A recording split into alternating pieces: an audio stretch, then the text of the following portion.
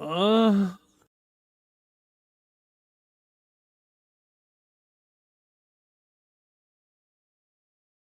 ooh, Bond, let's go.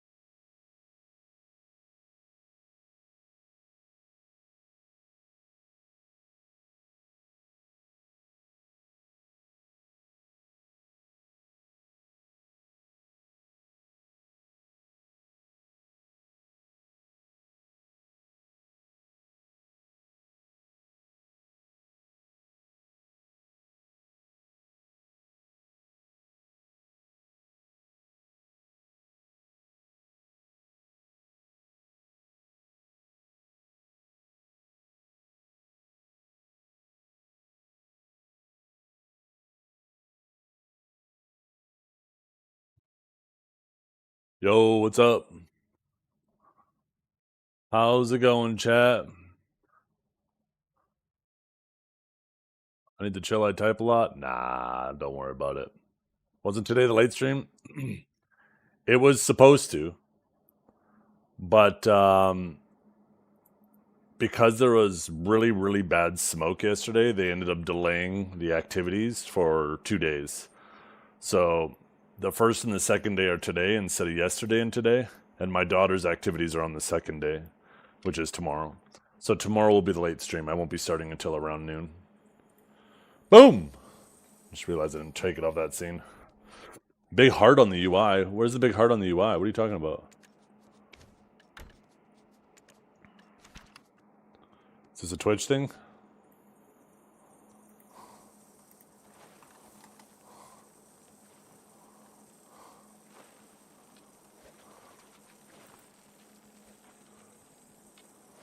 I don't see what you're seeing. Oh, never mind. I see it. What is this thing? Is this for bits?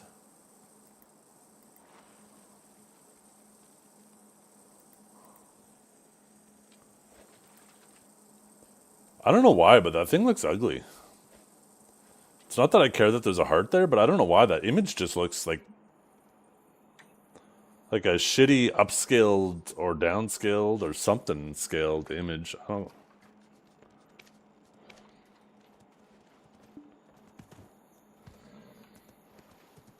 don't know. It just looks out of place to me. Like it doesn't fit the rest of the interface. Like the style of it, you know?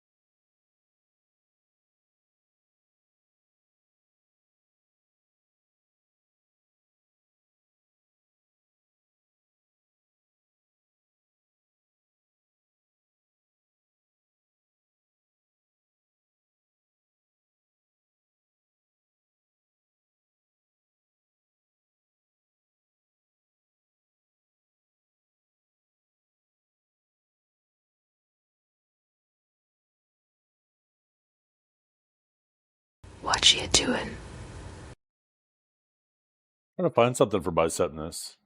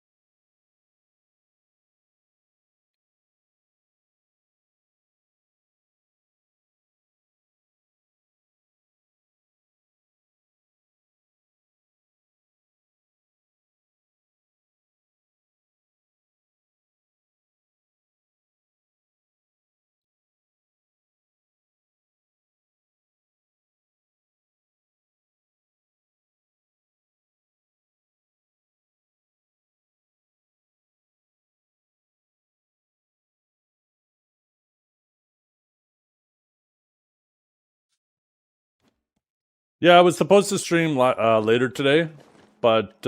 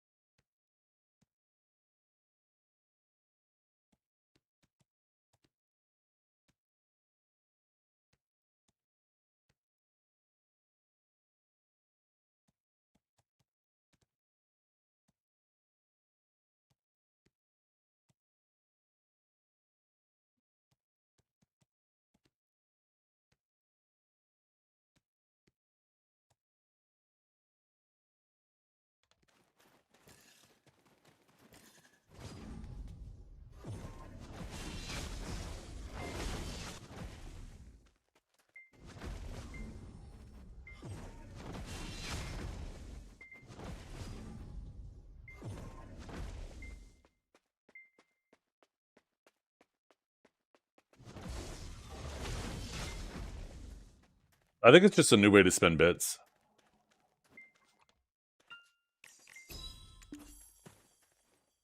Oh shit, I can hear myself. Let's make sure we're live on Kick. Okay, we are live on Kick. Have you ever had a dream that you could And we are on live on YouTube as well. Beautiful. Yo, Ice, Mr. 43 months. Goddamn. Less than 3. Yeah, I didn't know that you could actually set the leaderboard to all times. So I was like, oh, okay. And then Biceptimus asked me, so I just did a quick little search and I found it. I was like, holy fuck. Goddamn.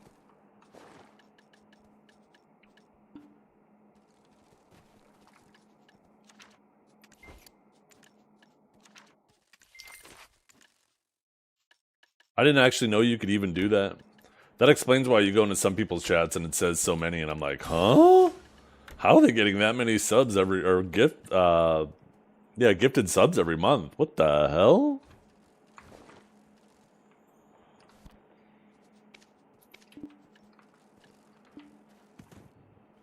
But that explains it. It was actually just set to all time, not to gifted.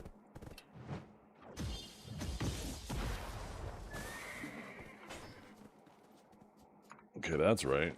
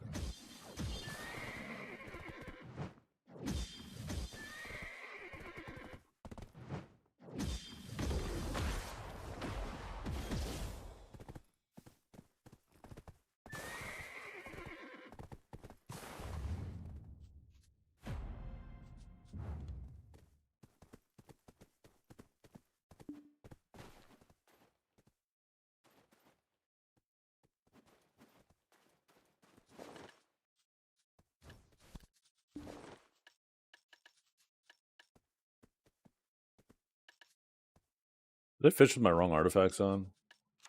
No, never mind. No, I didn't. That's right. They switched with my bag.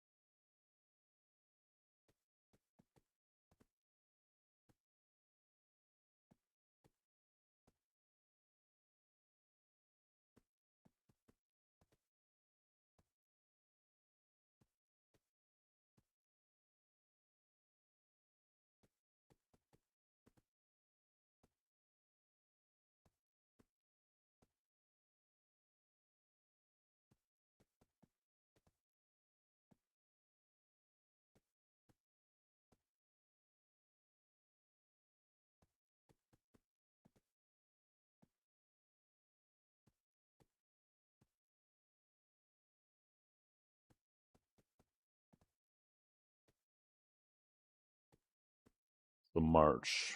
So March 27th.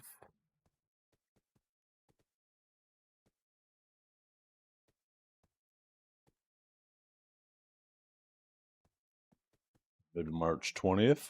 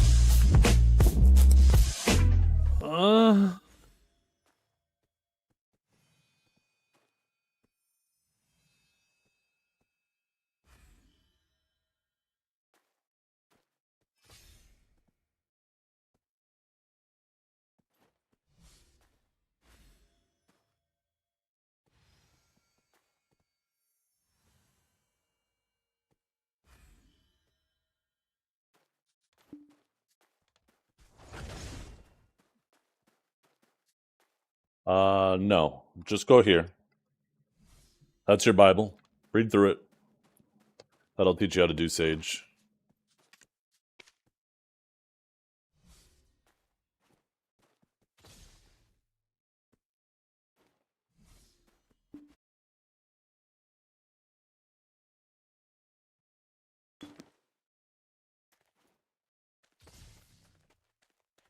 No, what's up, John?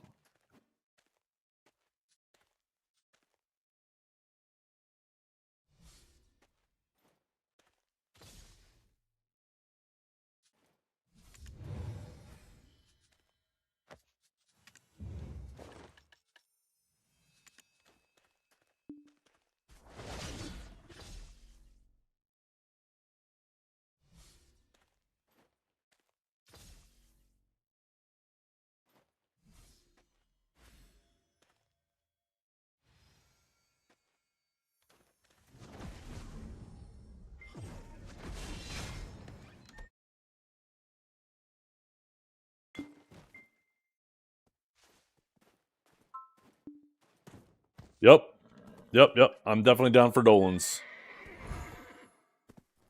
Sorry, I'm typing in by Septimus' chat. Yeah, I'm totally down for Dolan's.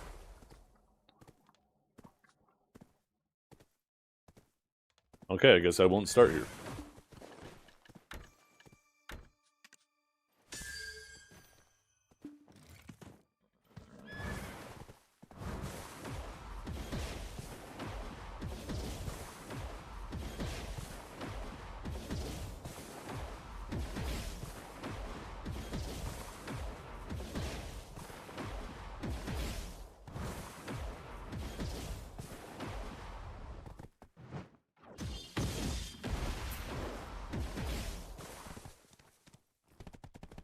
No global on Friday. Really?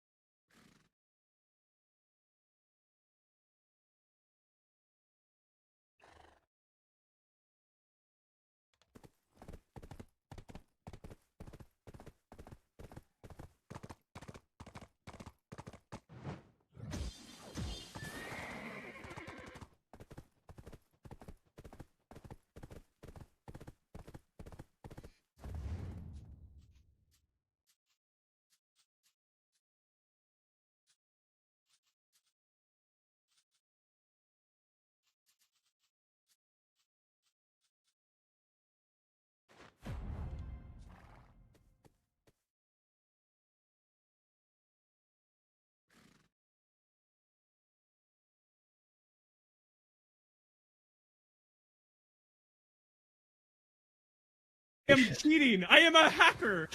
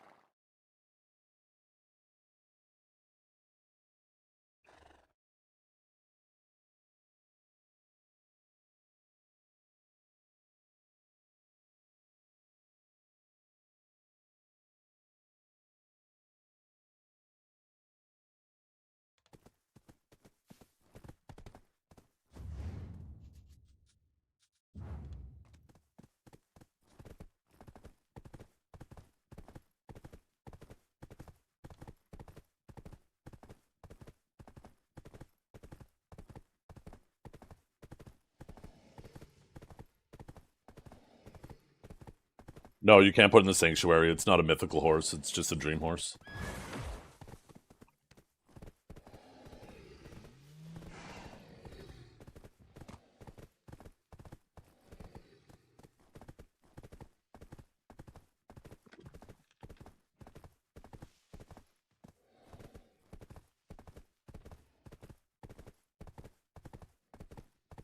EA is also a partner for the Summer Games Fest on Friday. I don't think this would affect BDO, but you never know. Huh. What typically goes on at the Summer Games Fest? I don't remember that. I don't know if I've ever seen that.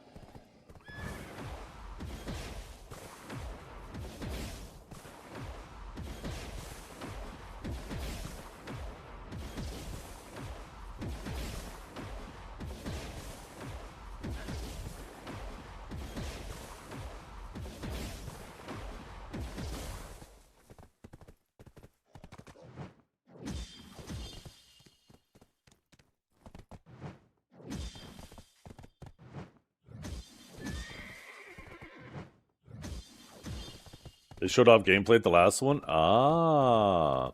And yeah, we are getting really, really close to release for Crimson Desert. I really hope Crimson Desert does well. I know PA's invested a ton of money into it, so I really hope that they at least get a return on their investment. It looks like a pretty cool game, though. I think they will.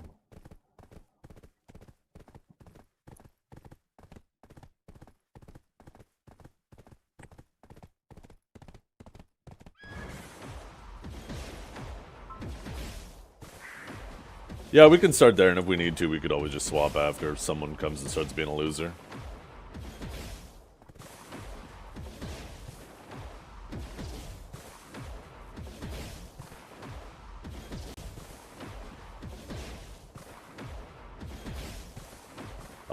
Did I run too far? I do this every goddamn time. I don't know why I always set my autopath near Ailton.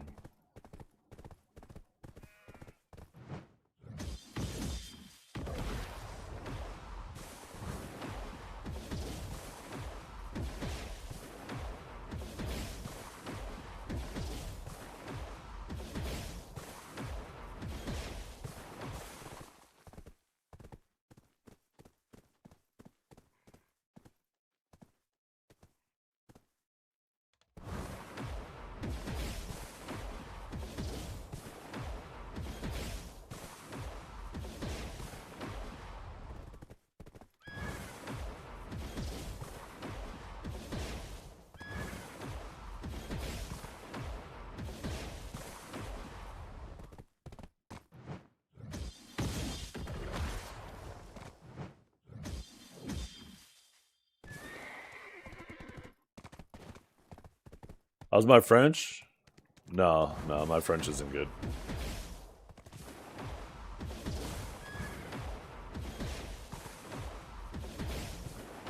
Yeah, I'm coming.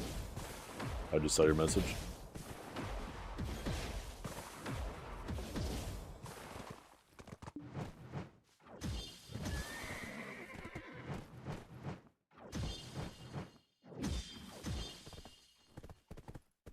I'm good for quite a bit of time, too. Wouldn't mind taking a brief break at some point to go make a sandwich in a couple of hours.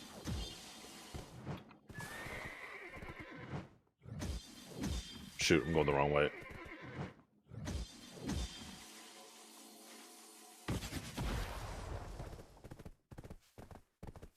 Wait.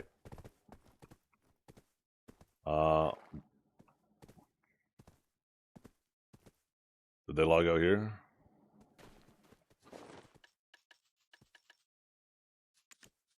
Okay, let's see. Pop in a giant. Oh, I thought I accidentally muted by Septimus. He's just AFK. Yeah, I'm gonna restart game real quick too. That's a good idea. I haven't restarted my game yet this morning. Oh.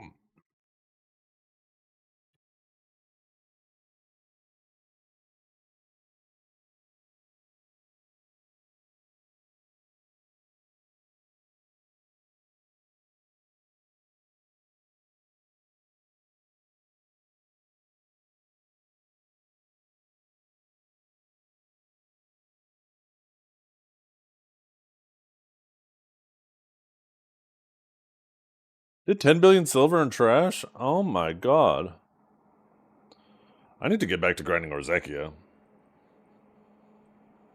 Need to go outside, girl? Let's put you outside before we get started, eh?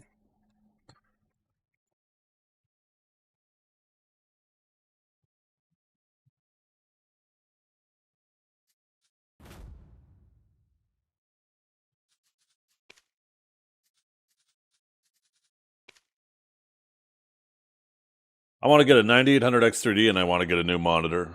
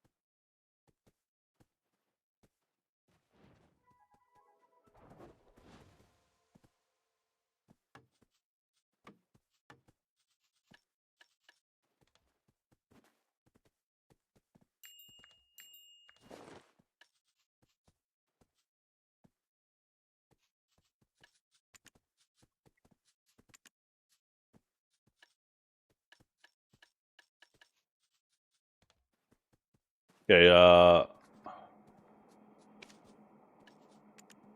I'm assuming that you want to do the lantern again? Mr. Pew Pew.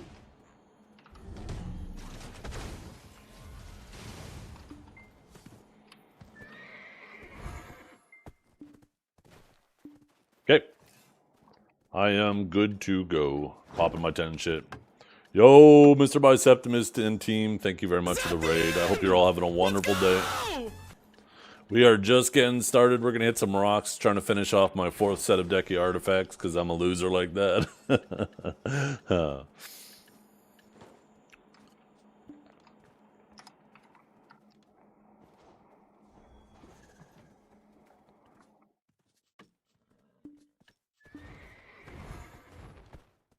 I like to be over-prepared.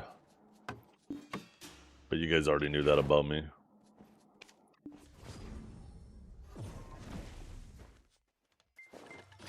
You guys already knew that about me.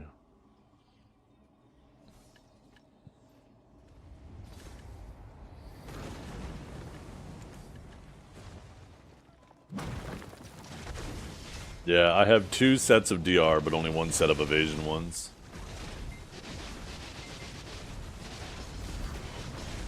I want 2 sets of each. Not that I'll ever use this set. Like, I got an offensive and a defensive set DR ones. And I have defensive evasion ones, but I don't have offensive evasion ones. And I'll probably never ever use the offensive evasion ones, but yeah. It's more of a completionist thing. Making little goals like that for myself helps pass the time. Always be prepared, yeah. Well, I live by the motto of luck is where preparation and opportunity meet. So, if you're properly prepared to take advantage of a unique opportunity, then it will come off as luck.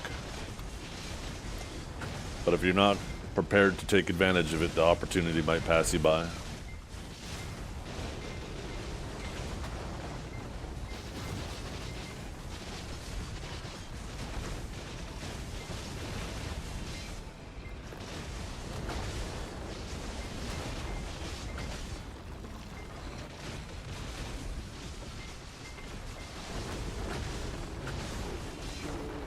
Camera up.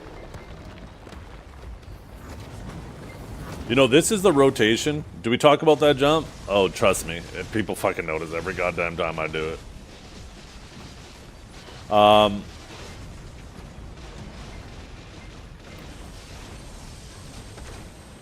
last time I grinded this spot was with Mr. Steve, and I ended up getting my merchant ring piece here. Maybe we get a full Dekia artifact drop here today.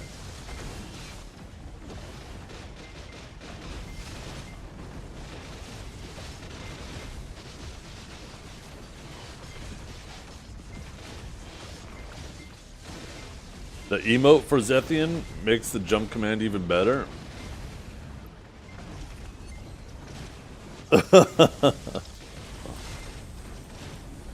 Maybe we should make a little animated emote of me actually jumping.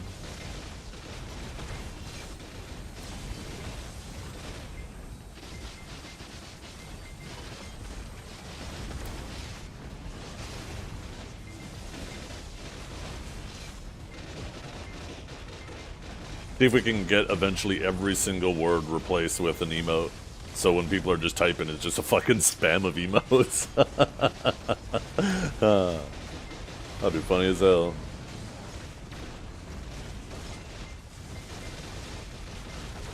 How to grind long in this game? I feel like every time I try to grind after like 1 to 2 hours, I start to fall asleep. Make sure you're grinding what you enjoy and where you enjoy. It's the most important thing. It's a game, it's not a job. And if you treat it like a job, it's going to feel like a job. If you treat it like a game, it's going to feel like a game. Don't worry about chasing efficiency. More hours will always be more efficient for your progression than putting in more, trying to push how efficient you are every hour.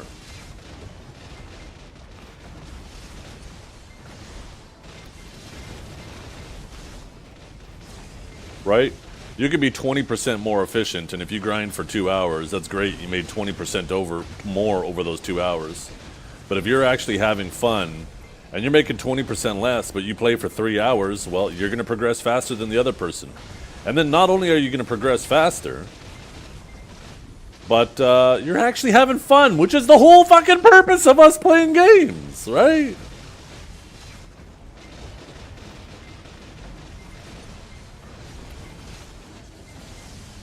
You know what's a good idea too? Just get into a nice rhythm. And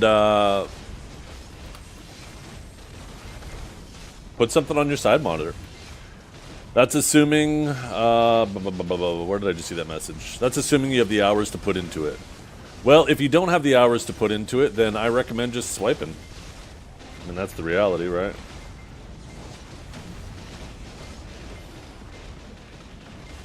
If you are so busy, that's why we have the swiping option for people who aren't time whales like me and have businesses or work long hours. They can come home and swipe instead to make up for those hours, right?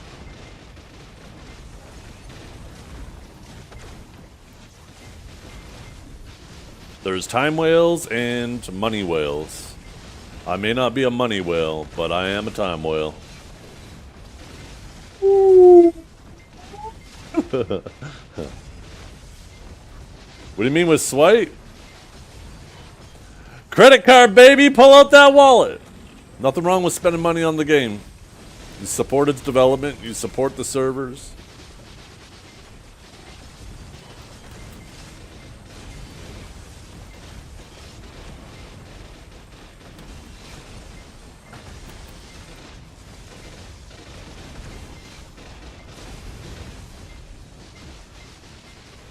You support my outfit pile? True! Speaking of swiping, if you need some greedy fuck to buy all your costumes, hit my DMs.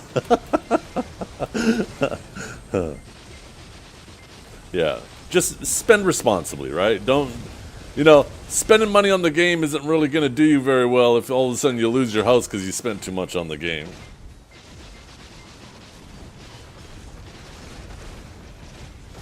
Make sure you're spending responsibly. It's not that important.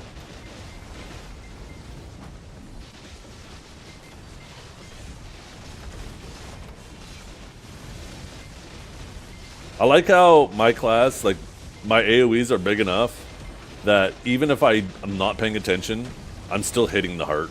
I just may not be getting back attacks.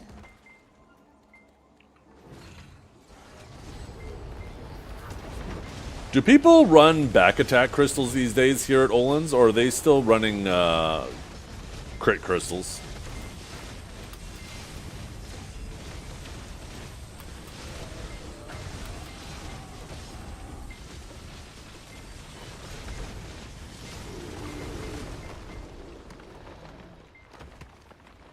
The babies die anyway? Okay. You know what, let's change it up. Because I was just thinking that. Every single time we're waiting on the big guy to spawn anyways.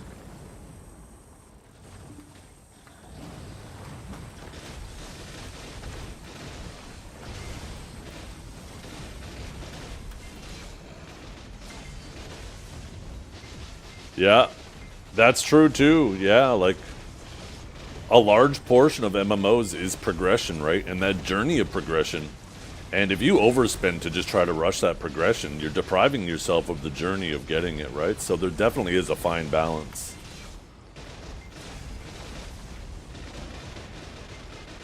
Like, I like looking at my gear wheel and being like, okay, I struggled with this, I got carried on that, I got carried on that. This was okay, right? I remember the journey I took to get a lot of these items, and kind of reminiscing about that is what brings me enjoyment in the game. I struggled? Hey, this took 69 attempts when it was added to the game. Okay? No one will ever, in the existence of BDO, ever have to experience that with a Pen Black Star ever again.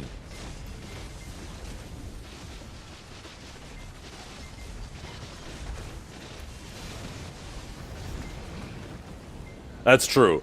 For any number I would have been pissed if it would have hit on 68 or 70. If it's going to hit on any number, it hit on the good one. It hit on the funny one. Haha, funny number. Just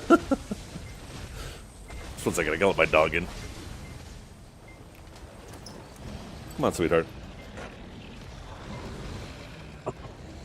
I feel so bad for you. No, you don't.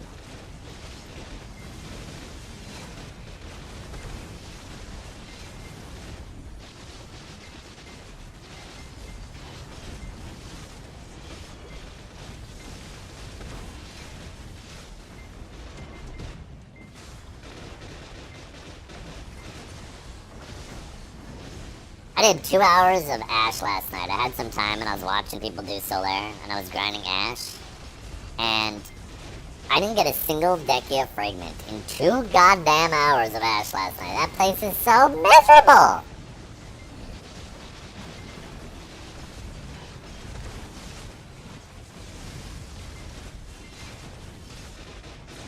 They should have put Dekia fragments at... Or Zekia.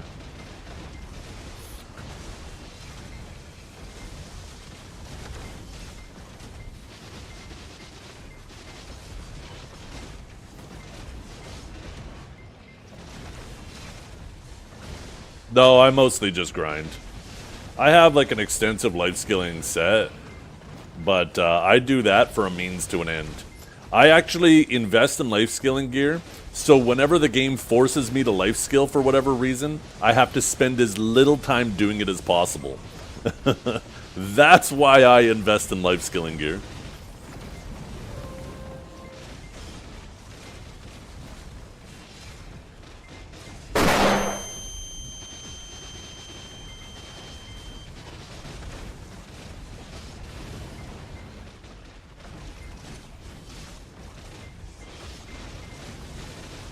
The main life skilling I do is fishing. As everybody should be. What's up, Ianu? You're gonna crash out? Oh, shit. What about... I play this game way too fucking much. What's wrong, Holy shit, Ian? I'm a loser.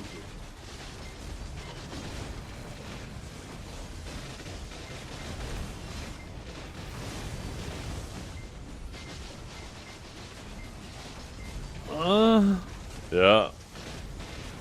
Oh yeah, Hash is just as broken as Sage is. The only difference is Hash is more difficult to play, so it has more room for mistakes. But any Hash complaining about Sage, that's a pot and kettle situation. Both classes need to be fucking nerfed.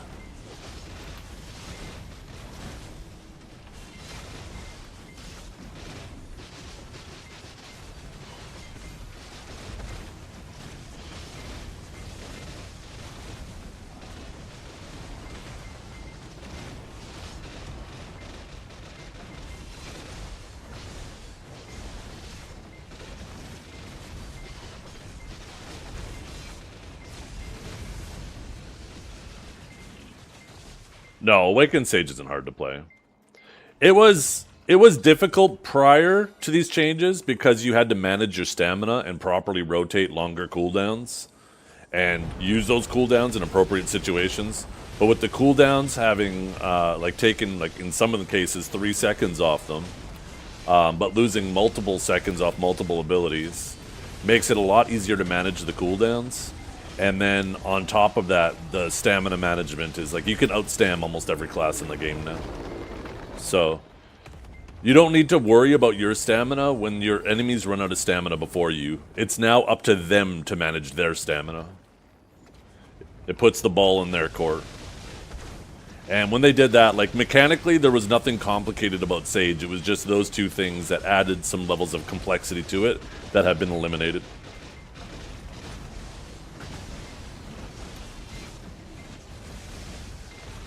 No, you should. I mean, you don't have to swap to main hand for a lot, but you will want to use your Raboms, which are technically main hand, or your skill enhancements, they're called, right?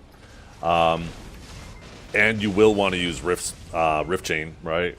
It's a very useful ability for repositioning.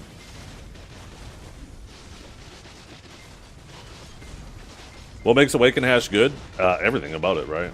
It's tanky. Fun fact.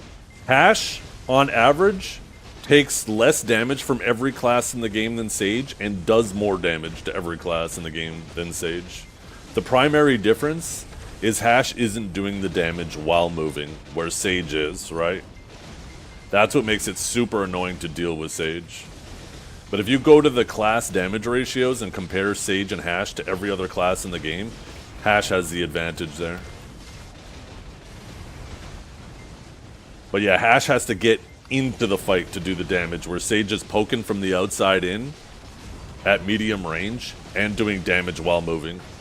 But it also has obnoxiously broken damage too. It's just, you know, when you have to be in melee range, it's harder to land it.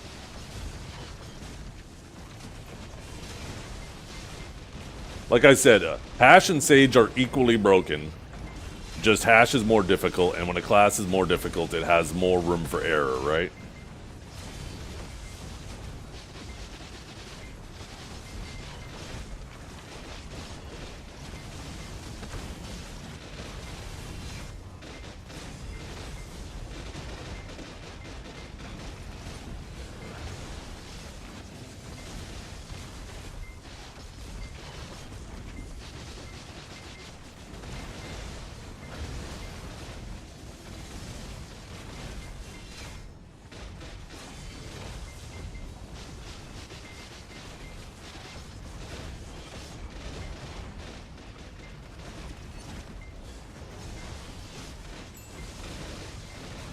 Yeah, that's the biggest problem. Every class in the game should have to commit to their damage. You should not be fully protected, moving, and doing damage while doing it. It's just fucking bullshit, and it makes it completely unfun to fight. Because how do you trade something like that that's constantly flinging itself behind you while doing damage every time it passes over you. Like, it's so fucking dumb.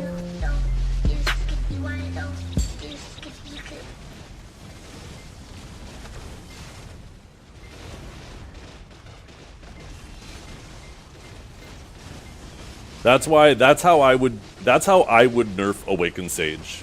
I would bring back its stamina management. I would make both Judgment and Bolt cost 150 stamina instead of 100.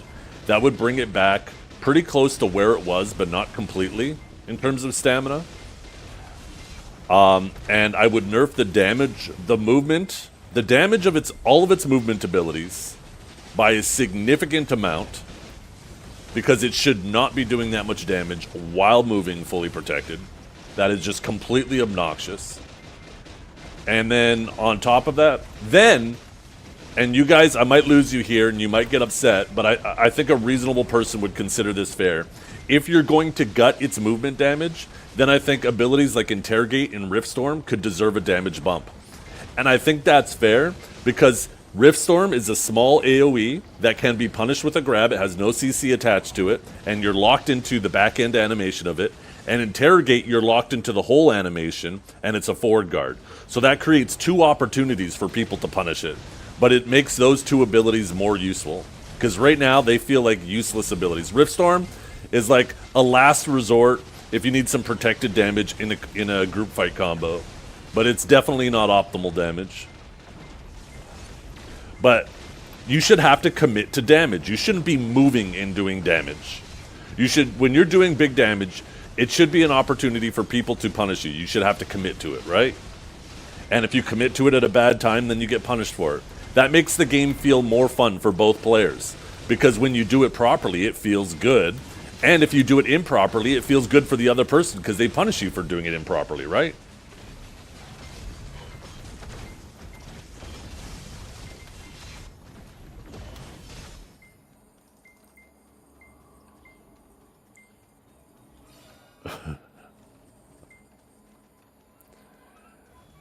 That's definitely rage bait.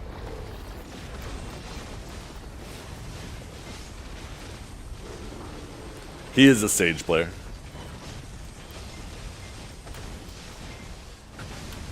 Remember, this man just appeared on Sage ever since the changes happened.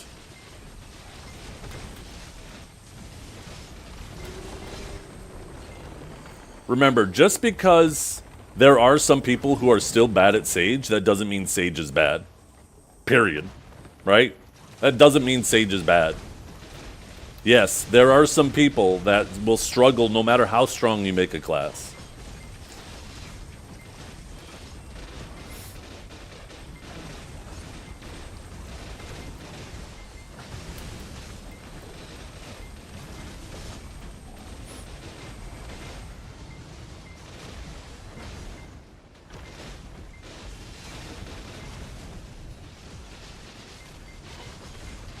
Yeah.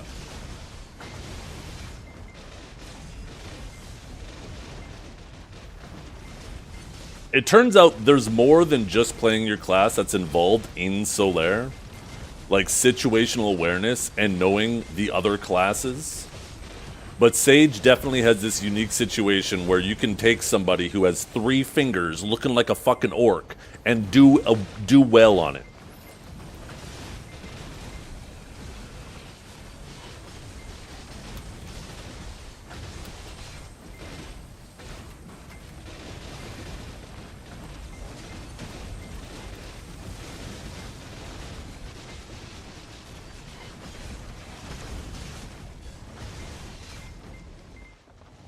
With the Thunder, where were you every other season?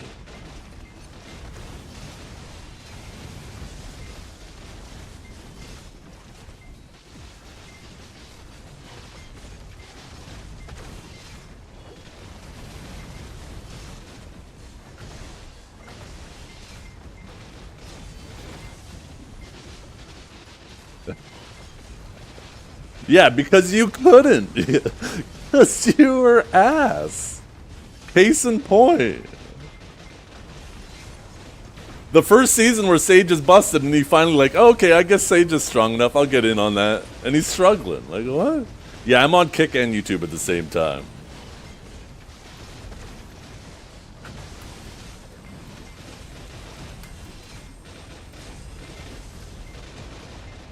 Because I've seen your kind 1,000 times. All of a sudden, we saw it with Suck Megu, we saw it with Awakened Drac, we saw it with DK way back in the day, we saw it with Striker when it was busted, we saw it with Sage the first time it was busted. It just, when a class is busted, new people come out of the woodworks, or finally the bad people are finally performing, and they will defend it tooth and nail, acting like it's the most balanced thing ever. We've seen history repeat itself over a dozen times, and you're fitting yourself. You're jumping in that box saying, hey guys, look at me. I'm one of those people. Like, and you don't realize it, but that's okay. We all see it.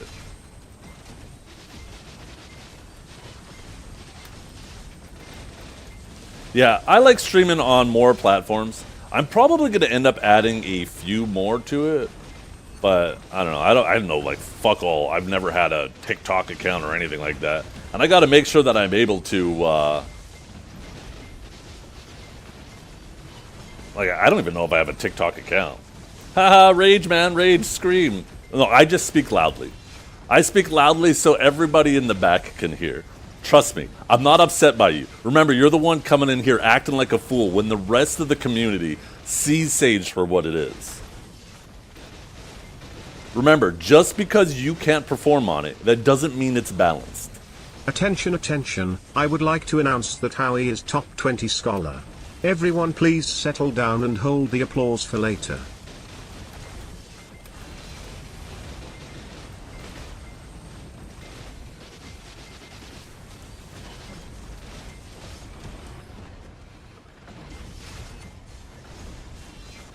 Oh, you're telling me that when you're playing the class that's overpowered, then the other people who are playing the class aren't a problem for you?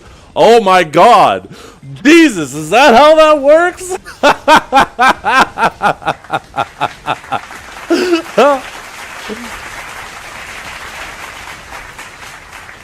Oh my god, that's funny.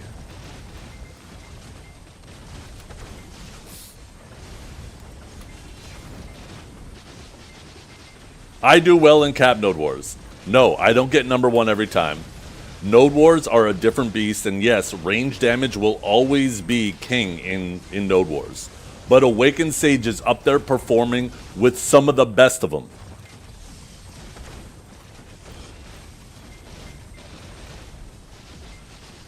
It's not excuses. It's the reality. Do you know how many other classes would love to be in our situation in Node War and Siege? If you think that a kit is ever going to perform like a ranger or an archer in an environment where you have hundreds of people and killing people before they get close is paramount, like, you're just showing your inexperience with the game.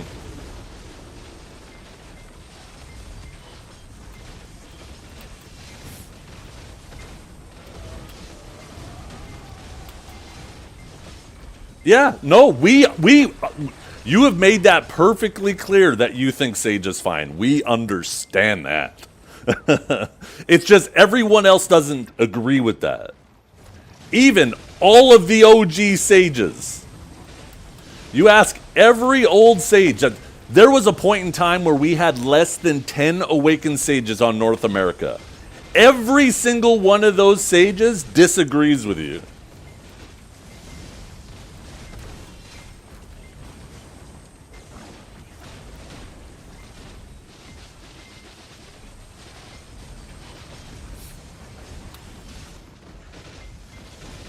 They're going to enjoy it. Hell yeah. Stages absolutely are going to enjoy this power right now, but every one of them is completely aware that and terrified of what's to come.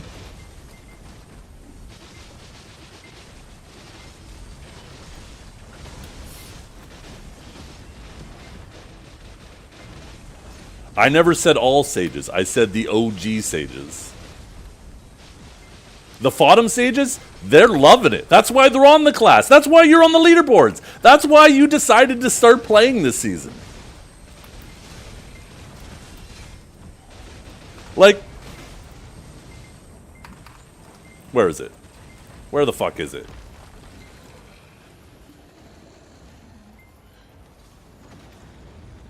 Why does this do this every time? Look at this. Sage is not underperforming.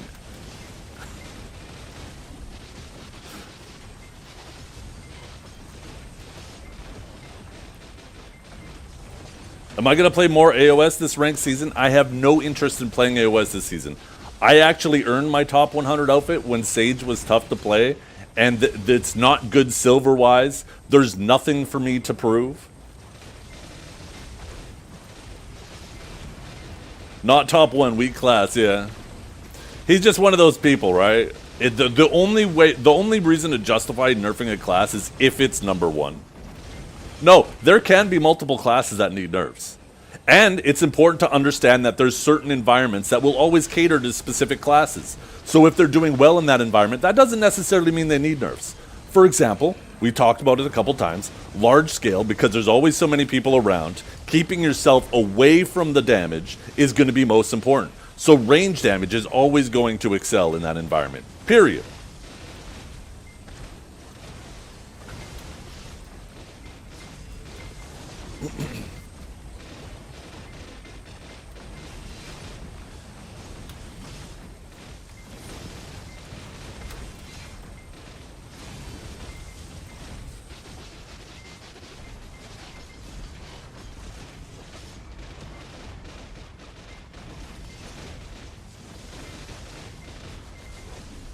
He's actually the first person. I'm trying to think if there's any other sages I've seen that are defending this shit. He might be the first.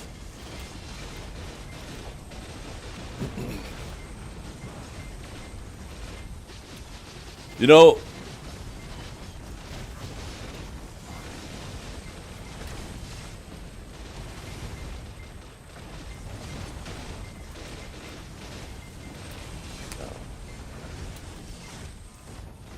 the top 20 has to be a bunch of sages?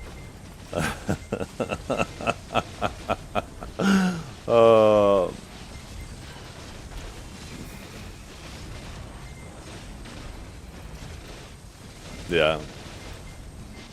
Maybe this is rage bait. Maybe this is just really good rage bait.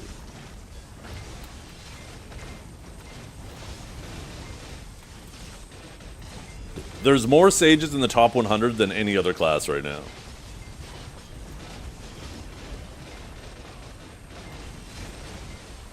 Once again, there are also other classes that need nerfs.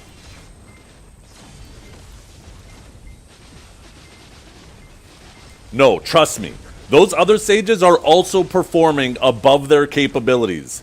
There's a reason why none of those sages existed in previous seasons, or none of them performed to the level that they're performing this season. They didn't just coincidentally get so much better this season. What are you saying?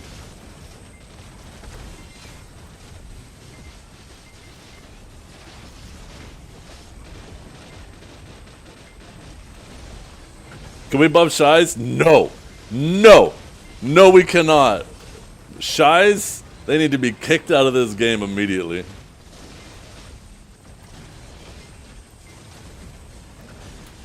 Cal did break 2.4K before. Check Season 4. Calb was always, in my opinion, the best Awakened Sage on NA, with Curvy being slightly behind him. But those two were the top in NA.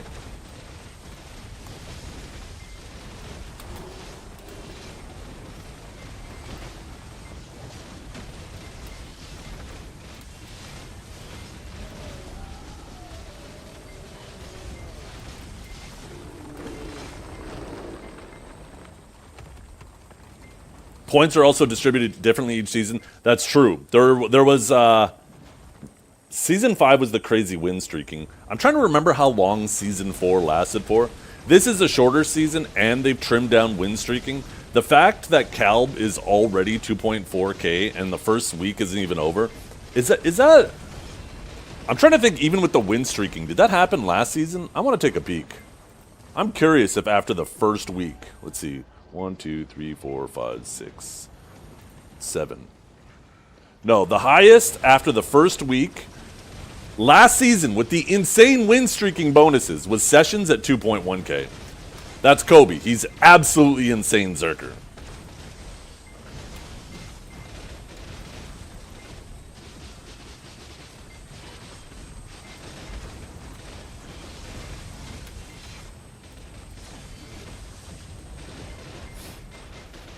Yeah, I don't have to prove anything to you.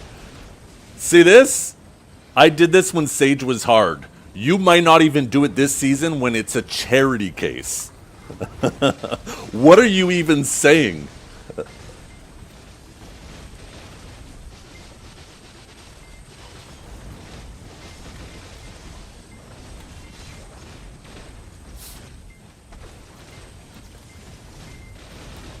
I don't care about rank. Shut up. I was almost 1600. Oh my god. On the most busted class in the game, almost 1600? Good job. I'm proud of you. You should tell your mom. I know, man. He's got to be trolling. I respect it. I respect the commitment.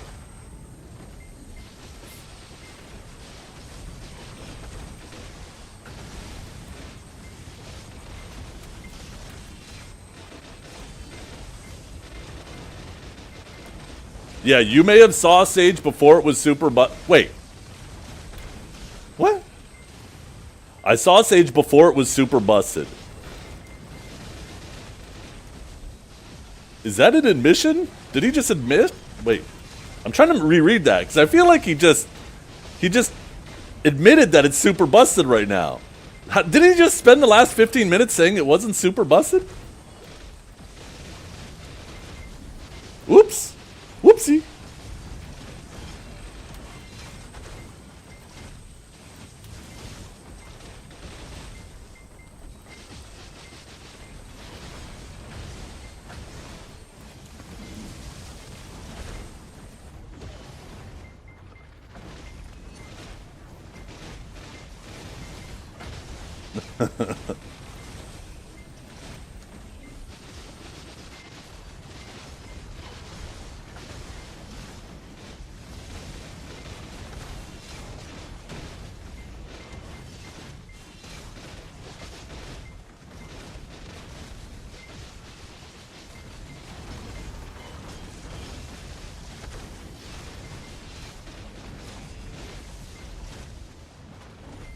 Yeah. There were people on Suckzerker in Season 4, when the season finished with, I think, 22 Suckzerkers in the top 100. There was still Suckzerkers that were struggling. That doesn't mean that Suckzerker wasn't busted.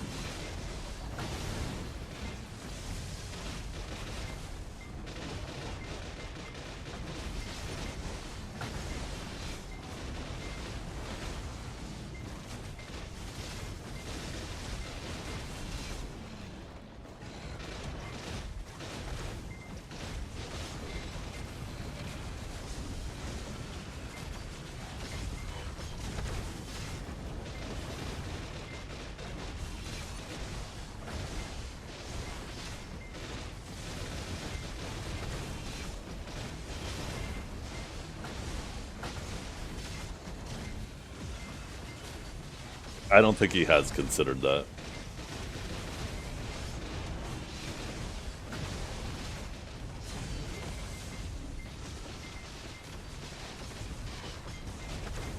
If you're getting caught by a warrior,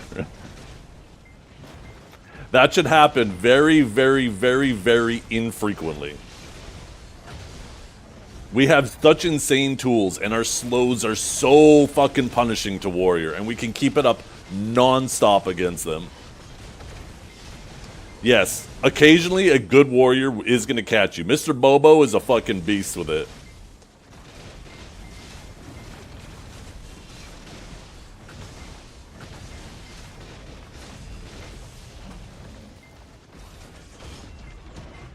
What the hell is this? I know, right, Nibs? Oh shit, the golem's up. Damn it.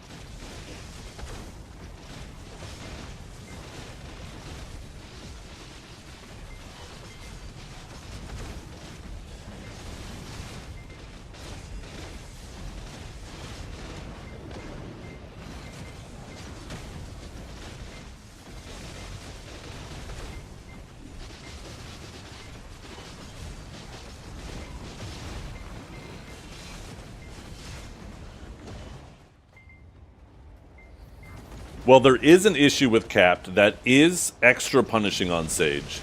And because capped content, capped Node Wars and capped Siege, have flat stat caps, it strips away the extra AP that Awakening Sage has.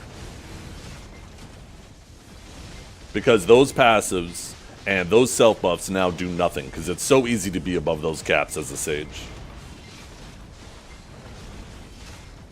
But I think everybody agrees that the way capped Node Wars and Sieges are designed are terrible, and they should all be designed like Solair, so class differences through passives and self buffs aren't stripped away.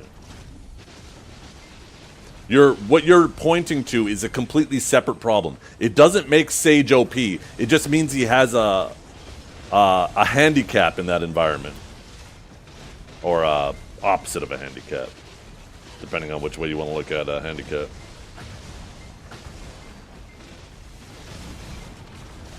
Every single Awakened Sage that I know that has played even through the darkest days of Sage right now are like, this shit's busted. And they're like, this is busted, I'm going to take advantage of it while I can. Or they're like, this just doesn't feel fun anymore.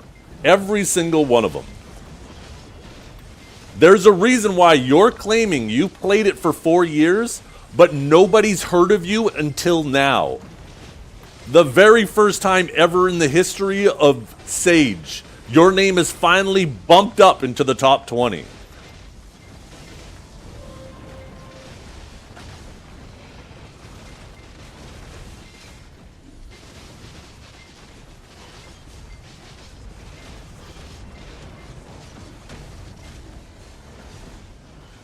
Doesn't matter if you care about it or not. The point is, your argument is, well, other Sages aren't doing as well as Cal, therefore the class is fine. No, there's shitty Sages, and you need to acknowledge that you're probably not as good as Cal.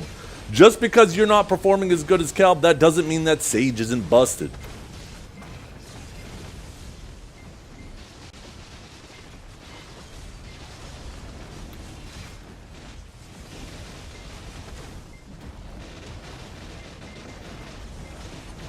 I don't care about a Sage fighting a Sage. Yes, an overpowered class fighting another overpowered class isn't going to be having less fun.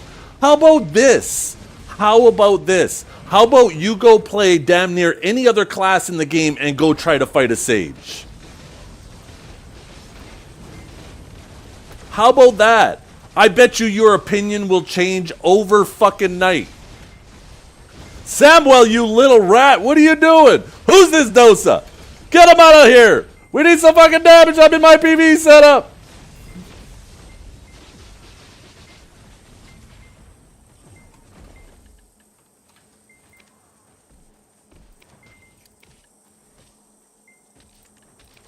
No, get out of here, Dosa!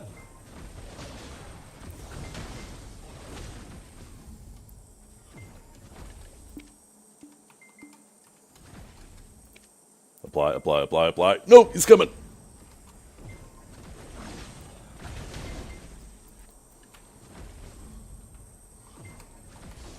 Did he fall? I think he fell. I think he fell. Never mind. He flew back.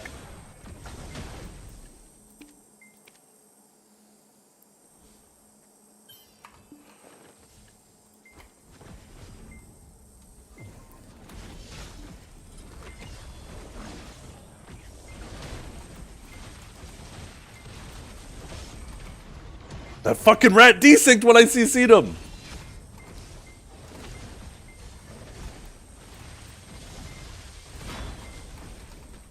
Don't you throw me off the cliff, Samuel, you bitch!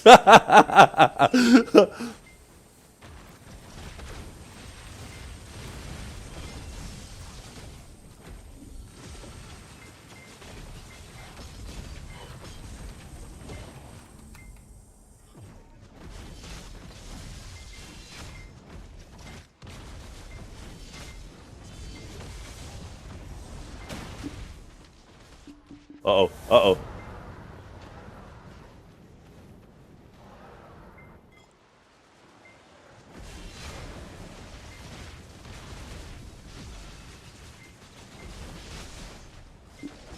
Oh shit. Yo, help me, team! Oh, I didn't change consumables. Shit.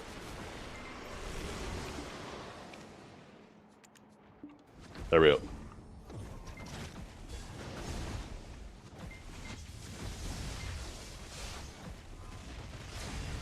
No! You guys gotta hold Samwell down! Okay, fine. I gotta focus on Samwell.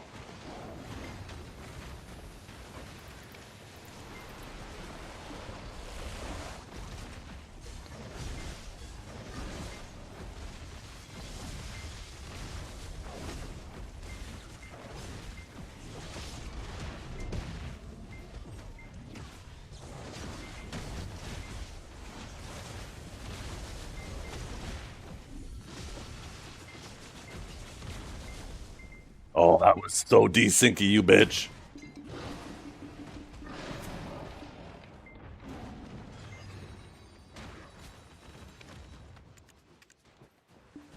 If you guys can't tie down Samwell, you guys need to tie down the Doso.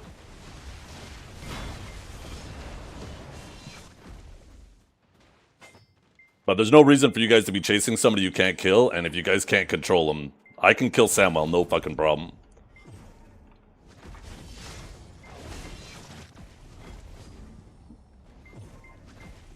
See? Look at him run.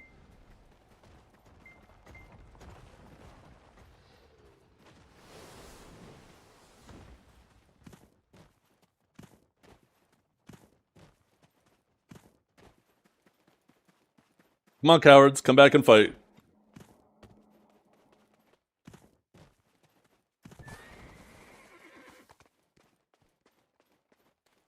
Come on, Samuel.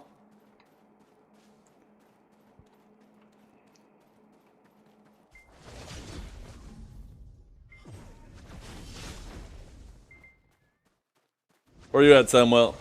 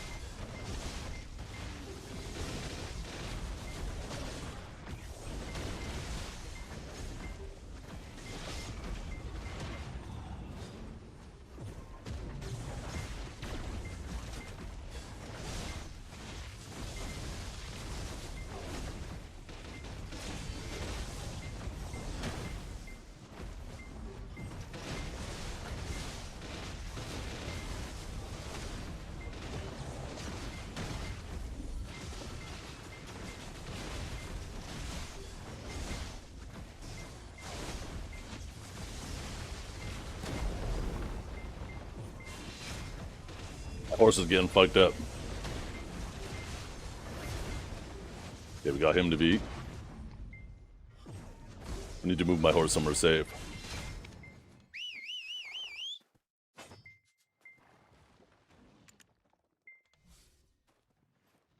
I don't think my horse is gonna be any safer right there.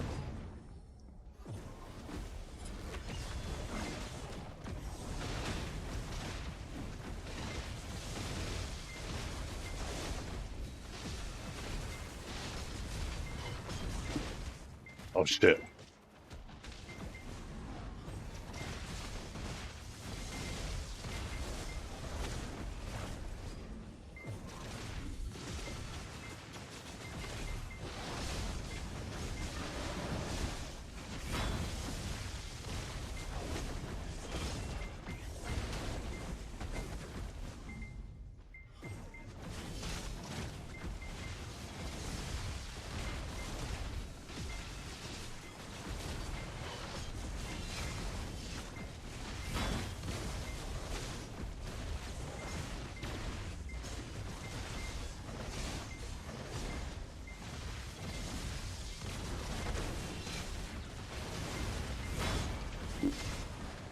Oh shit! His lightning surgeon was on cooldown.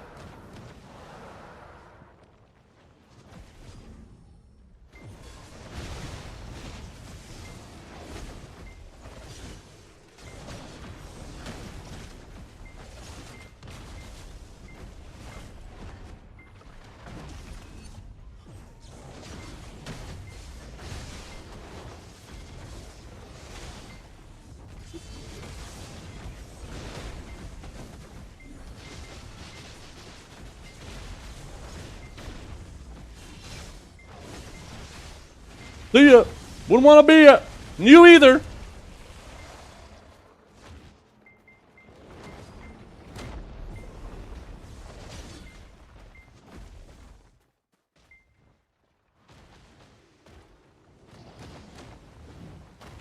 Hey, that golem's shooting rocks at us.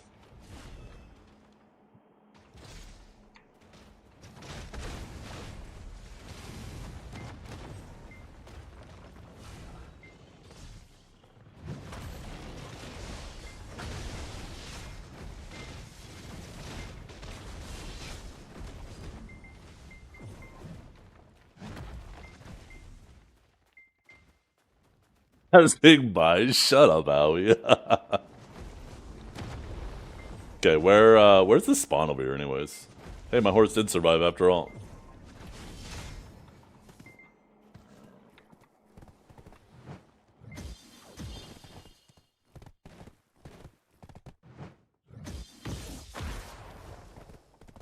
They're not spawning up at that castle area, are they?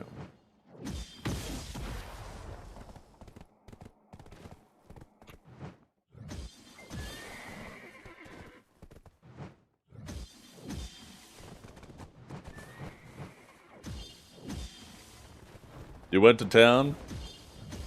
Yeah. And give me a probability of you coming back. What's the percentage chance of you coming back as soon as we swap back to PvE?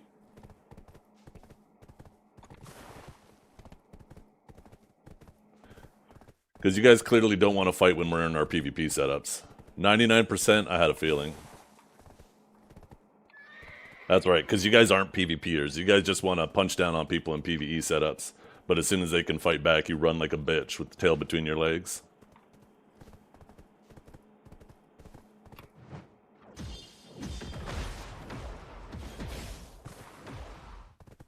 Sounds like BDO PvP, exactly. No, you didn't stay. If you think dying twice is staying, if we didn't swap or you were able to kill us, you would stay for hours. Hours, Samuel, I know you. But because we can fight back and you're looking like a big old bitch, you're running with your tail between your legs.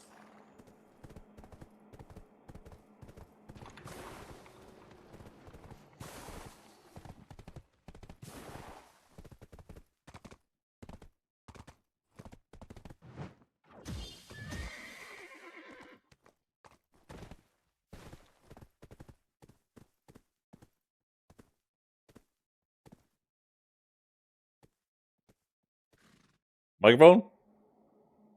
Microphone? They ask you how you are, you just have to say that you're fine. And you're not really fine, but you just can't get into it because they would never understand.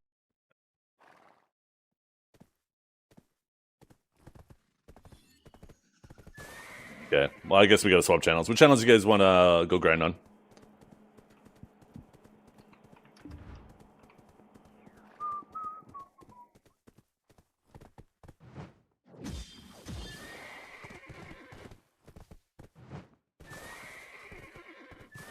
Anon? Good idea, you guys. Let's go to Anon. Good thinking, Samuel. They'll never find us there because they won't see our name.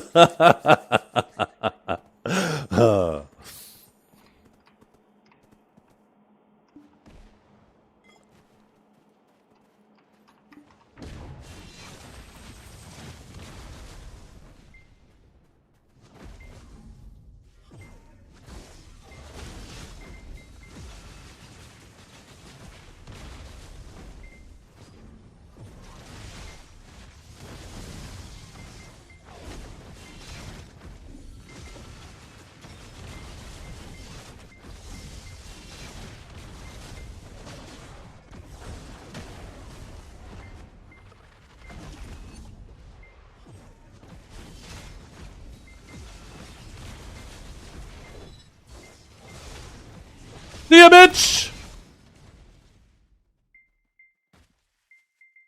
Back to town with you.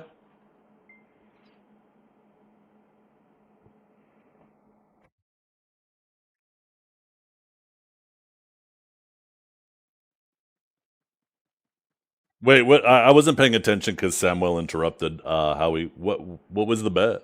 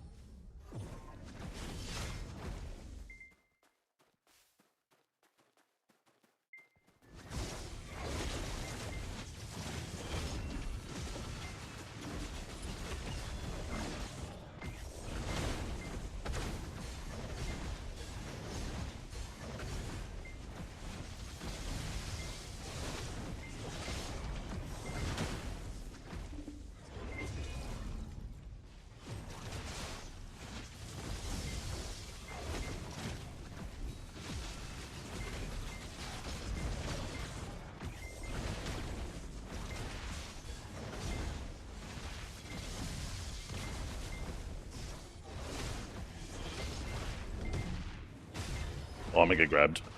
Yeah, I shouldn't have done that. We capped him super fast too.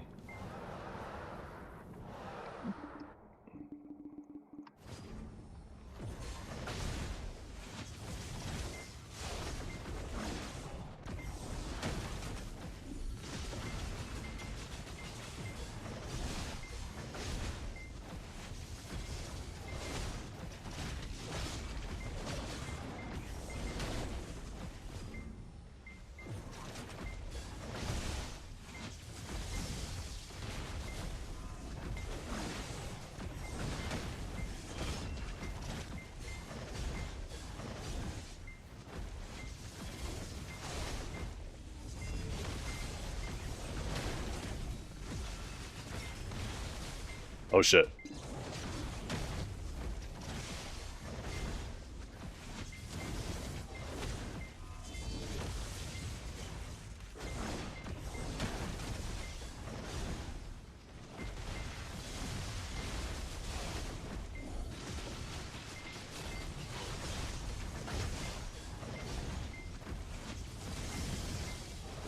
Yeah, he jumped to his death. What a fucking coward. That's still a death, Samuel. That's still a death.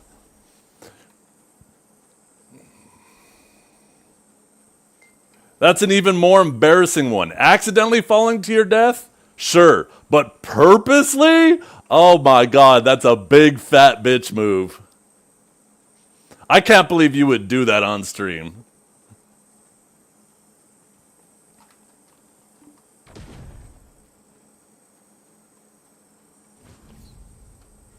No one kills me but myself. If you guys want to just go grind, we could just go. Makes no difference to me.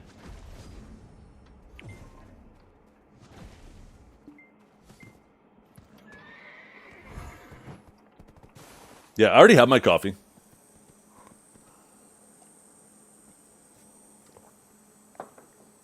How insecure BDO PvPers are. Yep. That people who do shit like that only attack grinders or jump off a cliff to kill themselves because they think, oh my god. Samuel, I don't know what you're going to do if they ever do like proper all-in-one presets where people are always ready to fight and grind at the same time. I feel like your whole identity in this game will be gone.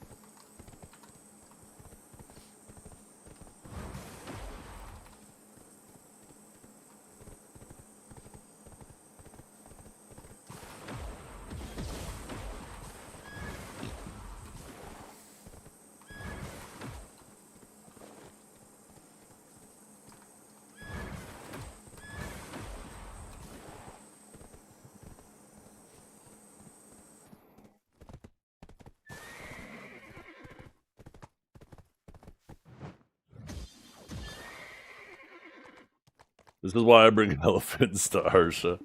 Didn't you say there was like some new tech with elephants?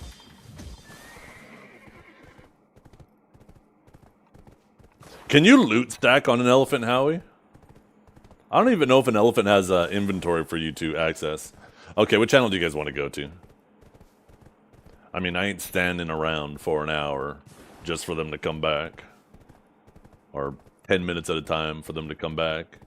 I mean, we could get them to come back immediately if we swap the PV, but...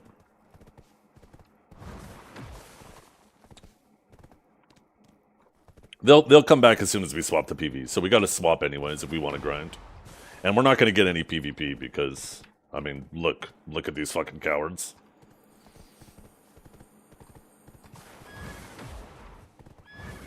So we might as well just hop to another channel and go grind. Okay, sounds good.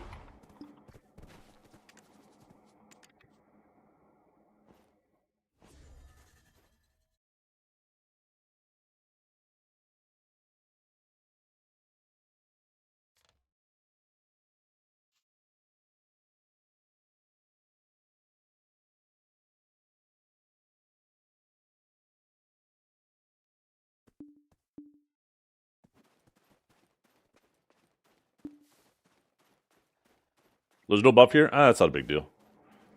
I mean, if you guys want, I could go pop a Sangoon buff. It takes me like 4 minutes because of all that stupid idiot's iframes.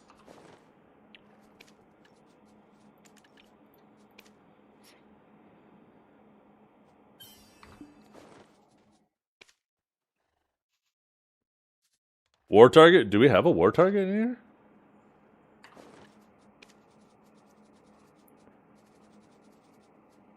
Are one of you at war with Shameless? Because, yeah, you're cooked either way then.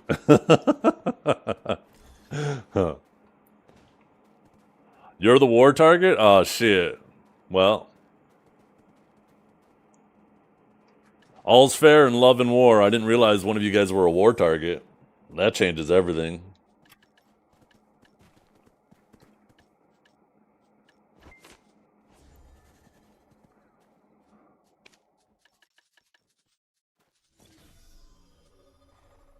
I can do Sangoon, but where is it? There it is. It might be for nothing. I mean, they obviously know what channel we're on. I didn't do anything to hide it. I didn't realize one of you guys were a war target. So, I promise you, they'll be coming here in about 2 seconds to kill Super Loser. We might as well swap channels. I can hide what channel we're going to and we can go there.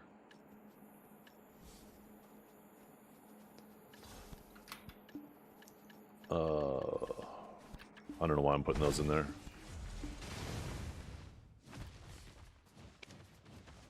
But all's fair in love and war, so not much I can do to protect you if you're a war target.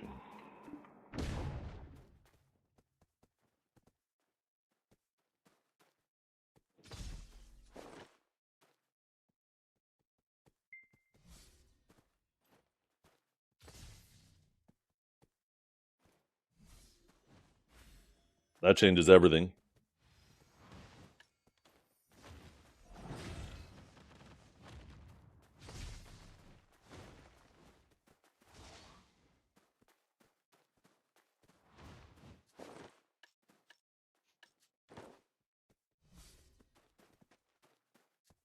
Here, I'll drop party. Go pick a new channel and just whisper me what channel it is. And then I'll hide my screen when I swap to it. Probably a good idea not to pop a Sangoon though, because if somebody reports it, they'll immediately know what channel that that we're on. So we'll have to grind without it.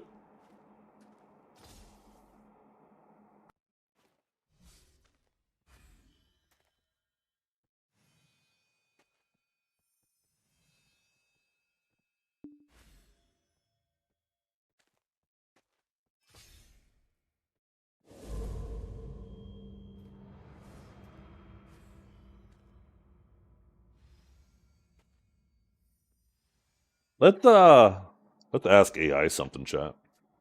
Let's see how AI feels about this.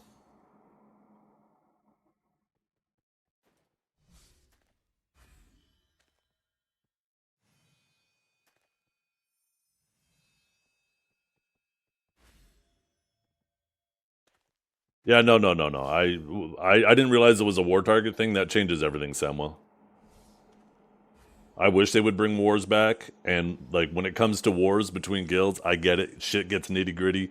We did it with Black Rose. We did it with Digi. We did it like I get it, and that shit makes the game fun. So, and like I said, when it comes to war, all's fair in love and war, right? So, yeah, I didn't realize it was a war target. That changes my whole perspective on things.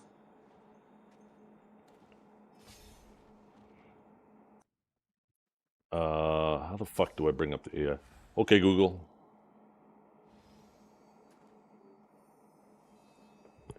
In the game Black Desert Online, how do we feel about players ganking people who are grinding monsters? Ganking in Black Desert Online is a pretty divisive topic. Some players see it as a legitimate part of the open world PvP, adding a layer of risk and excitement. Others find it frustrating, especially when they're just trying to grind for resources. What's your take on it? I think it's fun if they're willing to stick around once the player decides to fight back. But if they leave as soon as they're able to fight back, then it gets a little irritating. That's a fair point. It can be frustrating when someone initiates a fight and then bails as soon as the tables turn. It kind of defeats the purpose of the whole PvP aspect, doesn't it? It really does. It really kind of undermines the whole system and makes it feel less fun for everybody, really. Yeah, it takes away from the fun of it. It's one thing to have a fair fight, but running away just feels cheap. Do you think there's a way to balance that in the game? I think Pearl Abyss needs to implement these all-in-one presets so people are ready to fight all the time, even when they're grinding. That's an interesting idea. Having those presets ready could definitely help people be more prepared for unexpected fights. What kind of presets do you think would be most useful? Just one for fighting other players and one for fighting monsters. Just those two are fine. Yeah, that makes sense. Having a dedicated PvP preset would definitely encourage more people to stick around and fight it out. It could make things a lot more interesting.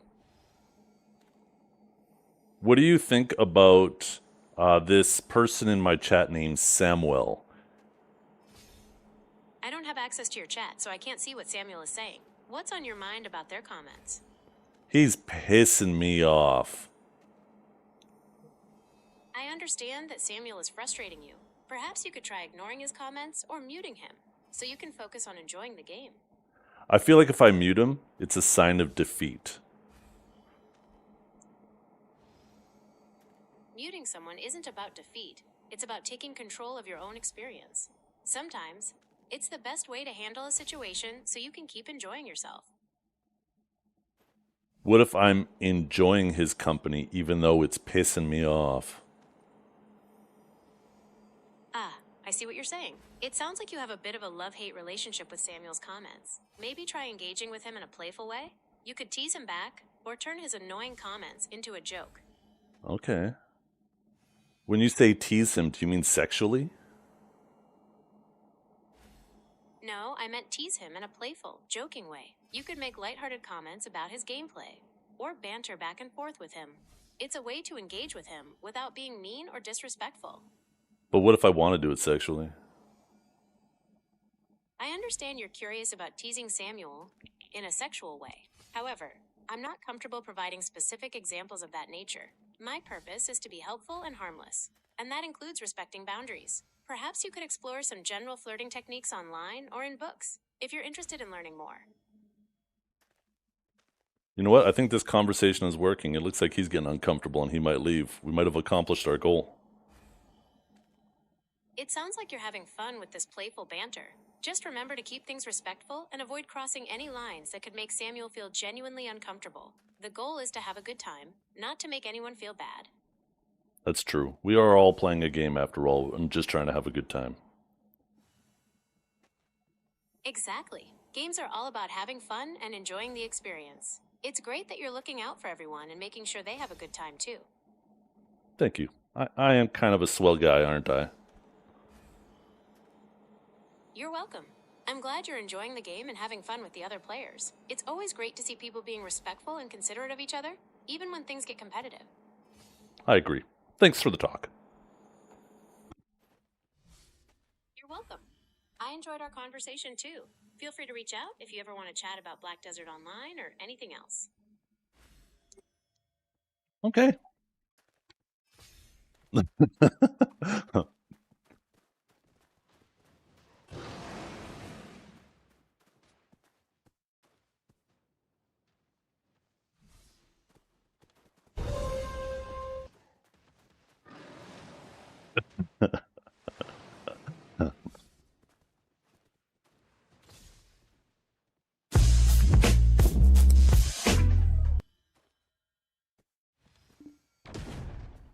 Didn't think you were swell, just noting that. AI hates Ethian. I don't know. I'm pretty sure she was flirting with me. Like last night when I went to go get some chicken nuggies. Damage. I went to go get some chicken nuggies from McDonald's, and the lady handed me my bag and said, "Have a nice evening." I was like, oh my God, I think she loves me. I'm pretty sure that counts as a date, right? One of my 2 dates a week. Do it. Just do it. Okay, I'm ready to grind. I'll try popping Sangoon here. We'll see if Mr. Samuel comes out.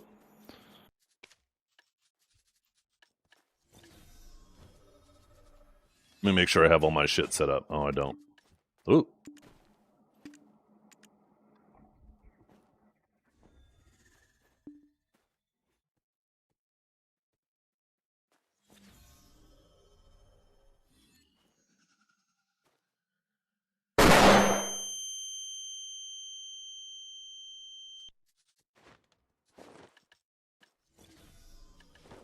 Okay, I'll go do Sangoon quickly. Oh, I still haven't done my C8 Sangoon anyways. Cool. Kill 2 birds with 1 stone.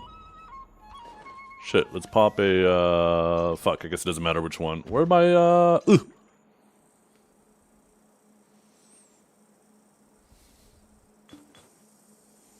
I think I have resist crystals in, but shouldn't make a big deal.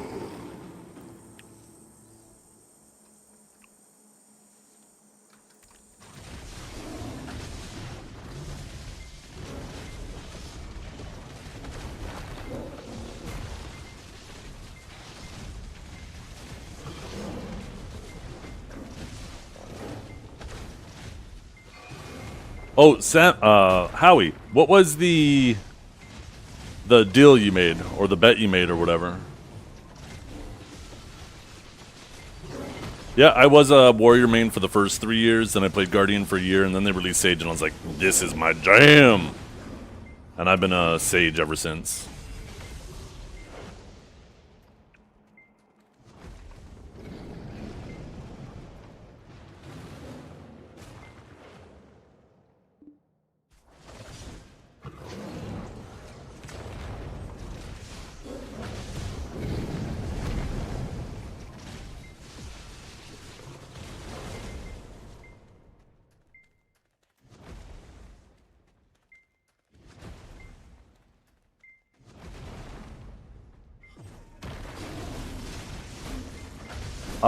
I played Warrior right after Suck Warrior got some pretty big buffs, and I was curious about it, right? Since I used to be a Warrior main, and I like Suck Warrior, when Suck Warrior got those really big buffs, I played Suck Warrior for about a week just to fuck around with those buffs at Orcs. But I do that with any, even when they add new classes, I like to play them for a week. It helps you understand how to fight them better too, right? I think one of the challenges when a new class is added to the game, and part of the perception of why people think it's overpowered, is like when a veteran player hops on a new class, they still retain all the knowledge of how to fight all the other classes, right? But when a new class is added to the game, people don't know how to fight it yet. So I think taking like the first week to play that new class and understand how it moves, where its catches are, how it's protected, really helps that once you get back onto your main to better understand how to fight against it straight off hop, right? Kind of like walk a mile in their shoes type deal. Also, like, new classes are, like, PA does a really good job at creating new and unique classes, so it's a fun little venture once every 6 months or once a year. They typically release about 2 classes a year, but sometimes it's only 1.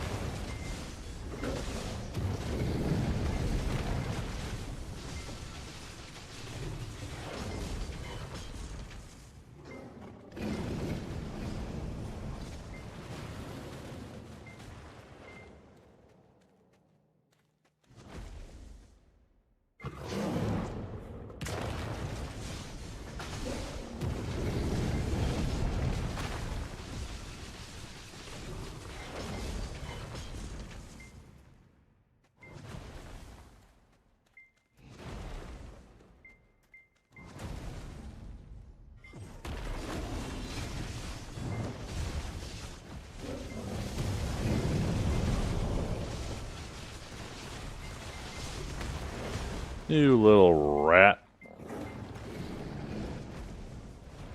Yeah, this is just C8. I'm just trying to get the buff up, and I need to do my C8 before the end of the week anyways, so...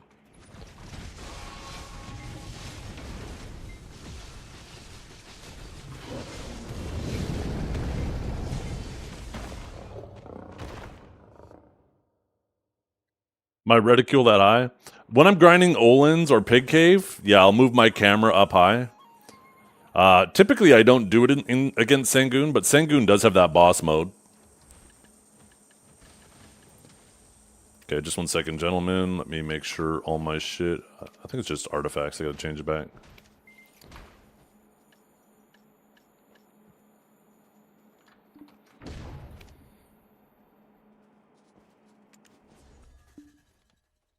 Okay, gentlemen, I'm ready. Oh, you pasted Howie's bet. Howie, want to make a bet? I never played a Sage before, and you never played a Tamer. In 48 hours, we fight on trials, best of 10, loser shows wiener on stream, and gives our account away. Can we watch? My Turos crystals? Oh, I haven't grinded Turos since they added the Flame of Despair. And I stopped as soon as I got it. I know, like, nothing about Turos. I think it's been changed multiple times since I've been there.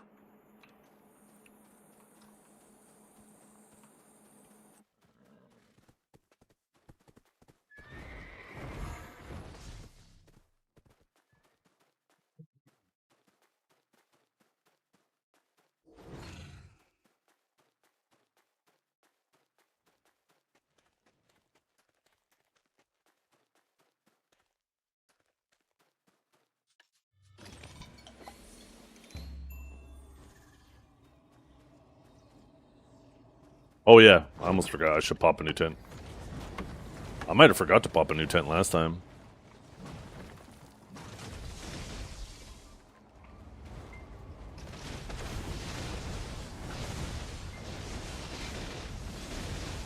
Yeah. That with the Thunder guy though, you guys, we've all seen it 1,000 times before. There were people when Suck Megu was busted, they defended it. There were people when Awakened Drac was busted, they defended it. There's always going to be those people. Don't let them. Don't let them represent what the majority of the people in the class feel. They are small, isolated case.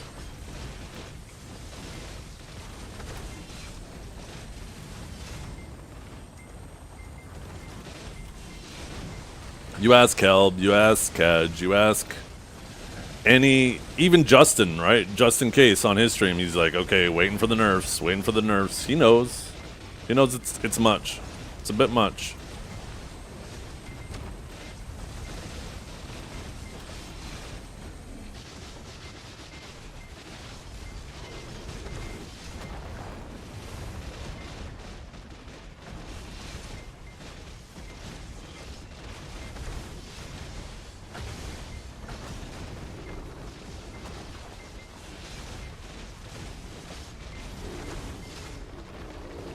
Did I not refresh it? Or did I just think I refreshed it? Thank you, I appreciate you.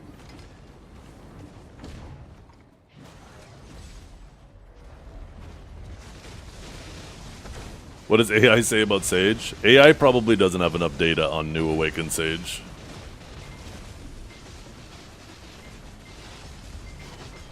Yeah. Well, part of me is like, I should take advantage of this. But it's just, to me, it's not the result. Like, when Musa was completely busted, I tagged it for, like, 3 days. Because I was like, let's go fucking throw our gear around on a broken class. This was right after reboots. And I hopped on it. I was running around Valencia RBF getting 30 kills. Legit, trial by fire. First hour on the Musa. Just running around, just fucking one-tapping people. And it was just hollow, right? It was just, sure, I was performing. And it was funny. But it wasn't fun, right? Something can be funny, but not fun at the same time. And that was it. I was just like, okay. Untagged it. And that's how Awakening Sage feels now. It's like it performs really well, but you don't feel like you've outplayed people when you win. Unless you're fighting an equally broken class like a Hash. But even then, like, you know that the Awaken Hash is a harder class to play. So they have to play twice as hard as you.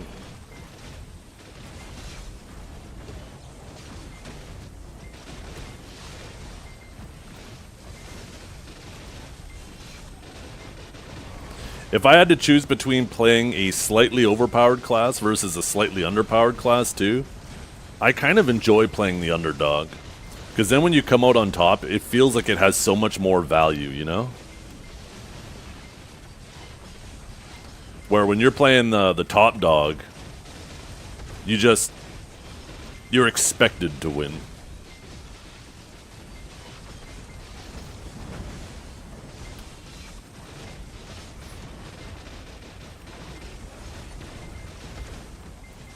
Yeah, exactly, Ronnie. And that's why I'm kind of scared. Because we've been there. We've lived that life.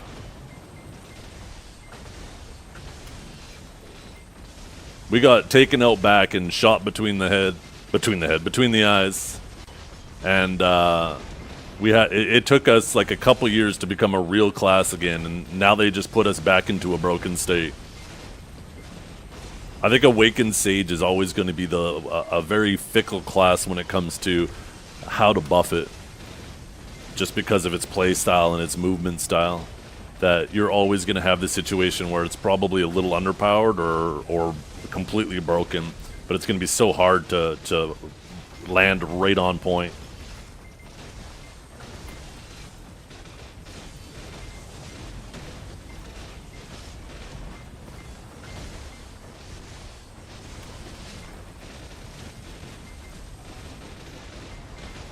But like previous seasons, it felt good when you're an Awakened Sage because you had to put so much effort into stamina management and you didn't have just like these unlimited protected cooldowns to rotate. You had to properly rotate them and manage them while managing your stamina. That when you did it well, it felt very satisfying. You know you played your ass off. Now it just feels like you're hitting buttons. You're hitting protected movement that's killing a lot of classes just standing.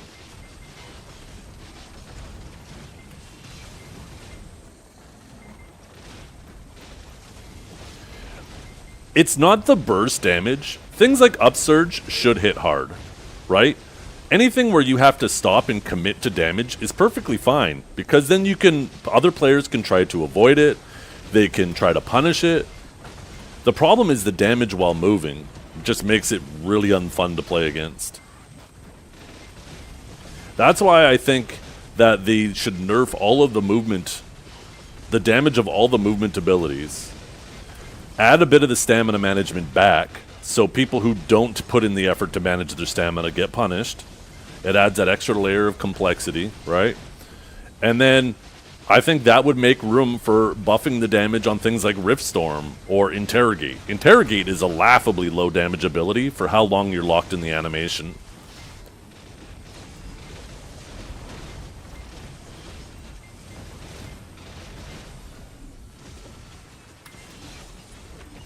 But at least like an ability like Interrogate, for those of you who don't know, here, I'll show you after this golem, or I'll show you during the golem, right?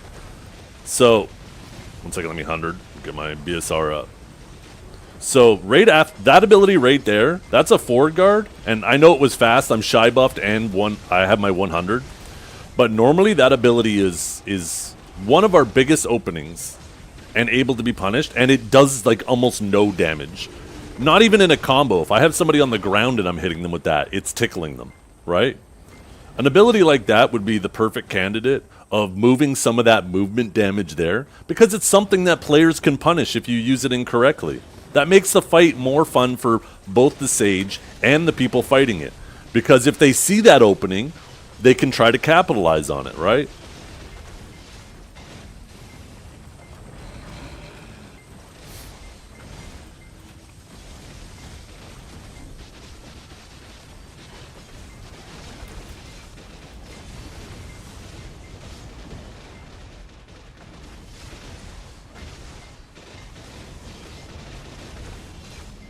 Am I on PvP? I don't think so. No. Kama, Kudum, add-ons. Oh, I'm on human damage. Whoops. Wait, no I'm not. Never mind, I'm an idiot. I could have swore I saw human damage a second. The adamantines, I guess, threw me off. Yeah, Deadeye is kind of a weird bag, too. It does obnoxious damage.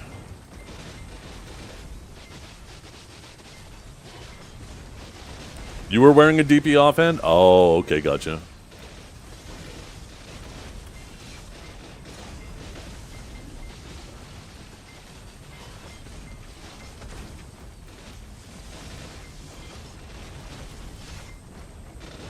Deadeye is what Archer was before all of his nerfs? No. No, because Deadeye couldn't kill you from outside render range. Their rockets didn't do that much damage. Where Archer was legit just killing people and they couldn't even see them. They weren't even rendered on the screen.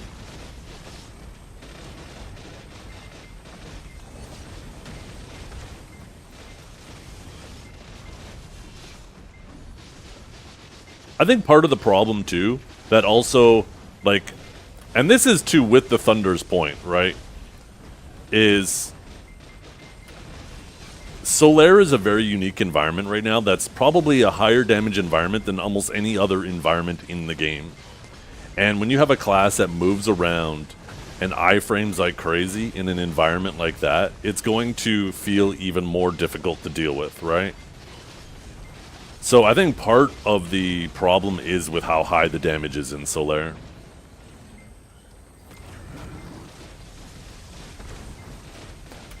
That's why I don't think that, like, you got to be very careful. You don't want to send Awakened Sage into the dirt and then buff the tankiness of everybody in Solair, because then Sage is going to just feel like it does nothing, right? It needs to be attacked a little bit at both ends. There needs to be a little bit of tankiness added to Solair. Not a lot. But then also, yeah, like, you should not be doing fully protected movement damage. Or at the very least, you got to bring back major stamina consumption. If you're going to keep everything else about Sage the same, then you have to bring back the stamina management in a very big way. You made 1 trill from only trash loot? Yeah. I still have it. There's no reason to sell it. I don't need the silver for anything. Limit Whooms? Yeah, limiting Whooms would be a good choice, too. If you made people, in general, tankier in there, limiting Whooms to stop people from running those ridiculous carpet builds would be a good change as well.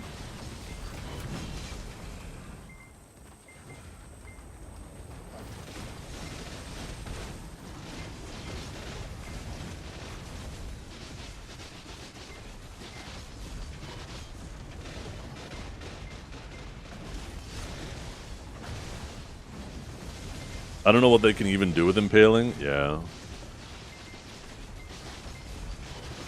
The only thing I could think of is go back to the original plan, give a Tor's Spear a forward guard, and get rid of the KD on impaling. That's still an extremely strong CC, but it's nothing like impaling flash.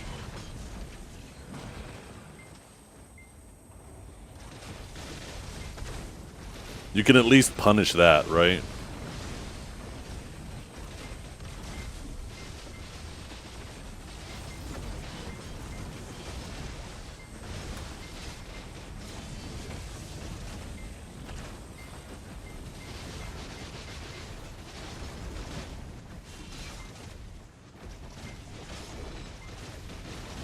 Where's our music at?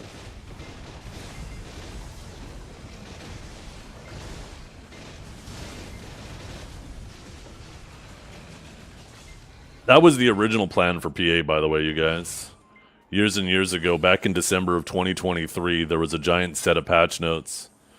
They were originally planning on giving a forward guard to shock relay, getting rid of the stiff, and then getting rid of Void Gateway's float, like they did, but giving us a forward guard on a Tor's Spear. As well as there was a couple other changes, but those were the more significant ones.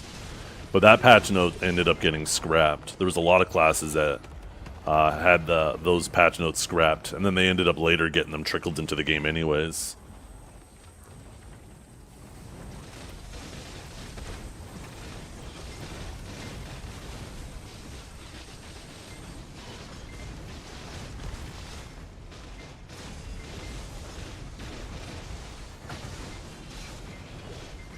I know, right? And Nova has kind of experienced it twice now. When they did the reboot changes, they nerfed Hash, Sage, and Nova really, really hard. And then they buffed everyone else during the reboots. And Nova's kind of already experienced that twice now. They just recently got some pretty big changes that, you know, you take a look at the Solair rankings and compare it to any other season with Nova, and it's like, what did they do to that class? God damn, as it fell off. So I'm worried that we're going to get that type of treatment.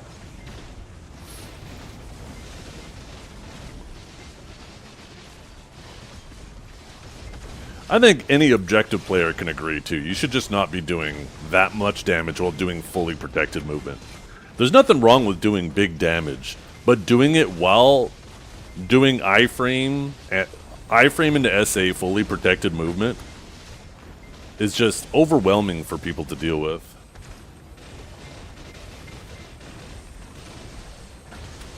PA doesn't know moderation? That's not entirely true. Take a look at Awaken Megu. They got caught with some nerfs after the previous season, and I think they were very moderate about those nerfs.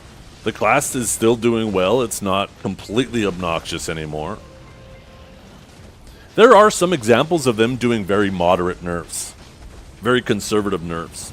Risk versus reward should be a thing 100%, right?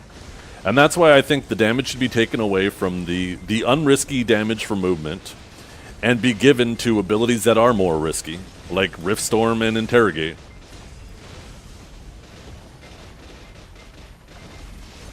Because those are abilities that can be punished. And so it'll be up to the Sage to be able to properly analyze the situation and use them properly, right? Use them accordingly. Where, like, Impaling Flash and Spear Bolt and Judgment, you can have pretty decent success just spamming those nonstop.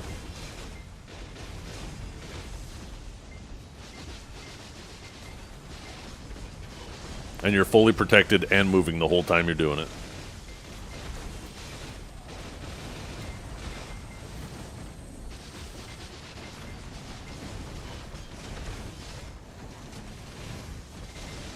Yeah.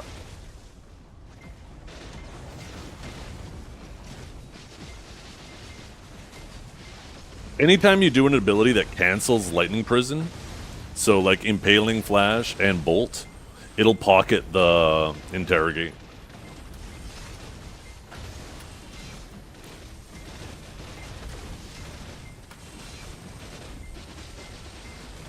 Like if you're doing a Lightning Prison and you Interrogate out of it, you'll save your Interrogate. And you can save it for a while too. But it's such a lackluster damage ability. It's such a long animation and so little damage that even if somebody's on the ground, you're tickling them with it. One thing that they would have to be careful though, if they buffed Interrogate, is the 25% could become insane. So they'd probably have to adjust the 25% numbers if they ever buffed Interrogate itself.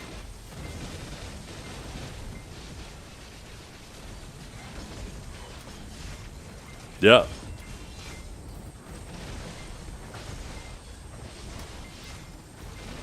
Yeah. Yeah, 100%. Well, just take a look before we got these changes, right? Before they buffed all those movement abilities, people still found Awaken Sage really annoying to fight against. But at least if you were equally geared to the Sage, you weren't just watching him blink around you and you see 80, 60, 40, 20, like just giant chunks of your health disappearing as he's just moving around you.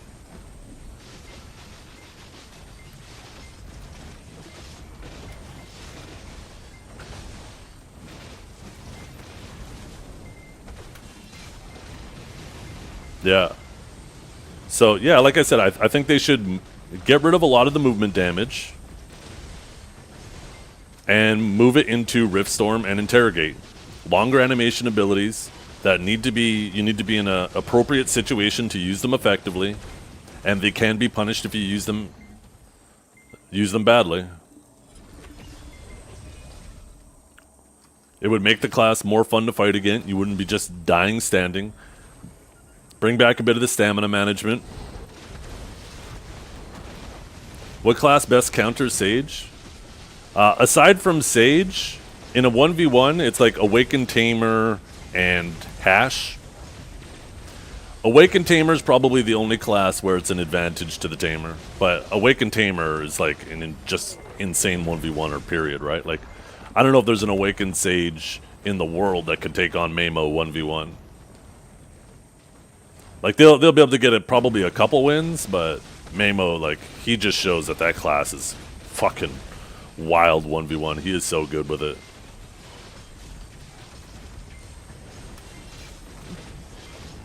Luckily, there isn't a lot of Mamos out there.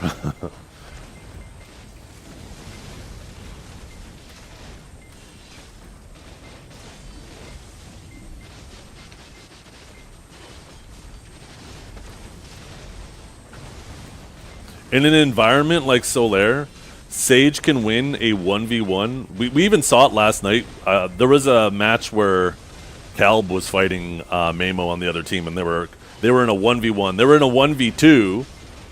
Calb was in a 1v2. He killed Mamo's teammate, and then it was down to Mamo versus Calb, and Calb immediately was like, I don't win this 1v1. He's like, I'm just going to play time. So he just stalled the fight to the last little bit and tried to quickly get some range chip off on Mamo, just hoping he could get the damage to win by time, because that's how you have to win against somebody like Mamo.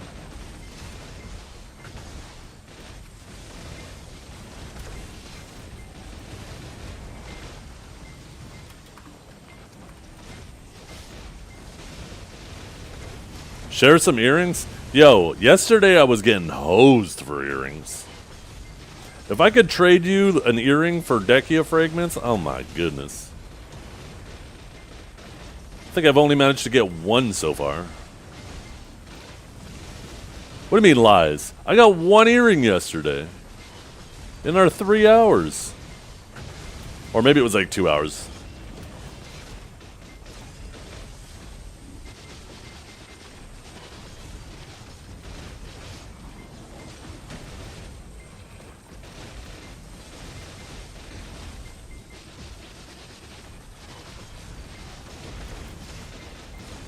Limbos count as 2 earrings? 2 rings, actually. And 2 rings is probably the same price as 1 earring. So it really only counts as 1 earring.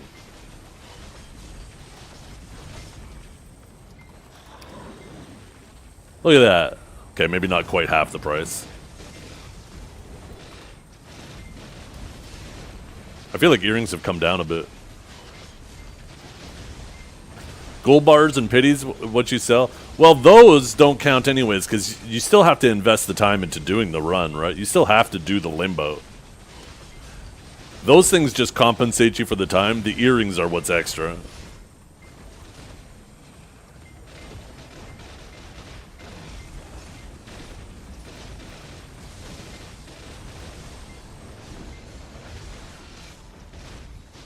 You think I'm going broke? I know, right? I only have a billion silver. Oh wait, never mind. There's 3 extra zeros. What's up, buddy? You want to go outside now too?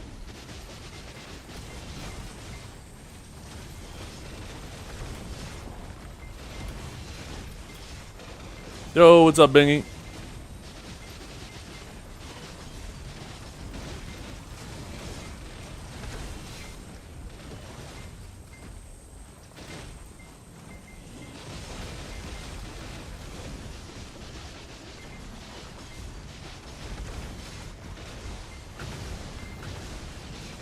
You weren't talking to me? Well, you know what? I still consider you my bestie, Bingy. Even if this is a one-sided. What do you both want? You were just outside. Why do you want outside?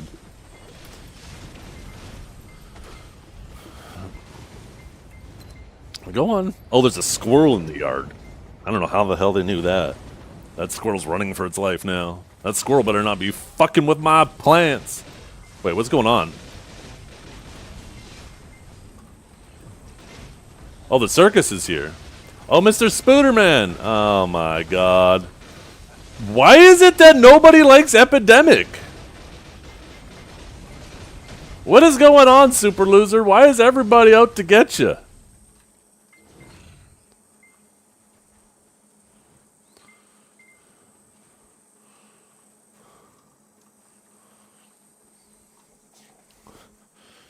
Streamer isn't reading kick chat? Oh shit, let me go back.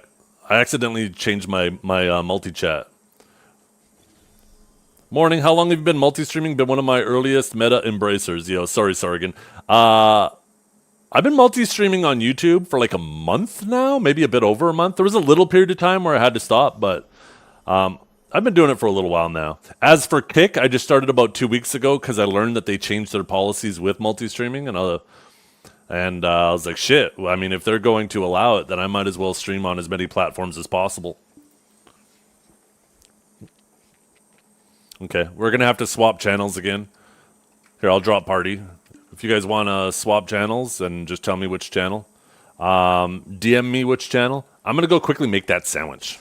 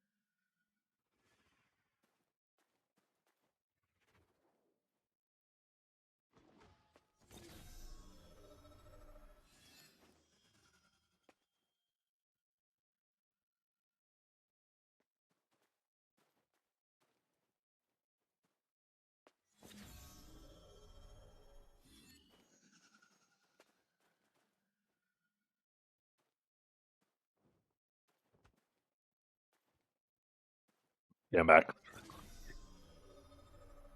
Look at this, you guys. Ooh, my wife took the salami. I was gonna make a Genoa salami, cheese, and mustard sandwich, but then I forgot I had a little salad prepared.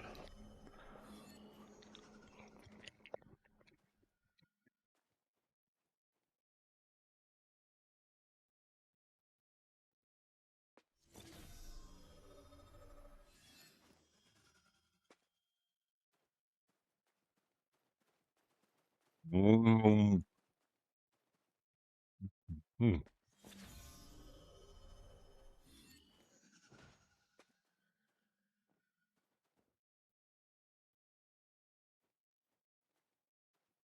What channel would you guys want to go to?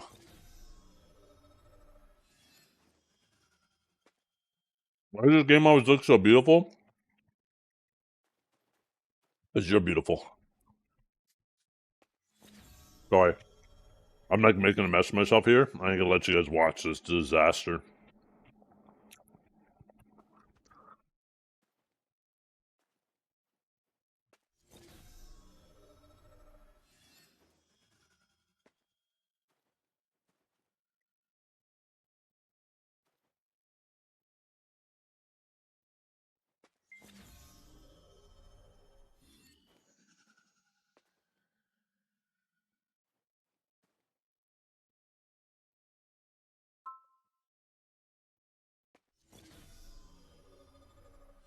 Yeah, that's fair.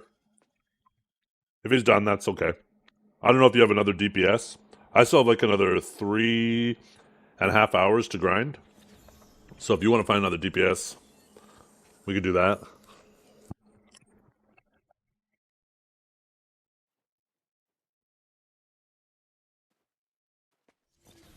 Sorry, Pew Pew. That's the state of war. I don't know why Epi's at war with so many guilds, but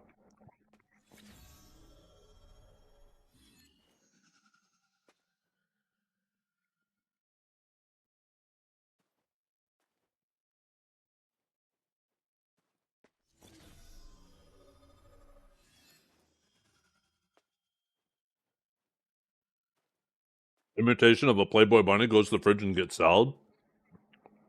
I don't get it. I think your joke was too clever for me.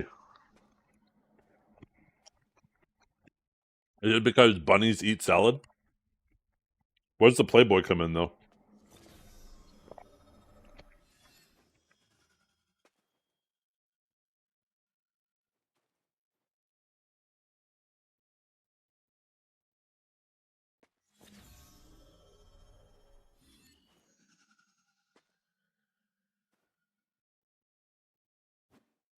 Hmm.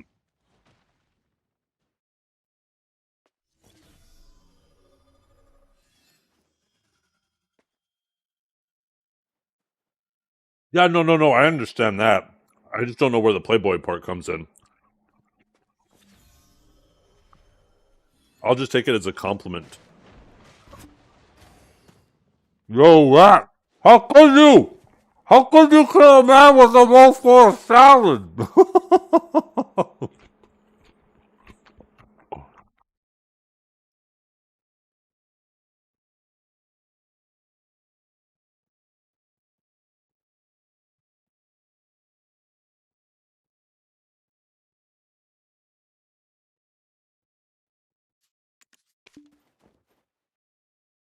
I didn't get it. I said, how could you kill a man with a mouthful of salad?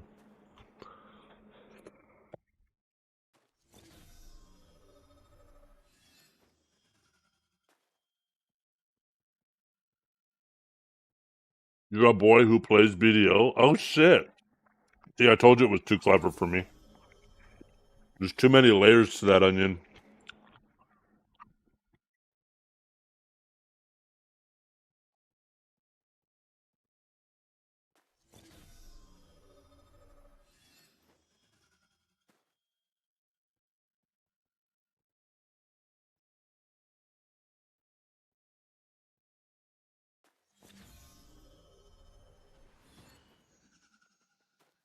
Ah, hey, wait a minute. That's not fair. God damn it, what have they done to my class? I can't even defend myself from those jokes now.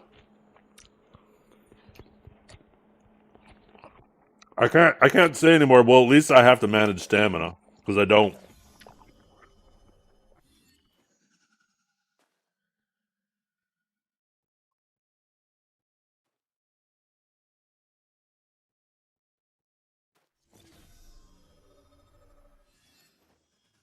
My weapon outfit?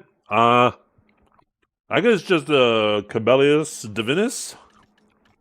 Oh no, the Cabellius Protokia. And the Excladus.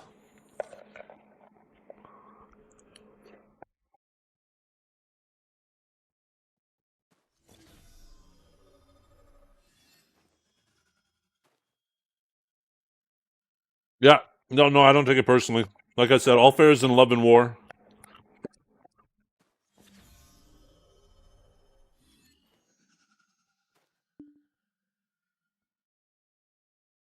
Roll is up. No, it isn't. It just ran out.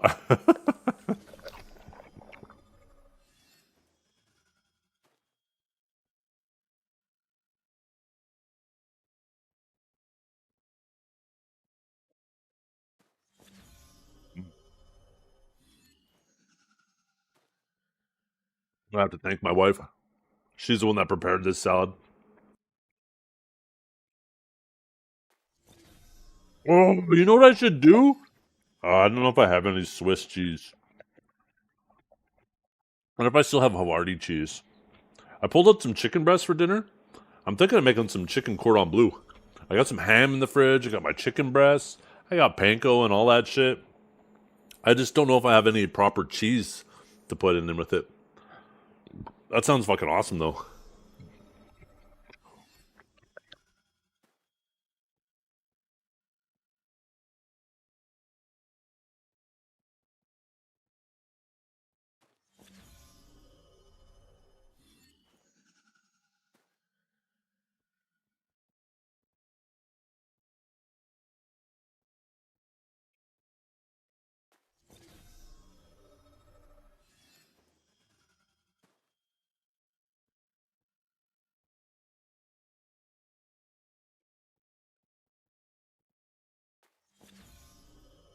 Mm. Oh, damn. I got to message my wife and tell her thank you for the salad. I hit the spot. And I don't feel like a fat fuck after.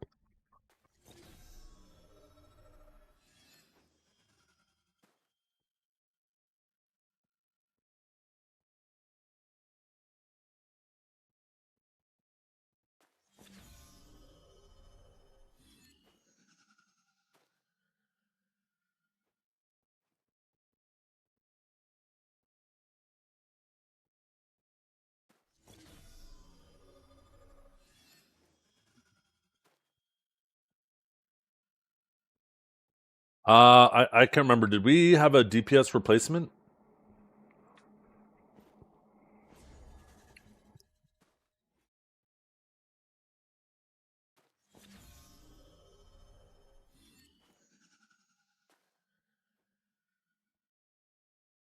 Probably. Okay.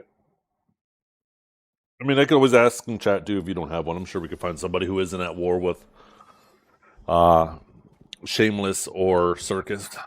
The Shameless Circus.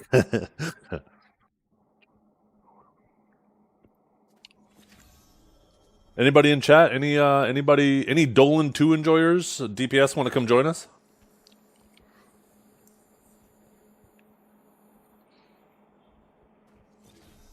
I could summon you out here.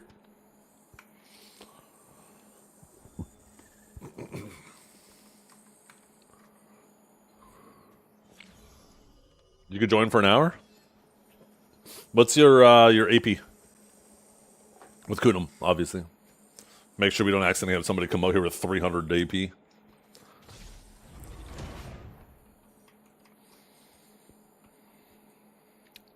Hold on, might get one? Oh, okay.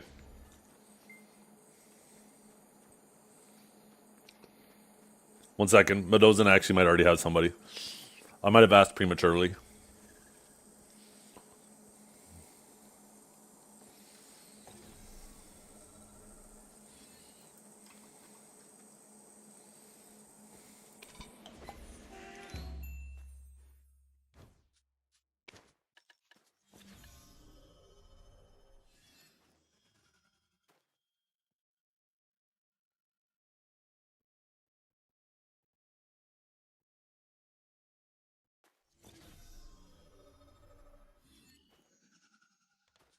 You know what we need to do while we're standing here? Let's run our adventure. Wait, did I get the loyalty thing yet? Yeah, I did.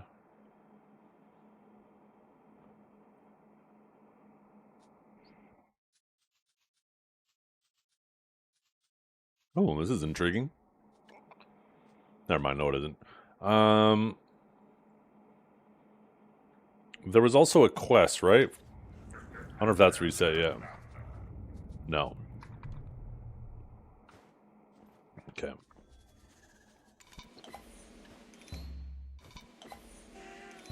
Let's see. So we need 2, 5, 6, 1. So 2, 5, 6, 1, 2, 5, 6, 1. And then another 2, 5, 5, 1, 6.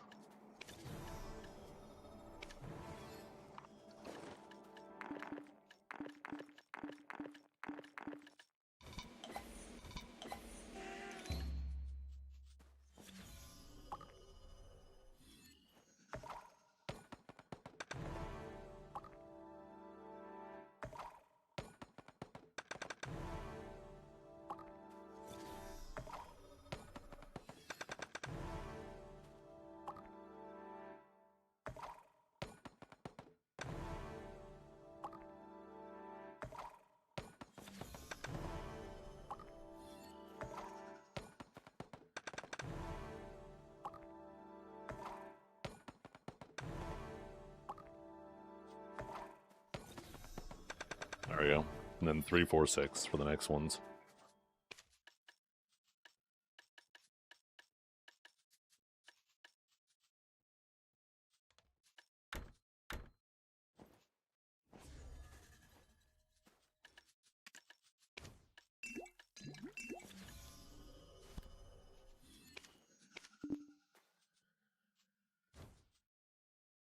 Ooh, 25 more and we're done one of those.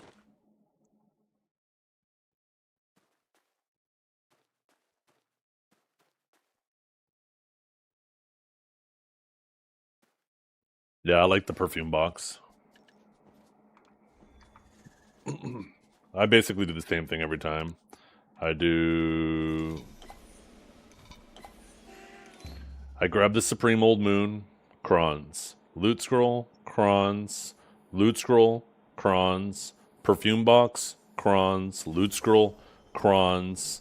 Origin, Crons. And then I just finish.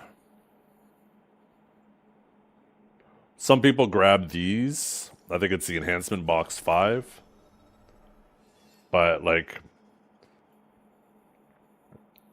I just feel like I would rather not waste one set of dice extra every rotation.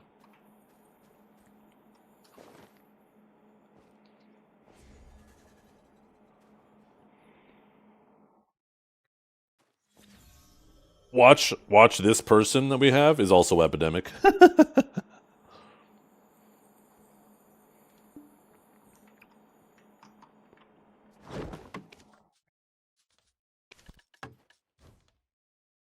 Yo, Mr. Scum.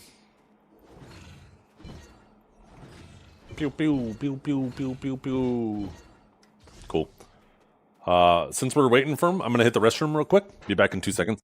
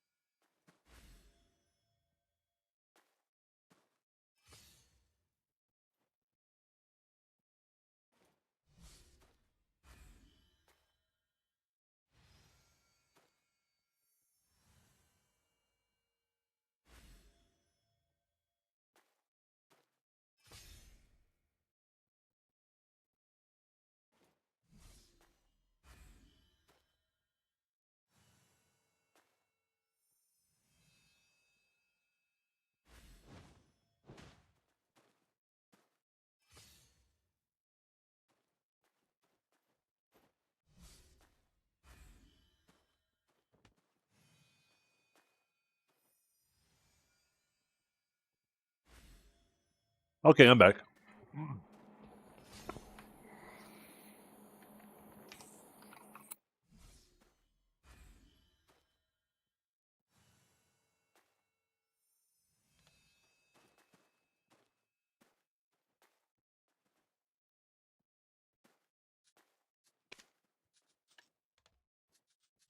Getting kind of short on commas.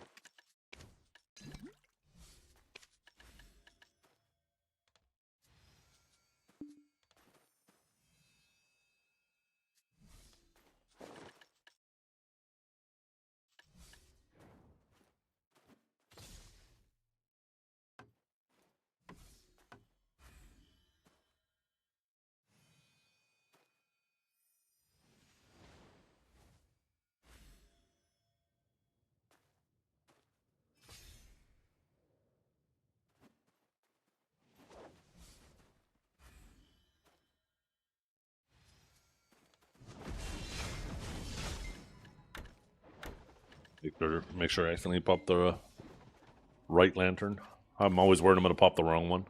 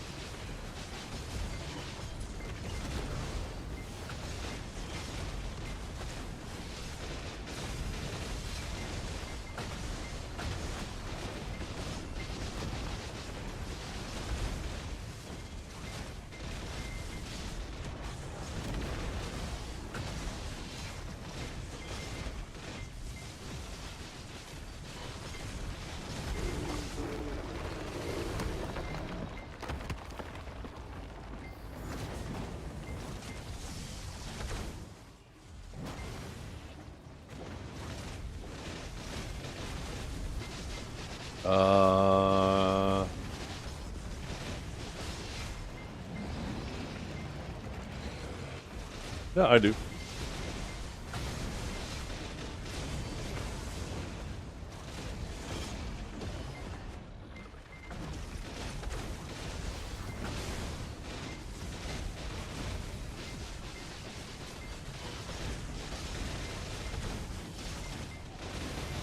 I like Orzekia myself.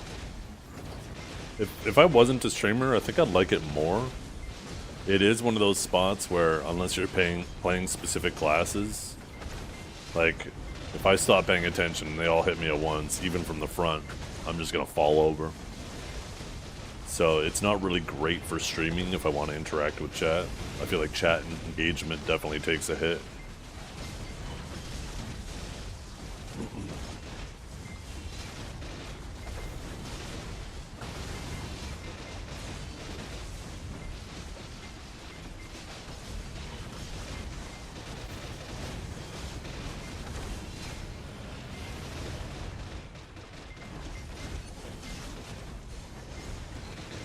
Go back to Warrior. I know. Suck Warrior was super comfy there with all that fat DR. I'm not gonna lie, it was tempting, but every time I grind on something that's not Sage, that does put me to sleep. I don't know what it is. I have to grind on what I enjoy grinding on.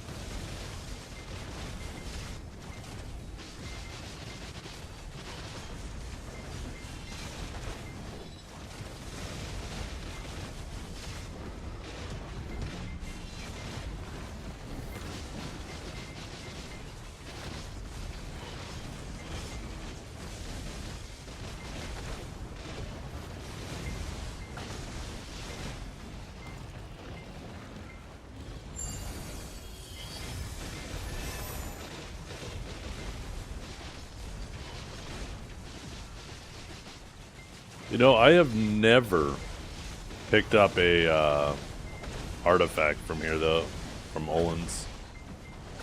Not once.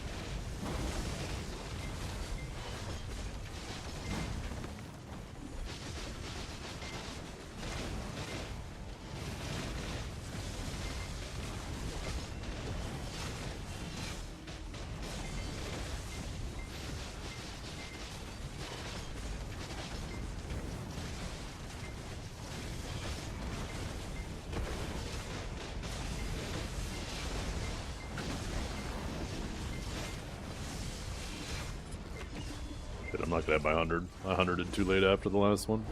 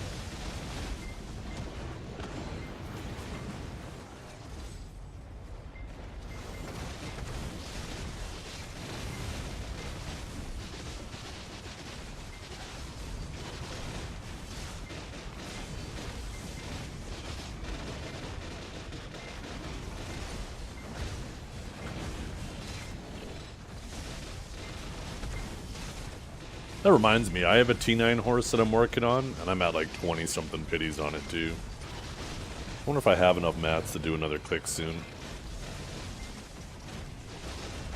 Oh, I almost have enough for another click.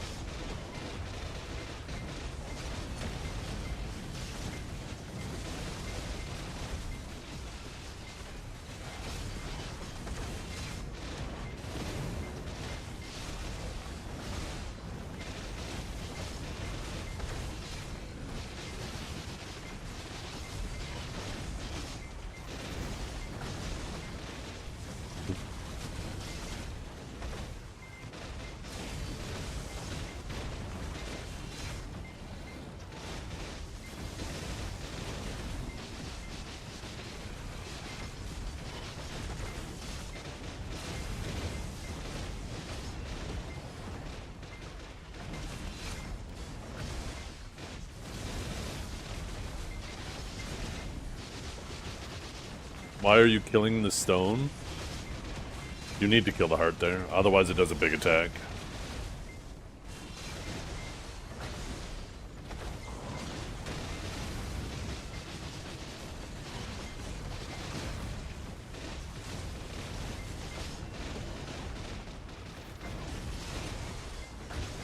Getting dark out here, chat. Yo, the moon kind of setting behind that building though, or rising behind that building, kind of crazy. Looking kind of ominous out here. This would probably be a really sick area for a screenshot on remastered. Is this place good money? Yeah, it's one of the best.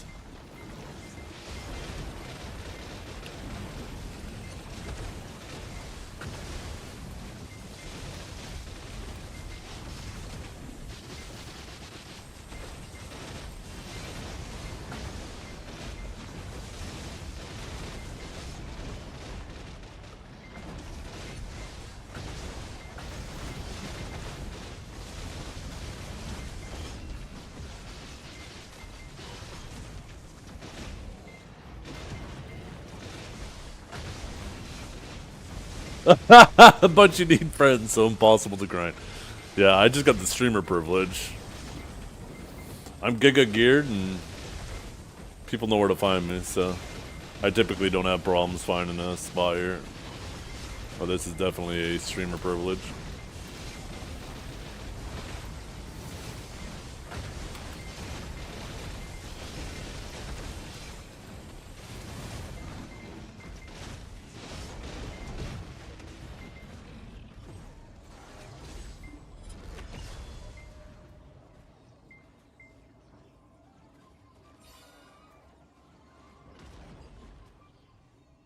Okay, spawn already?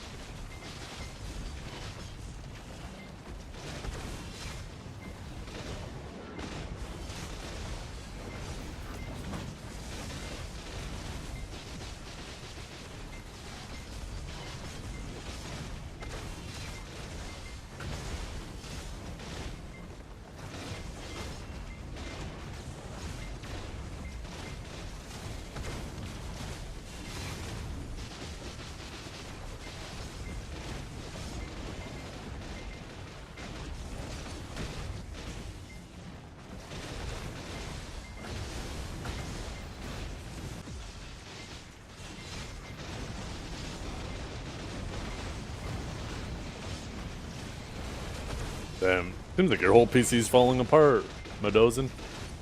Need a new keyboard, waiting on that GPU.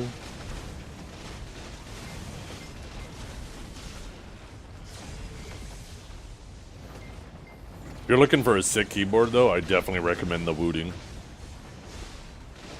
I love this keyboard.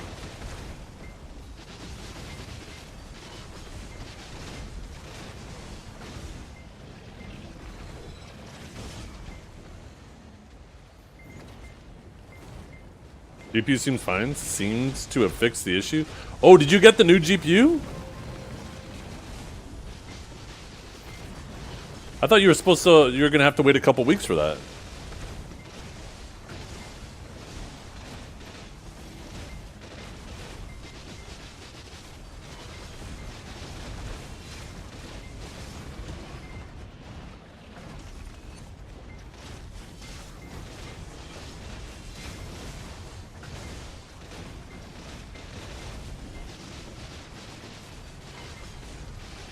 Oh, nice. Yeah, I'm probably just gonna put human damage in it. And I'll probably never use it.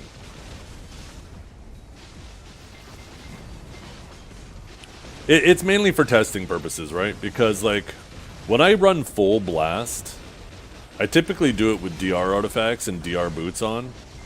But I can't help but feel that with Sage and how low its DR is and how high its base evasion is, that even in a full glass setup, I'd be better off running like evasion boots and evasion artifacts, even in a full glass setup. Now, I don't think either is going to be tanky, but I just get the feeling that if I went the evasion route full glass, I would be slightly tankier than the other. But it's something that I'm not, that I want to test first, right? So I want to get the second set of artifacts and try it. I might end up just making my second pair of boots to Tet, or buy a Tet pair of boots. I've been trying to sell a pair of extra boots for a little while, but like it went from being like a completely empty market, and of course, as soon as I make them, all of a sudden there's fucking tons of people min pricing.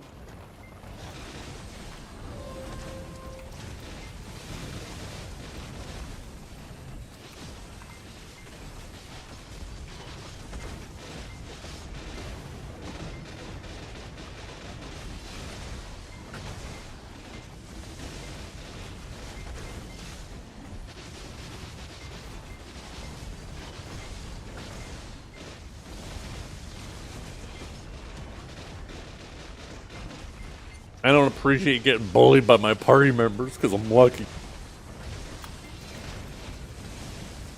Don't make me call the Spider Boys out here.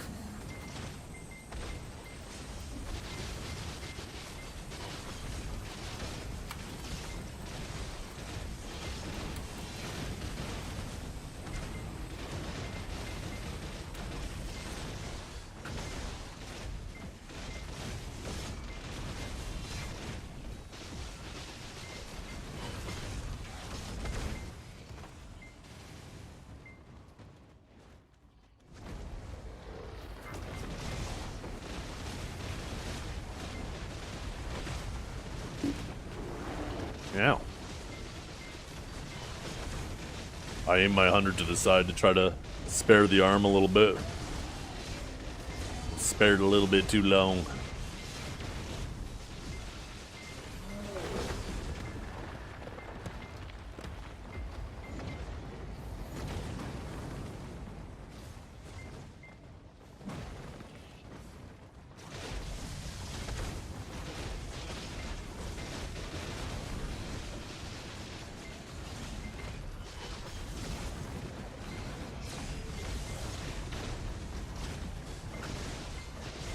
By the way, just a reminder to everybody, I am streaming on YouTube and Kick at the same time, so if you can go and shoot me a follow on both of those, that would be awesome. I would greatly appreciate it.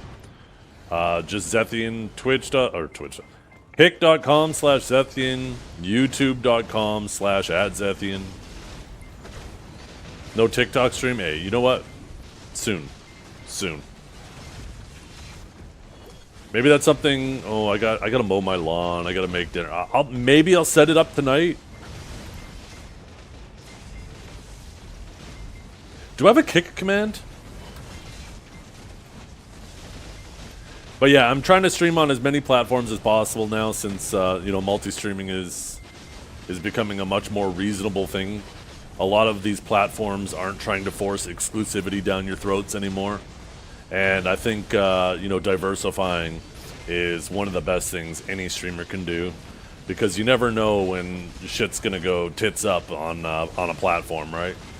And having your foot in the door elsewhere is gonna do nothing but help. Wow, the best Sage in NA. Yo, it is up, Mr. Cadge. Finally, I haven't seen Cadge around in like a year now.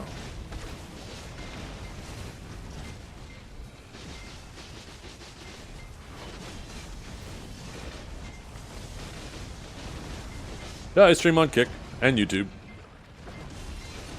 I've been doing multi-streaming with Kick for a couple weeks now, and I've been doing it with YouTube for, I'm pretty sure, over a month. Maybe it's been 2 months. There was like a 2-week period where I wasn't doing it because there was an issue with the software and it was crashing, but that is that has been resolved. And yeah, I'm gonna be adding I was about to say TikTok to the mix.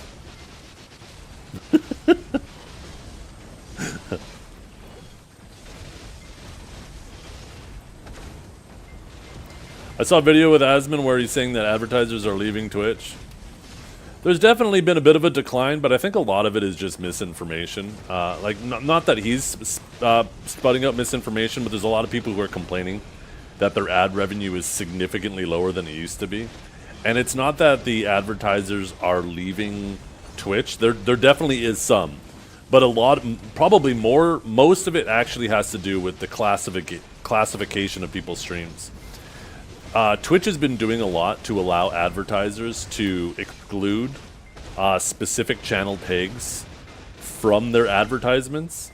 So if like you have a politically focused stream, you need to label it as a politically focused stream, and any advertiser that doesn't want to be involved in that conversation or look like they're supporting that conversation can exclude themselves from that type of content.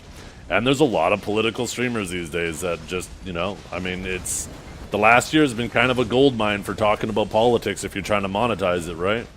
So the Twitch has basically given the advertisers a way to pull out from advertising on that content, and there's a lot of streamers that don't realize that, and they saw a massive ad drop because of that.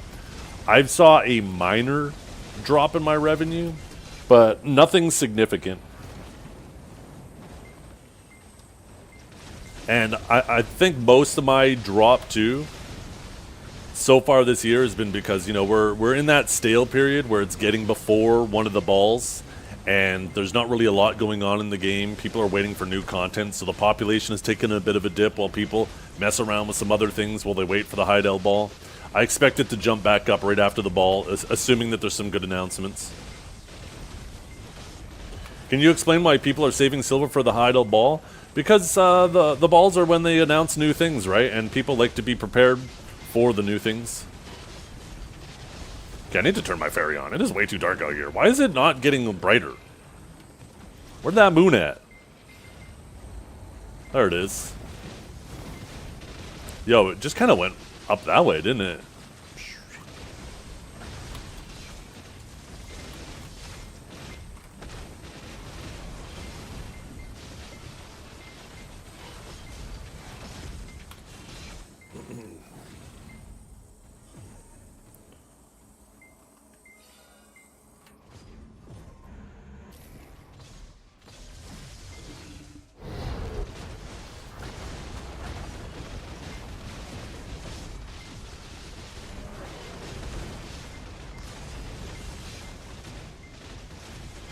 Cadge, you missed a very fun conversation earlier with a sage that was saying that Awakened Sage is perfectly fine.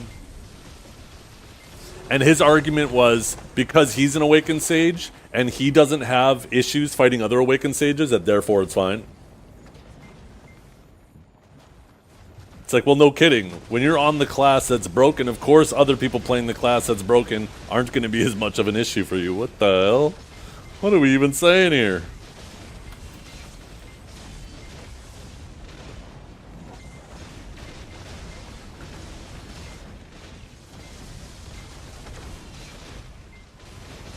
Yeah.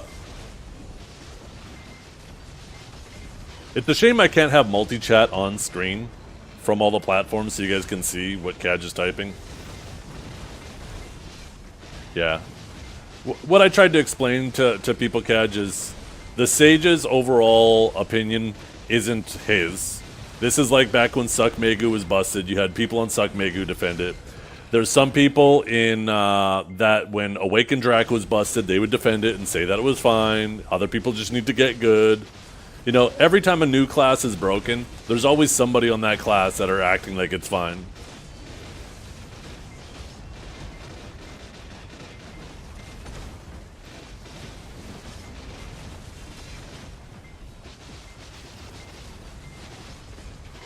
That's what I said, Tycoon. I'm like, okay, sure, maybe you don't find other sages that oppressive. But try playing like almost any other class in this game and fight an Awakened Sage. And you'll find out very quickly how unfun it is for you. Because you're just dying standing while he's constantly just spamming movement. That's not fun for other people. You should have to commit to damage.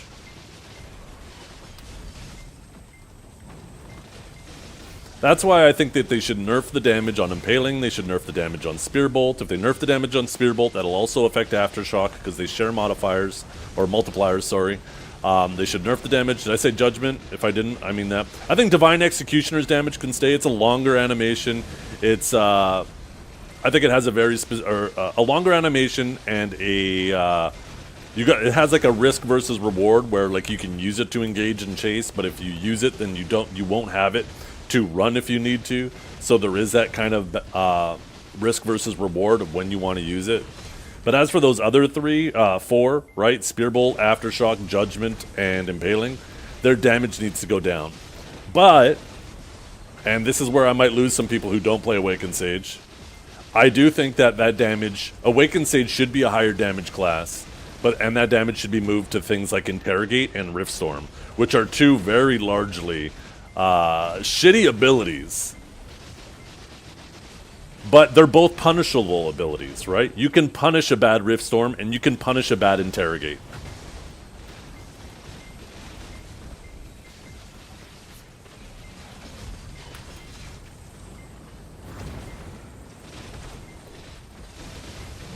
I'm new to Sage, so I don't want them to nerf it, right?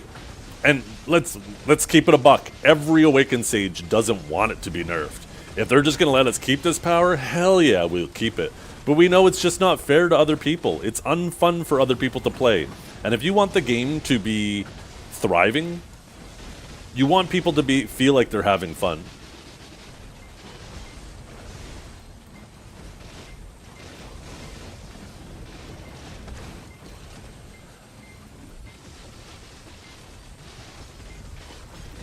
Right? You want a fun and fair environment. Because when it's unfair, people just stop playing. I do think that stamina needs to be touched a bit too. I think that they should bring Bolt. Bolt was 200 stamina and they dropped it down to 100. I think they should bring it back up to 150. And I think Judgment should go from 100 to 150. And then that would bring all of our stamina consuming abilities all in line with each other at 150 stamina apiece. With how much you use Judgment and Bolt, that would have a reasonable impact on Awakened Sage. It wouldn't make it as stamina stressful as it was previously, but I think that would bring it to a nice middle ground.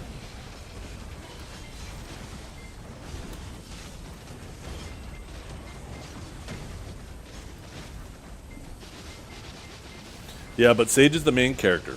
It's like saying that in a solo player game, NPCs would be... Oh, JC.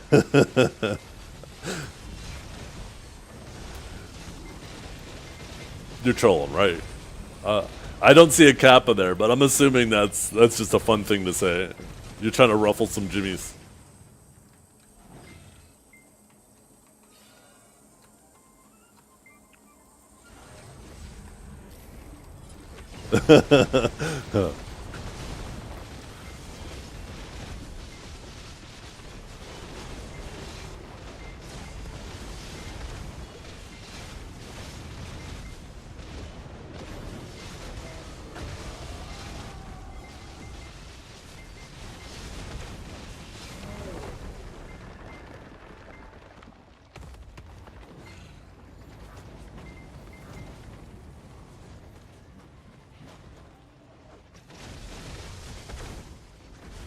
Yeah, Riftstorm's one of those abilities that every time you throw it, the only time you really throw it is when you're at distance and you want to keep yourself protected from getting block jumped by something, and you want to set yourself up for a quicker Divine Executioner to try to get back in the fight.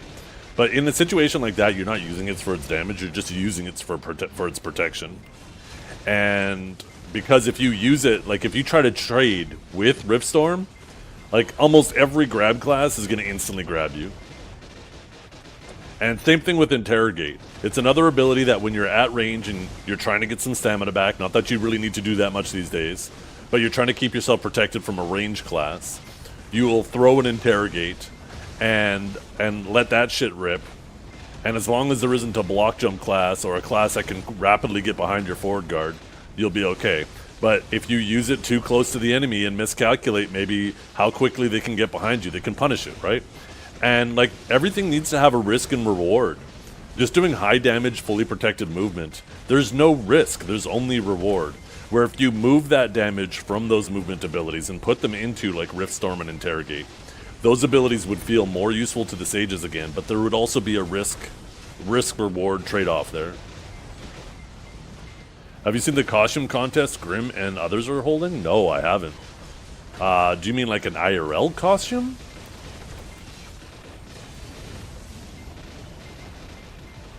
Yeah, I hope they don't. I would be perfectly fine if they undid all of the PvP buffs they did on March 20th and only kept the PvE buffs they did in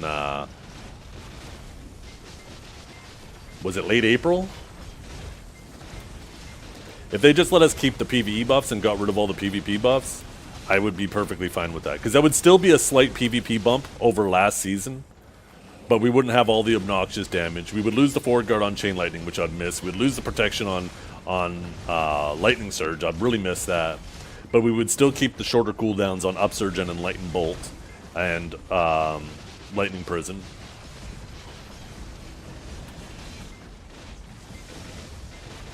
I would be perfectly fine if they just decided to undo all those PvP changes and just keep the PvE ones. We would still be better than we were last season, but we wouldn't be as broken as we are now. We would also lose the Impaling knockback, which is one of the biggest things that people complain about, and understandably so.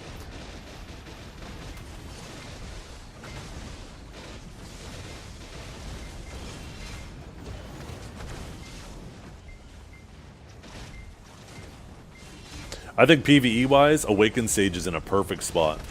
Because if you just want to like hop on it and play casually and not sweat, you'll pull very average trash. But if you want to get sweaty with it and go crazy like Diego does and see what kind of numbers you can pull really good trash. But it's not like obnoxiously higher than everyone else. There's still other classes that grind faster. But you feel rewarded for the amount of effort you're willing to put into your grind. And I think that's a really good spot for classes to be in. Because I don't think people mind if classes that require a lot of effort are pulling more trash. I think people typically get more upset when classes that require no effort are vastly outgrinding everyone else.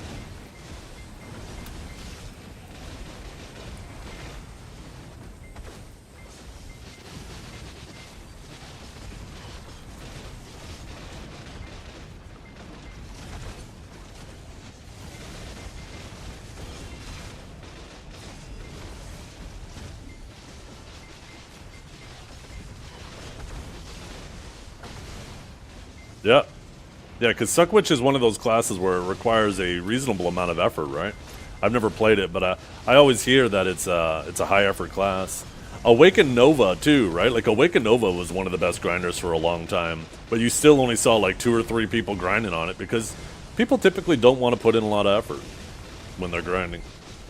But I do think you should be rewarded for it if you are willing to put in that effort.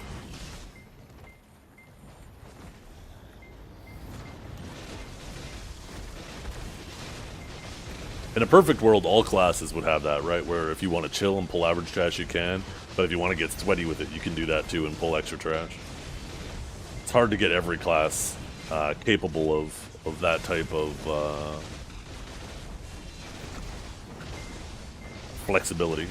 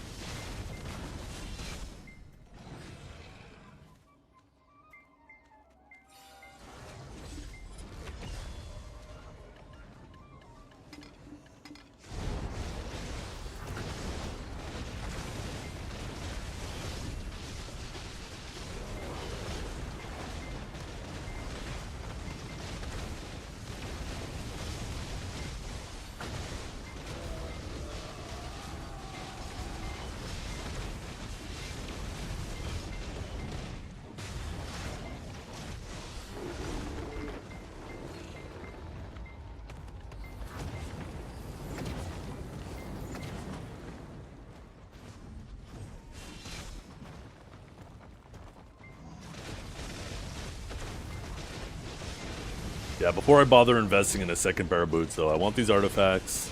I'll just pay the one build to swap my boots over.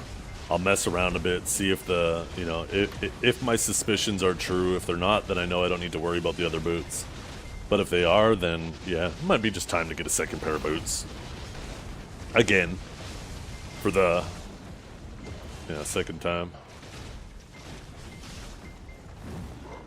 And I'll probably wait until after the hideout ball, because I think if they announce something like a sovereign offhand, I think that's an opportunity where a lot of people sell their TED armors because they would rather have the extra AP and stats of a better weapon than a couple extra DP on an armor piece. That might be a good opportunity to get some boots for cheap.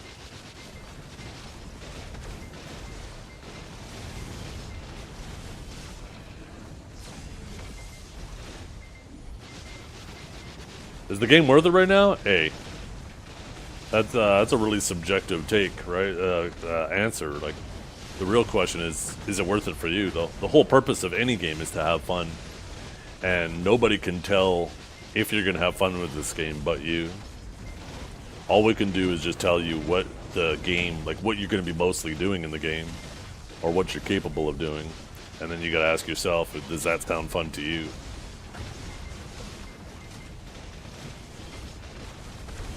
You'll be doing a lot of this, hitting mobs, putting them in a meat grinder. It's a Korean MMO, they tend to be quite grindy. It has, still in my opinion, the best combat in the genre. Doesn't look like there's anything set to take it in that regard. So like the way you interact with the world is very satisfying. As a new player, it feels like there's a ton of different things that you need to do. Veteran players will act like there's nothing for you to do, but they've completely forgotten that they've already put 20,000 hours into the game.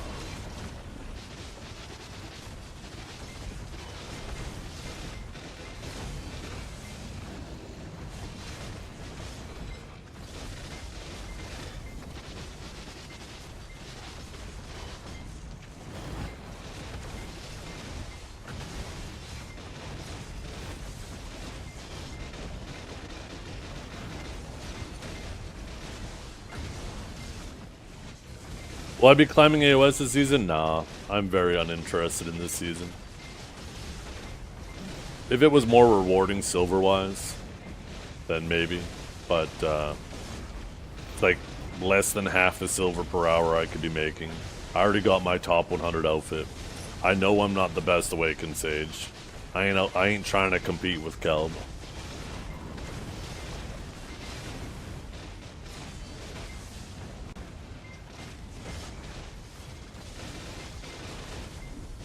Climb after Sage nerfs? Well, Sage nerfs won't be happening this season. This season is too short, and we already know that there's no global labs this Friday. That means even if there was a global lab next Friday, that Awakened Sage, those nerfs would only be like for the last week of Solair, since it is a Solair a shorter season. And I highly doubt they nerf it for 1 week, right?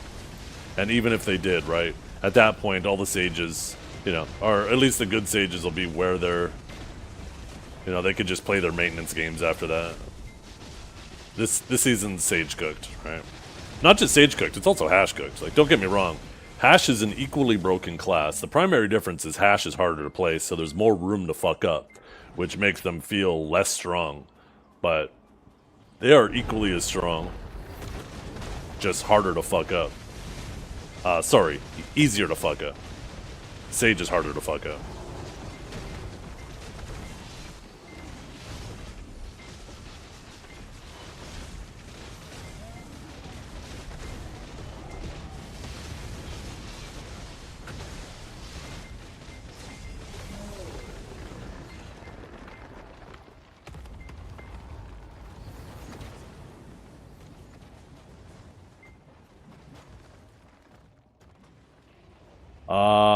I don't know, Vera. Anybody have an answer to that? Do you need to have your nodes connected to get max trade XP? I don't think you do.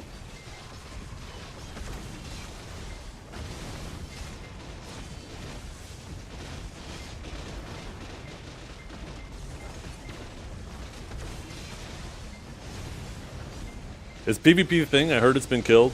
Open world PvP, yes. Open world PvP is objectively worse than it's ever been. But there's, you know, still lots of other PvP.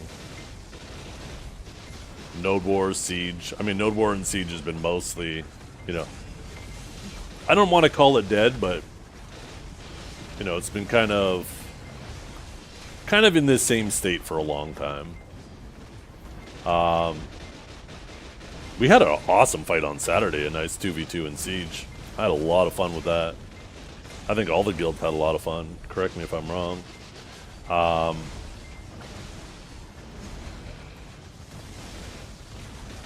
And there's still some fun Node Wars. I think tonight we're supposed to be having like a 1v1 versus Digi, and that could be fun. Probably get our asses kicked. But, you know, every once in a while it's nice to have a fight like that and see, you know, if you're improving. It feels like we have been, but you never know until you limit test, right?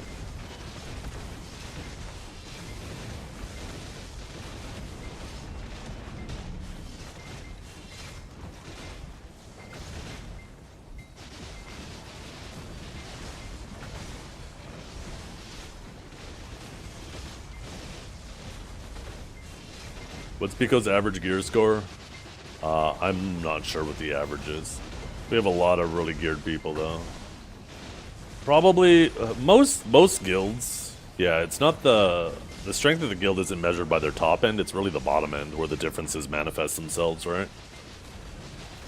How much heavy lifting the top end has to do to carry the bottom end, and usually whatever guild is on the top and collecting the most bags is the one that has the higher geared bottom end. Even if the players are very, you know, shitty, they at least have more gear. So they make better distractions for the good players to frag off of. This was true like with every top-end guild all throughout the history of BDO. Because every high-end guild has really good players and geared players at their top end. But the differences between the bottom 10 people can be pretty massive. If I were to estimate,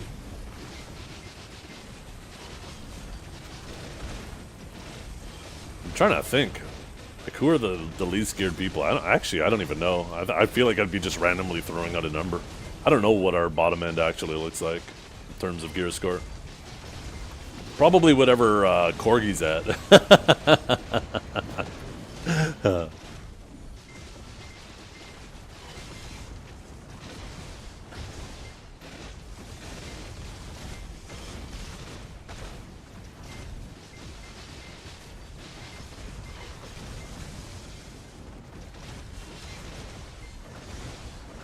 He's 791? Okay, maybe not Corky. Maybe that was a bad example.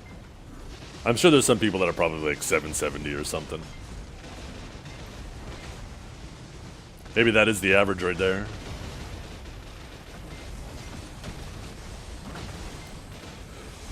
We're reasonably geared.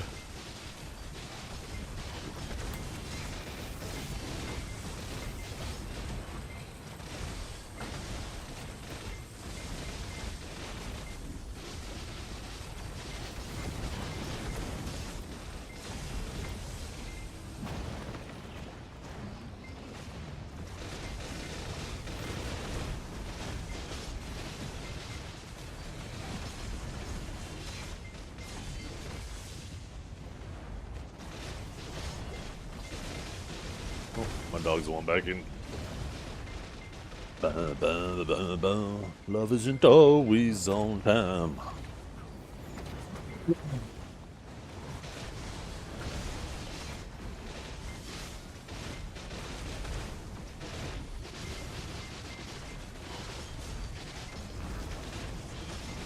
This is our song, Samuel.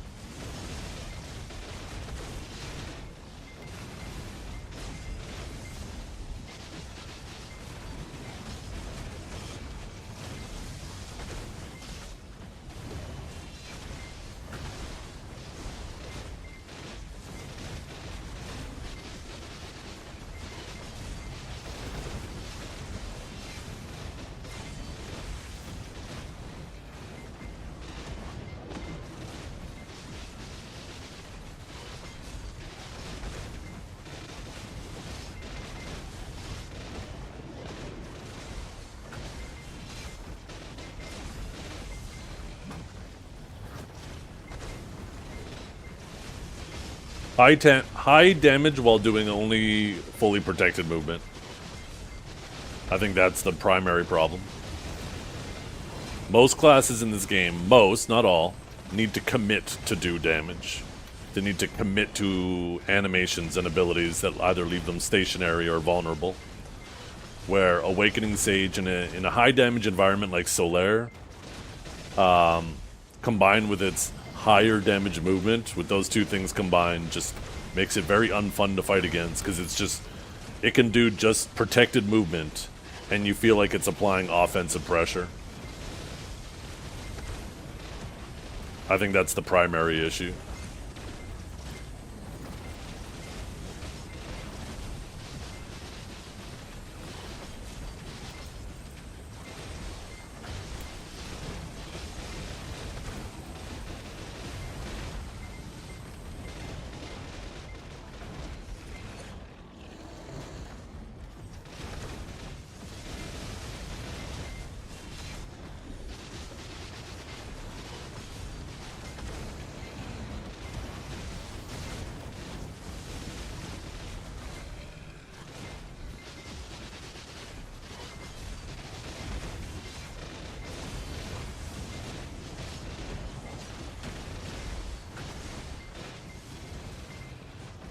Makes sense. How do you think they could reduce that without destroying the class? I don't think reducing it does destroy the class.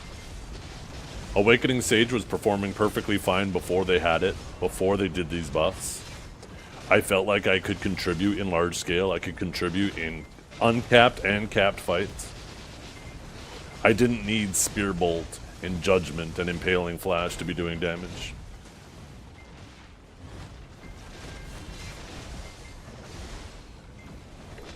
But I do think that I think that they should reduce the damage of those abilities And I would like to see them buff the damage of Riftstorm and Interrogate. I think Awakened Sage is designed to be a higher damage class, but you should have to commit to do the damage, right? It shouldn't be a no commitment thing. And I think they need to bring some stamina management back to it. Not all the way back to where it was. I know that was a little bit much for a lot of people. I don't want it to gatekeep the class the way it seemed like it was. But I think stamina management is good when you have a class that moves the way this class moves. And I'd hate to see it stop moving the way it moves. But it just shouldn't be doing as much damage while it's moving the way it moves, you know? That's the problem. That makes it feel very unfun to fight against. So at least if you want to do damage, you have to commit to abilities that do damage. I think that's fine. It feels like there's a proper risk versus reward. If you don't position yourself properly, if you don't analyze the situation properly, and you use the wrong, ability at the wrong time, you can be punished for it, right? And that makes the game more fun for both the Sage and the other player. The other players feel like they have something that they can punish, and the Sage, when they do it properly and don't get punished, because they are playing it effectively and, practicing good situational awareness, it feels more satisfying for the Sage.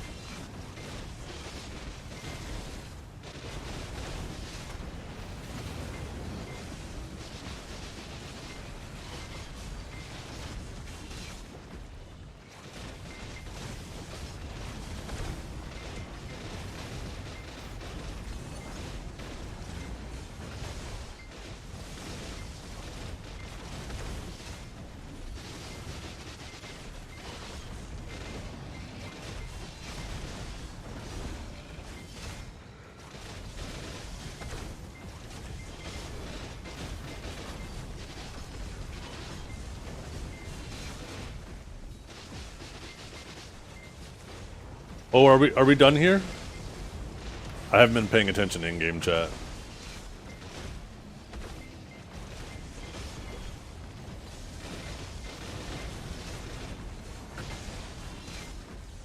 We just gonna do one more golem and then call it?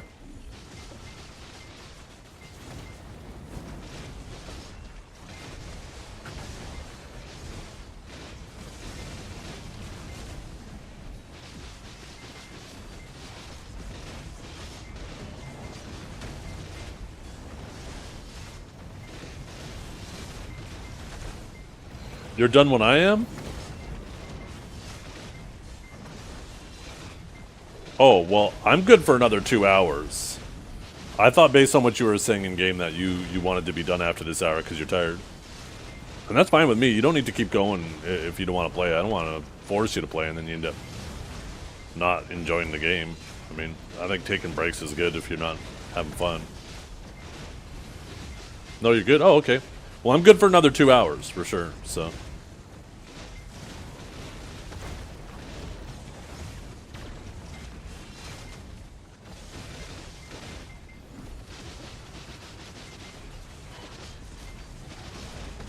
The PvP aspect? Yeah, understandable. Right. Understandable.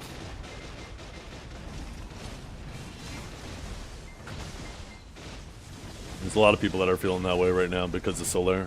How oppressive the, you know, some classes are and how down bad theirs aren't. I think a lot more work could be done. That's why I advocate for very moderate nerfs to Sage, because I think it's more of a problem.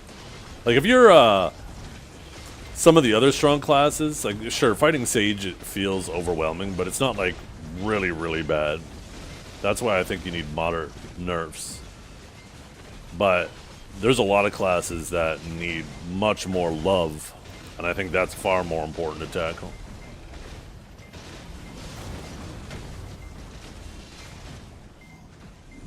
Introduce bans. What do you mean? Like there's just a season where one class isn't allowed to play?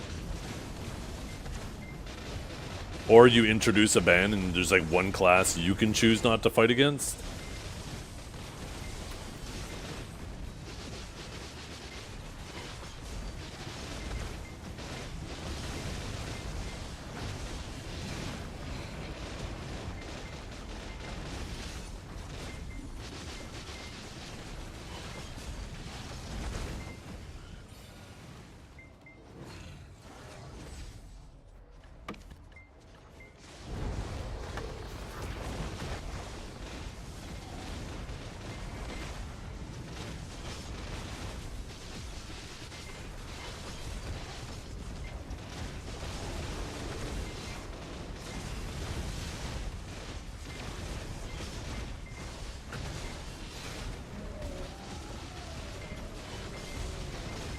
Yeah.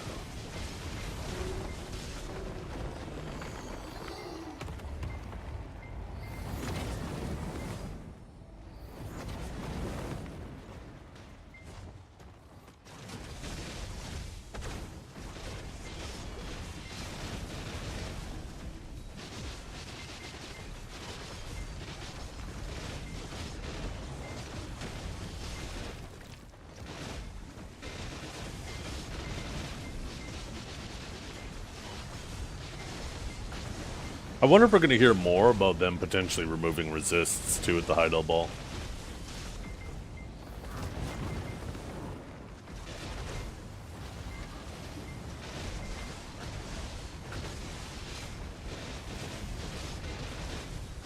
I think Awaken Stage is going to end up catching a buff when that happens too. That's why I think it's important that we get this shit toned down. We have a lot of abilities that apply resist debuffs or ignore resist, and if they remove resist from the game, like our Q buff would be obnoxiously bad without the ignore res on it.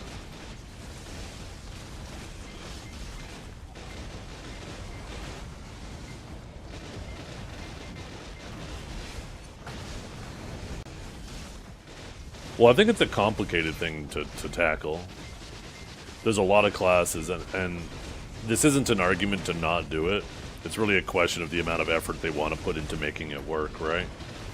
But there's a lot of classes that if you remove resist would obviously take the hit significantly worse than other classes.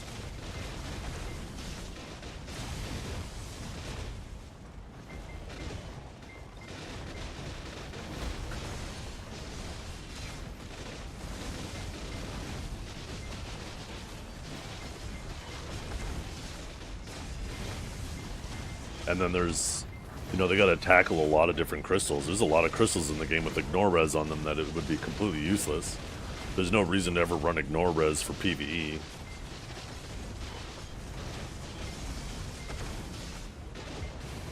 You want your weapons to glow a different color? It would be cool if they incorporated that into the sovereign weapons, yeah.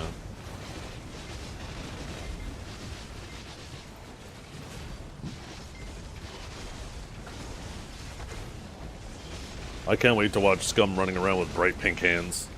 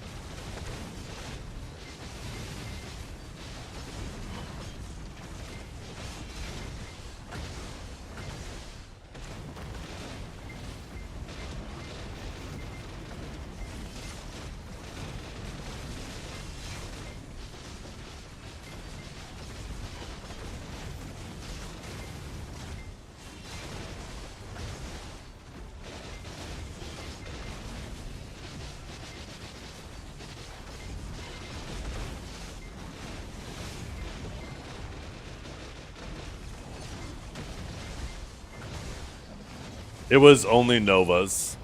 It was Nova's main hand too. It wasn't this thing. Although maybe it was this thing too, but there was a point where it's not that you could dye the glow, you could just dye the weapon itself.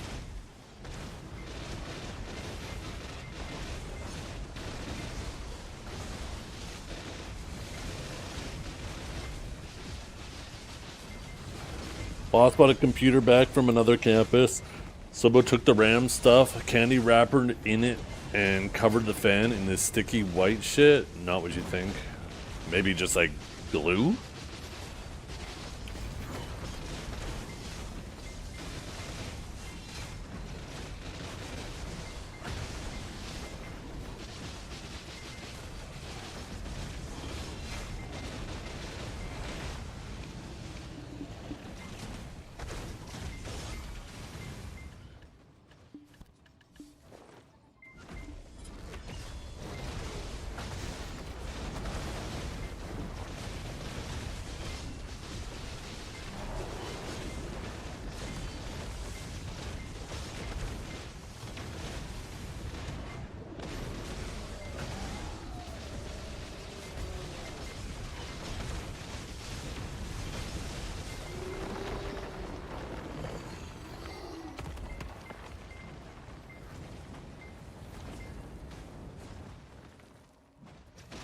Icing? Maybe.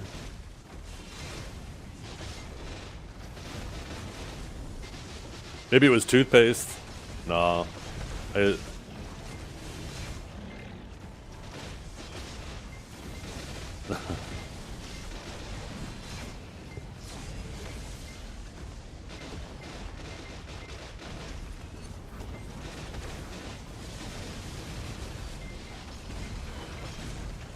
Yeah, maybe it's whatever was in the candy wrapper. That might be a good clue.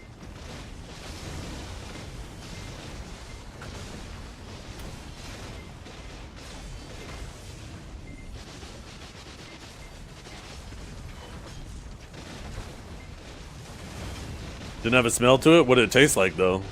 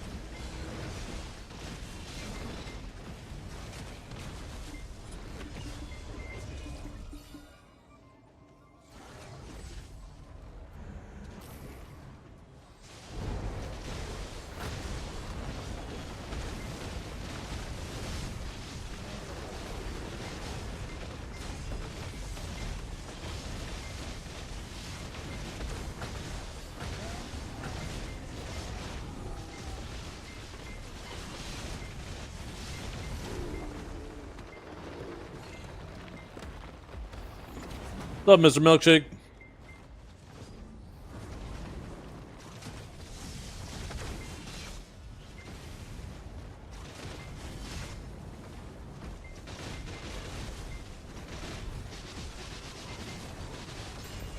Someone got a raw artifact? Oh my goodness. I knew I should have been at Ash.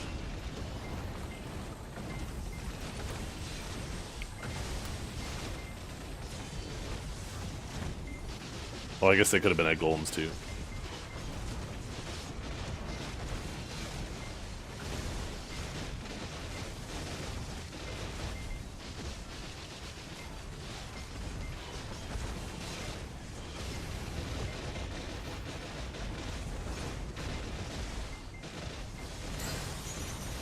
Oh my god! The game's open! It's time to go! Why the hell is it opening right away? Nah, we already started the hour. I'm not gonna abandon you guys mid-hour. As much as I'd like to go, I'm not gonna abandon you guys. I did not expect it to be opening literally like the moment it was in window. Unless you guys want to go do pig. I don't know if Image wants to go do pig, but I know you're not a fan of the pig pen.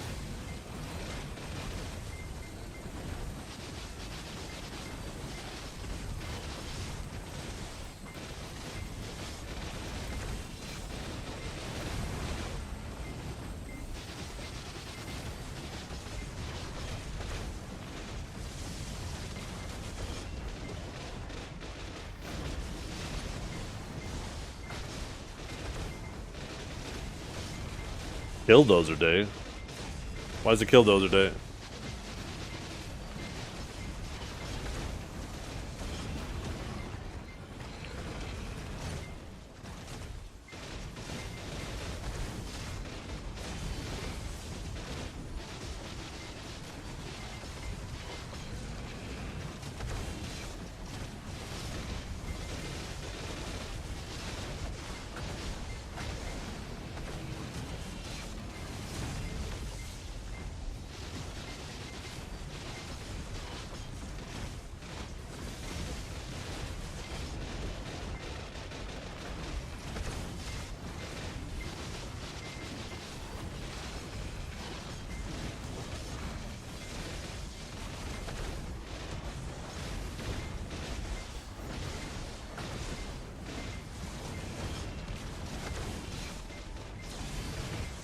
What's the consensus? Not really much of a consensus.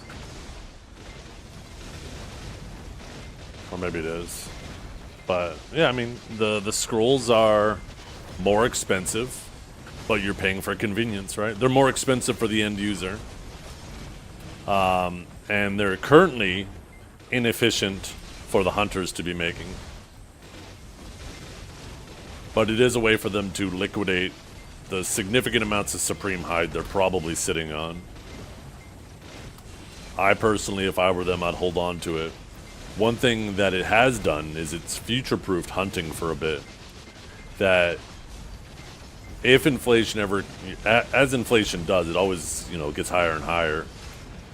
It'll eventually reach a point where hunters will stop selling the line heads and will start just selling the scrolls if the scrolls ever go up high enough, right?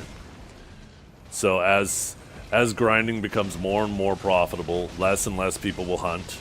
That is just something that will happen over time.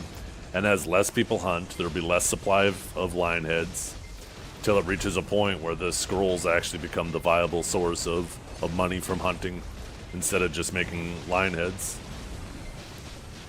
And then we'll all be forced to start using those scrolls because the hunters just won't bother selling the heads. But that's something that's way down the line, right?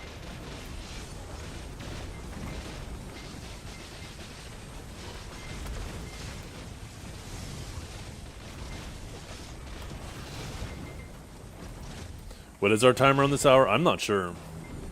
45? That sounds about right then. Yeah, that's my bot's at 43.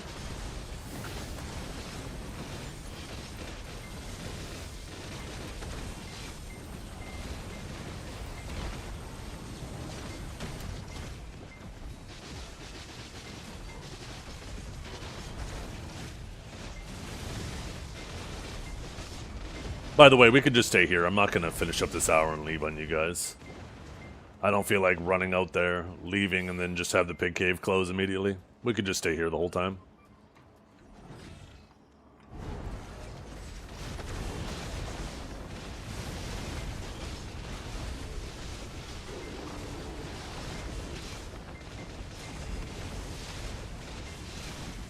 And hold hands? No. You kidding me? Hands are disgusting. People don't wash their hands enough. Who knows? They've been picking their nose, picking their ass.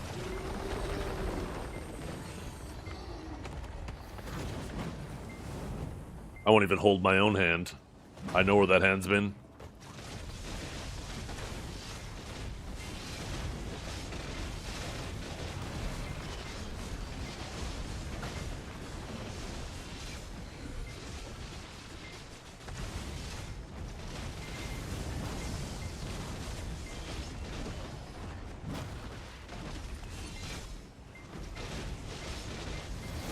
The hell, Tempest?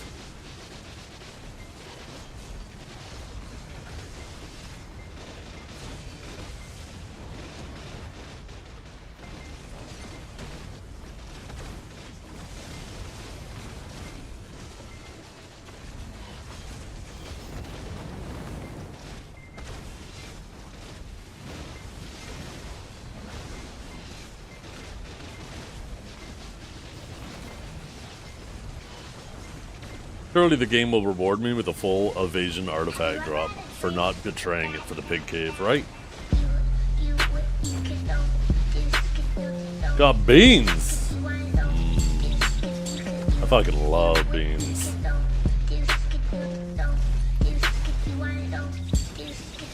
Happy anniversary, handsome. Thank you, I appreciate that. You made me want some beans now.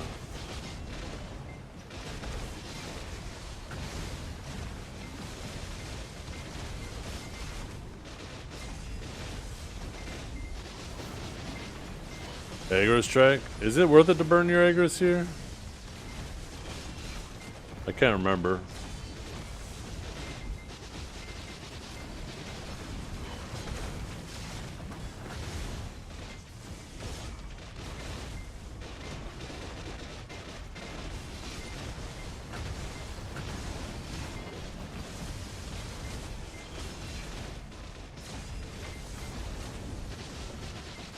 You will not get a lot? Yeah, I didn't think so. I don't remember this being a decent Agros spot. I think it's a decent spot for Agros coin though, right?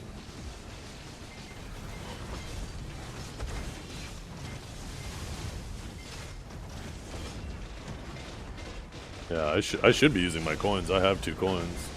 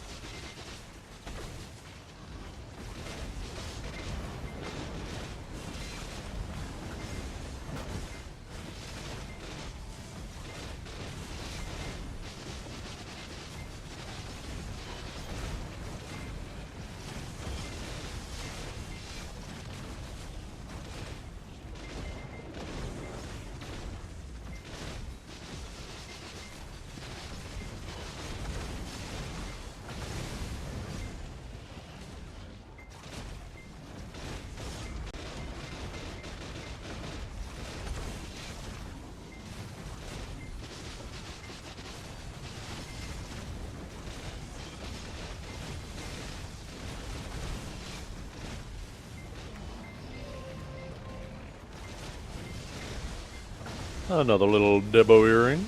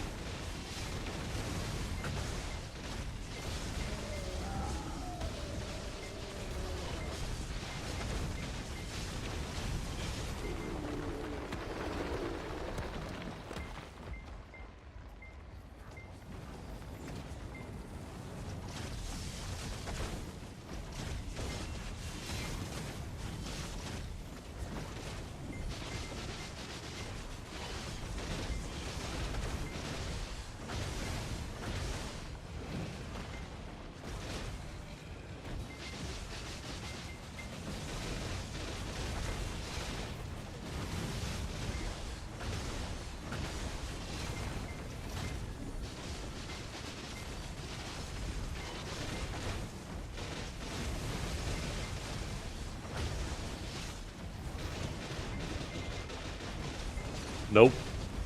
I don't remember that. Oh wait, maybe I do. That's right, they changed, right? They changed from whatever they were using to that, and everybody was like, oh no, this is gonna be so terrible for the game. You're right. Nothing's changed. Did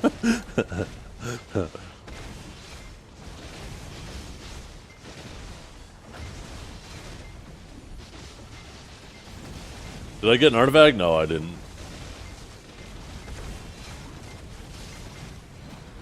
I should, though. Very, very soon.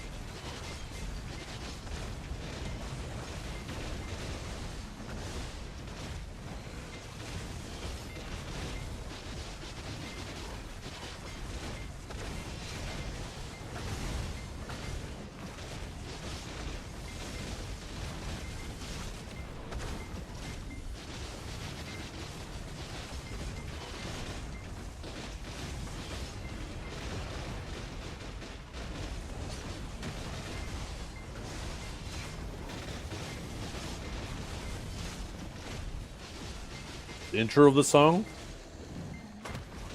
What was the intro of the song? I wasn't even paying attention.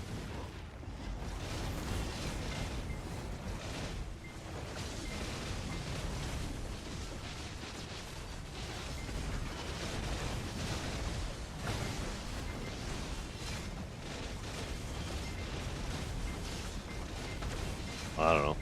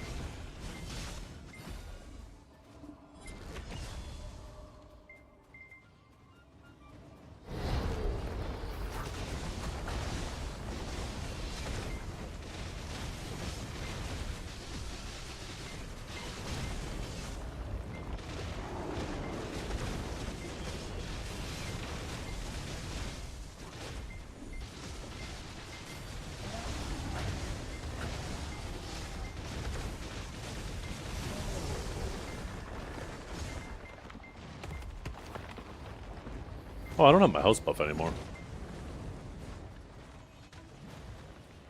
I completely forgot about it.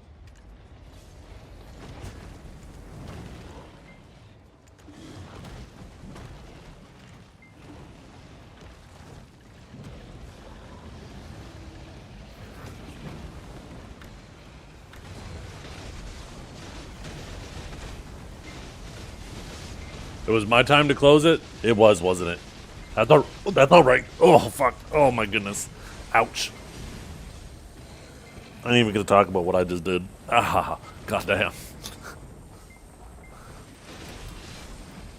Good thing my camera wasn't on. I would have looked ridiculous.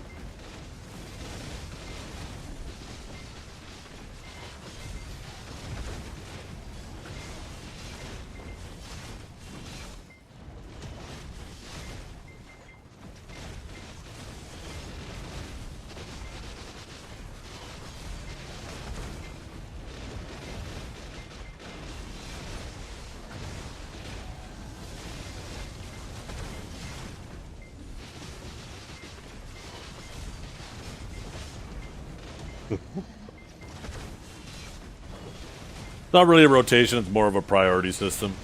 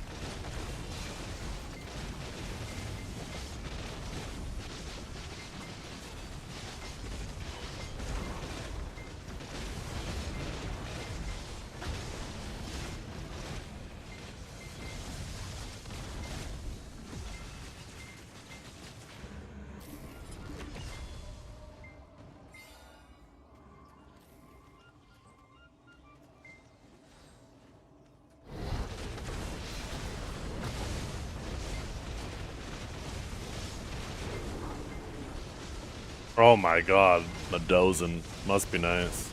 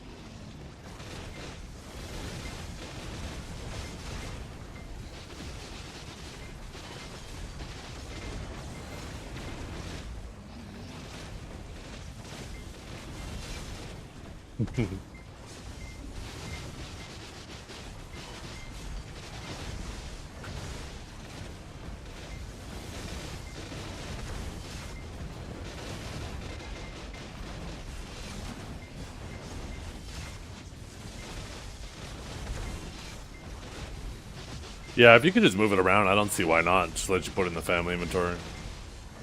They should totally do that.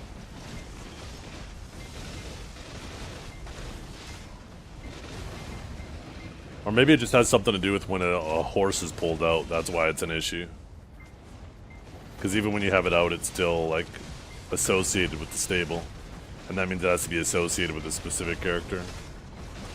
Unless they have it automatically put the horse away every time you swap characters or log out. That might be a solution.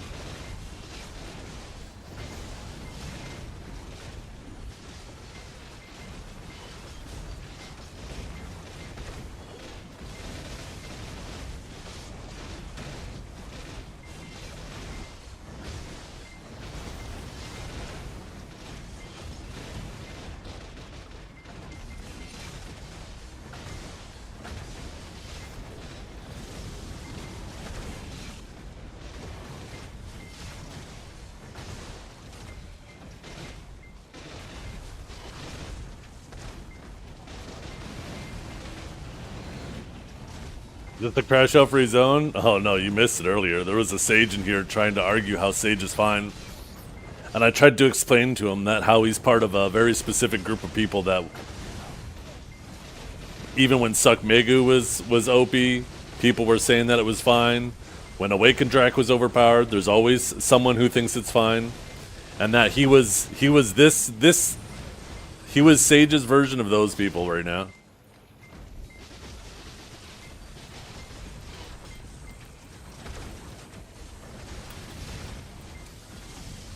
Suck Wizards in 2020, exactly. There's always some people, right?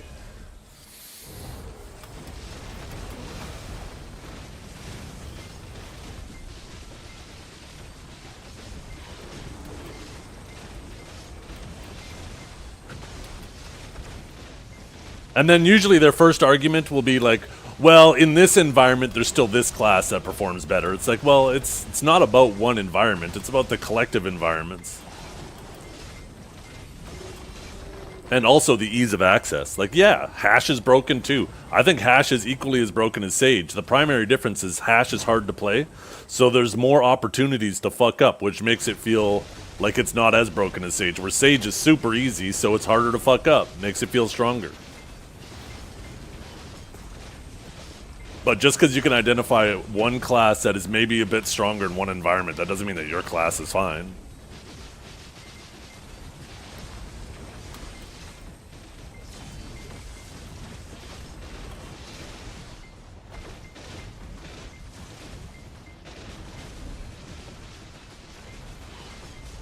So, I don't know. I think the biggest issue, I don't know if you've heard me talk about it, I think the biggest issue with Sage is the oppressive, and maybe you don't experience this as much as a Hash, because Hashes are actually reasonably tanky in Solair, but, and anywhere really, but is how much damage it's doing while doing fully protected movement. And that against the majority of people, all you gotta do is just cycle that fully protected movement. And you will make people V, and you won't run out of stamina doing it. You'll make them run out of stamina trying to run from you while you're doing it. So I personally think that the Awaken, the damage of Judgment, Impaling, and Spearbolt and Aftershock need to be brought down. And the stamina, both Bolt and Judgment, their stamina costs need to go back up, plus 50. Because you cycle those abilities so much that plus 50 doesn't sound like much, but that shit adds up quickly. And then if you do those two things, I think you could make the argument that maybe you could bring some damage back to Riftstorm and Interrogate. Because those are abilities that you have to commit to. If you do a bad Riftstorm at the wrong time, you're going to get yourself grabbed. If you do a bad Interrogate at the wrong time, someone's going to get behind your forward guard. But there's a risk versus reward, right? And it makes the matchup more fun for people when they feel like, for both players, right? Both the Sages and the people fighting the Sage. Where if you execute abilities that you got to commit to, and you do it properly and don't get punished for it and get rewarded for it, it feels good for the Sage. Or, if a Sage uses that shit badly and you punish it, it feels good for the person fighting the Sage. But those are abilities that you need to commit to the damage, and I think those are fine abilities to have damage. But having fully protected movement doing that damage, and having a damn near unlimited stamina pool, that's the thing, is technically Sage doesn't have an unlimited stamina pool. But it really, it's about that relative stamina, right? If your stamina pool is able to outlast their stamina... Okay, I'm going to turn redemptions off because this is important. And I don't feel like people being dumb right now. It's about that relative stamina usage. So even though technically Sage's stamina might not be unlimited, it feels unlimited for everyone else because they're always running out first. That means it's up to them to manage their stamina, and you don't have to worry about it. And it makes it feel very oppressive for them.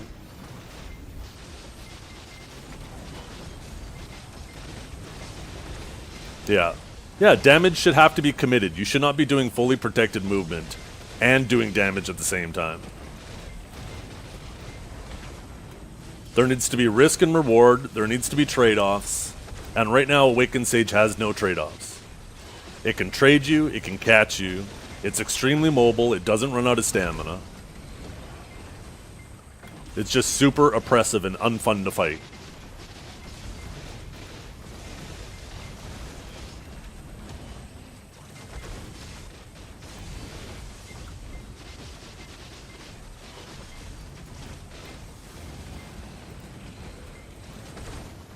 There's lots of classes that need nerfs in various ways, yeah. There needs to be a trade-off. Trade-offs are the most important thing. You're allowed to have classes that are exceptionally strong in some areas, but there has to be a trade-off, right? Like when you have a high damage class that has really good mobility, one of the trade-offs could be is that it's squishier, right? Or if you have a class that's really tanky and does good damage, it's slower, right? Trade-offs are so important to making sure that you can have class identities, but still have fair fights. Oh, I can guarantee you, with 99% probability, it's making the full season because there's no global ads this week, which means even if the next week has a patch, that leaves it like, what, one more week of the Solair season? I personally think it's lasting the whole season. I liked Sage before these buffs. I really like the PvE buffs. I would be perfectly fine if they took the March 20th PvP update they did for Awakened Sage and ditched that, just reverted all that shit back, and kept the PvE changes. Because the PvE changes had a little bit of a PvP buff with it too, with some of the cooldowns being shorter, but it didn't come with that oppressive damage, it didn't bring in the extra protections, it didn't bring back the knockback on Impaling Flash, it didn't bring back the insane stamina.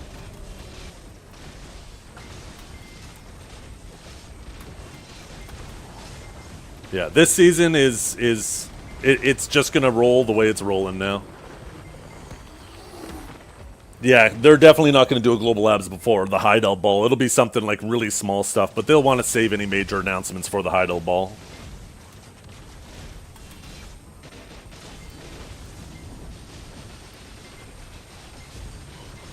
I was only half paying attention to that, so that was probably my fault. I was doing a lot of talking with my hands while I was supposed to be fighting the golem. Any ball predictions? The same old stuff. They'll announce a new class, they'll give us some hammers, they'll talk about the Edina region, they'll probably talk about some balancing changes. I think we'll, at the very least, get an update on the all-in-one presets. Hopefully it'll be ready for release.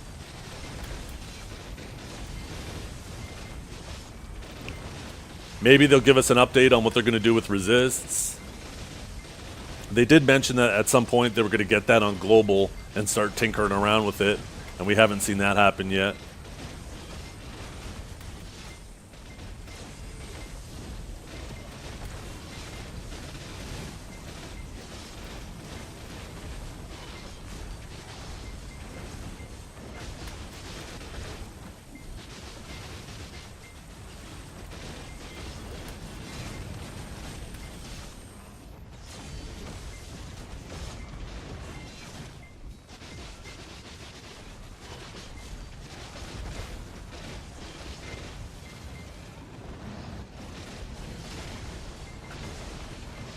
But yeah, it's Awakened Sage is just very unfun to fight against because it's just constantly moving and doing damage to you, and you just burn all your stamina trying to stop it from doing damage to you, and it feels damn near impossible to do it.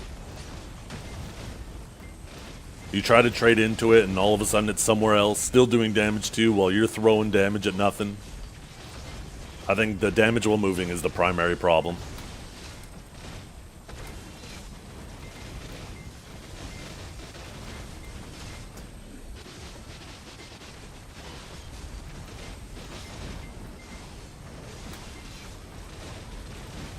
Yeah. A lot of people love to watch you crash out too, Armin, so this might be a season to get some big views. Just unleash the hatred.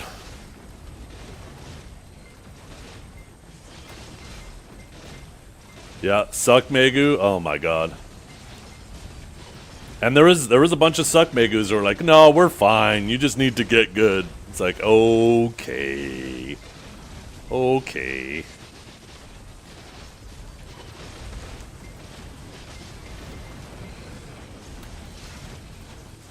Awaken Sage on your ult? Do it! Do it!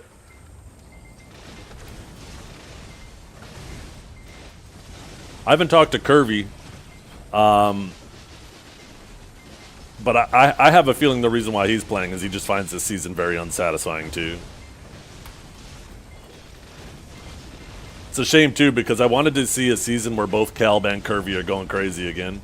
Because those two are definitely the best two Awakened Sages.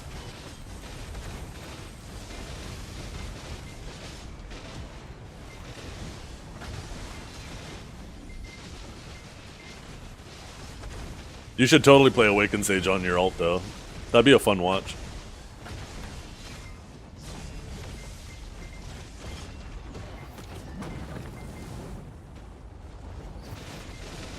Well, apparently the Sage that was in my chat earlier that was claiming that Sage is fine and that everybody else needs to get good, that was basically what he was saying. He claimed that he's been a Sage main since the beginning, but nobody knew who he was.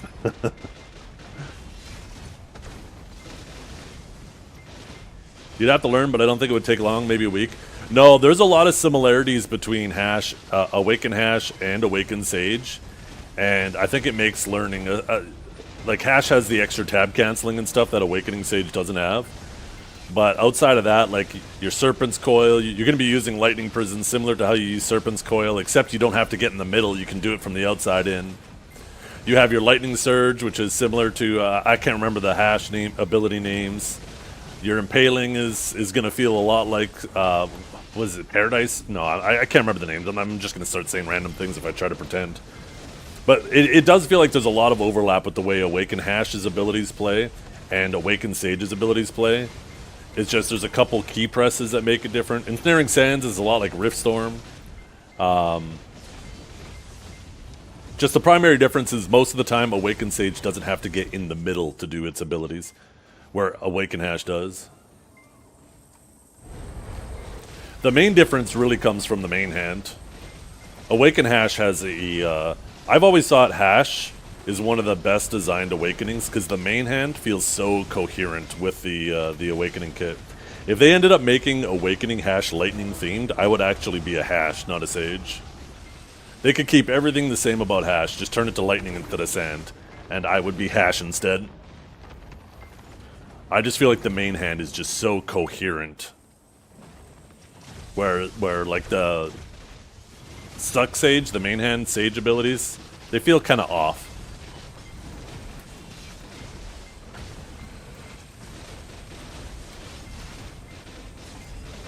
You really like Lightning? I do. I love the Lightning theme. I back in the day, I toyed with the idea of playing Witch.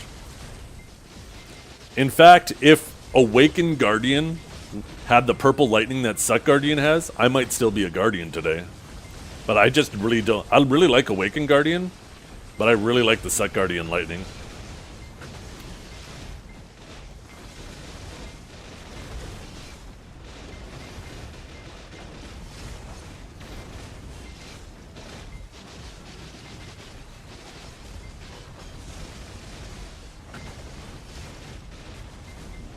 Am I going for deck main hand? Yeah. Not actively. But just as I get enough crons to do a click, I do a click. I ain't trying to rush it, because all I play is Awakening. If something ever happens and, like, Succession gets tossed into the ground, and, if Awakening gets, like, taken out back and shot between the eyes, and Succession ends up being the optimal for large scale, I still love Succession Sage, too, so that'll motivate me to work on the main hand. But right now, like, Awakening Sage is performing just as good as Suck Sage in large scale and, you know, better everywhere else. Do you think they'll give a Pen Blackstar or Flame this ball? I don't know. I don't think they need to, but they might. It was really important for them to give a Pen Blackstar when they released the Sovereign Weapons, because the amount of demand there would have been on that market, with everybody going from needing 2 Pen Blackstars to 4, would have been insane. That's also part of the reason why they made getting them a lot easier. They reduced the amount of pities significantly. I don't think they necessarily need to do that with the offhand. Everybody getting 1 offhand isn't that big of a deal. But they might, right? I guess it depends how generous they're feeling.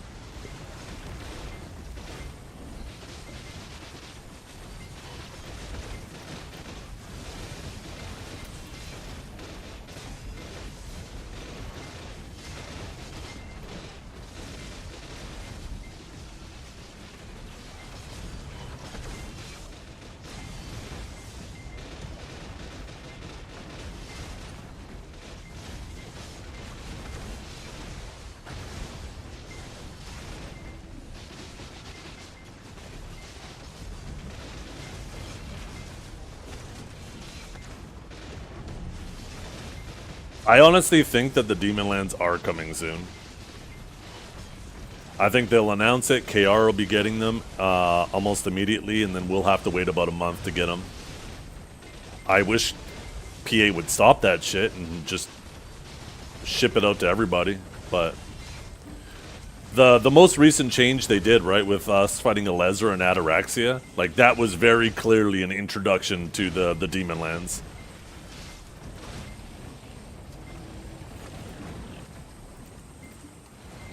I don't think it was a coincidence that they shipped that shit out this close to the ball.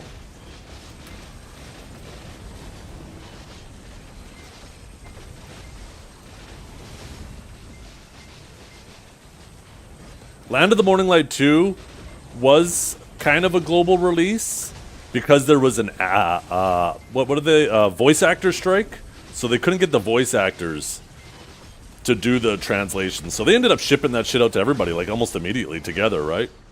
And it ended up working out really good. I really hope that that was an eye-opener for PA, that we don't need the English translations. We are all perfectly fine. In fact, I would prefer the Korean voices for a lot, especially the Land of the Morning Light content. I would much rather get content the exact same time as KR. And then if they insist on implementing the English voices later, they could do that.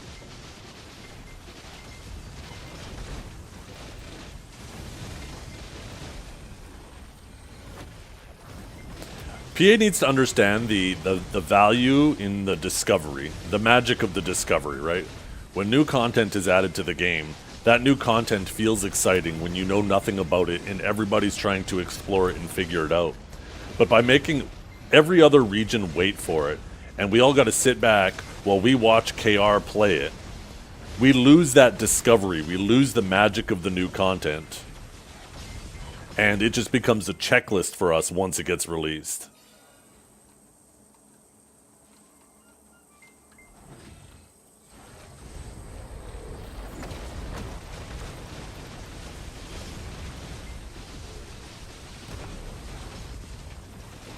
Just put the subtitles in English? Yeah, exactly right.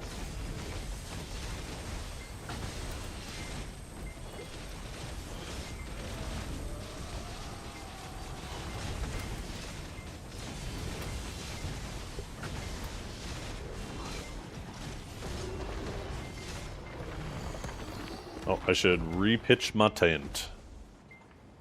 You need a quick break? Oh, okay. Here, I'll dip the lantern.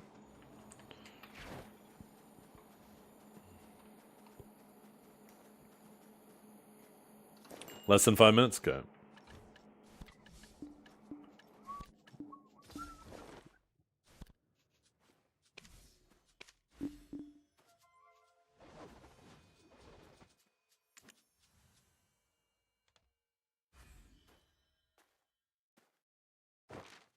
Here, maybe I will...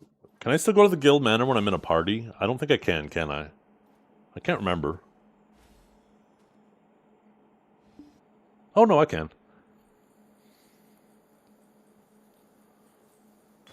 I don't know why I thought I had to drop. I'm just going to refresh 1 hour house buff here.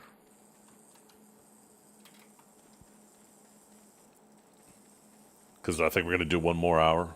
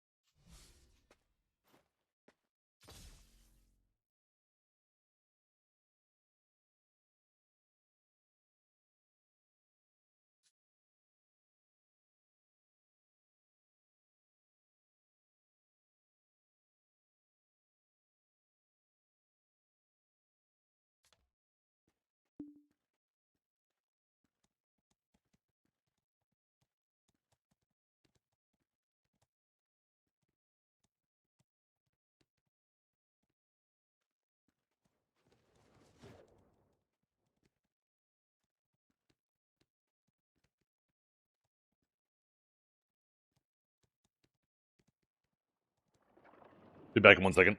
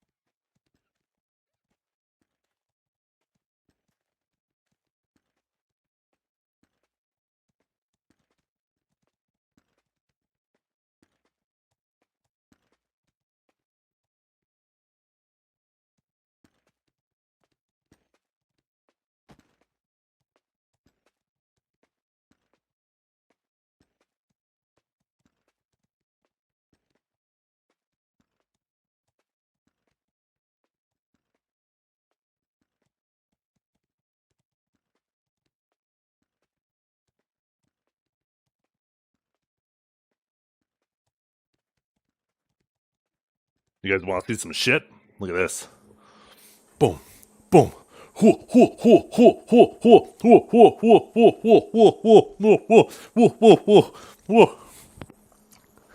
call me the pepperoni ninja.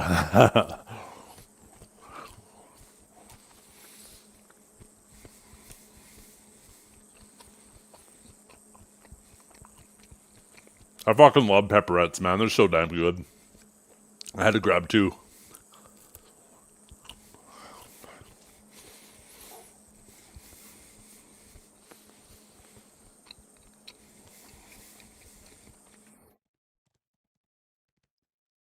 They're cringing for my daughters?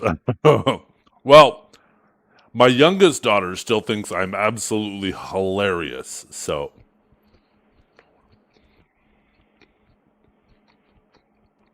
Why did the song command not work? What the hell?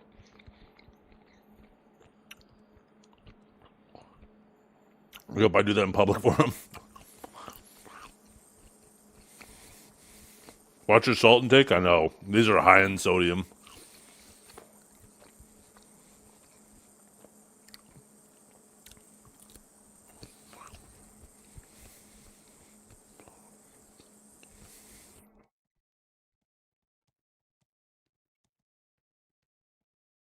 Yup. My oldest is kind of getting to that age. She's not quite there yet. 5 trail, why? Because I can. I actually don't even know where I'm at right now. Let's do a quick little tally. How many costumes we got? Let me pull up the calculator.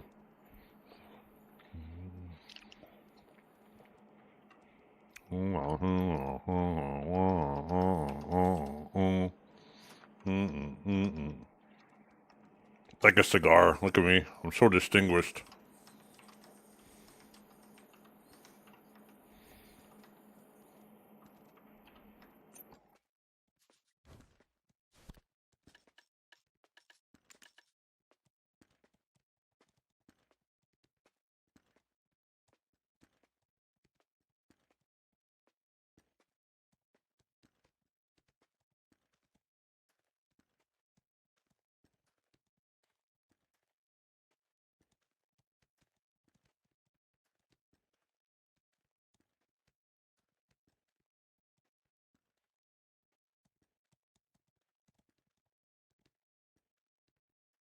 Okay, so we got 2.5 billion worth of crons.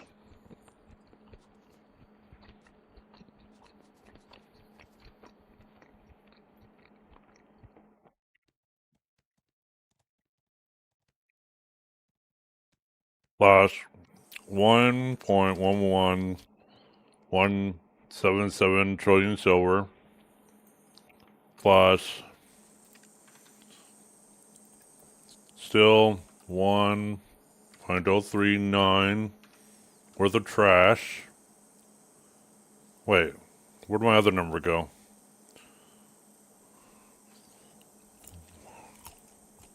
Where's the history button?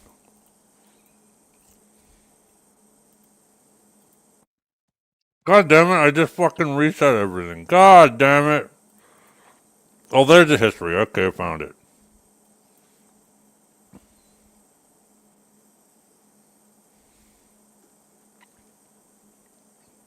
Okay.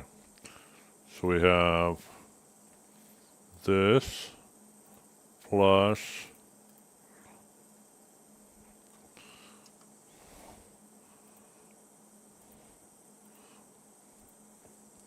1.039. There we go. 4.72.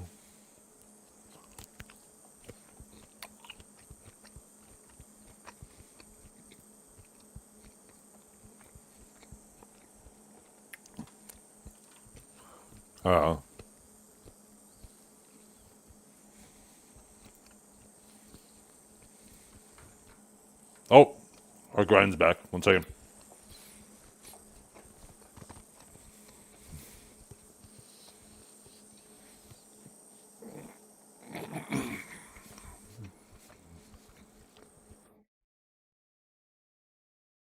Oh man, pepperonis are so fucking good.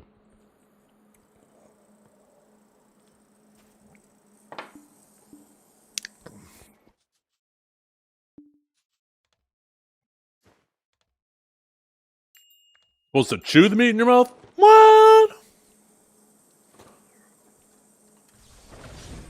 Best to enjoy the journey and not think about how long until you arrive at the destination. True. Yeah. I mean, a lot of those costumes I've been buying for years and years and years, right? They've been piling up. The last time I expended my whole costume supply was when they added the Black Star offhand. And I didn't have a single Pendebo yet. But ever since then, the costumes have been slowly piling up.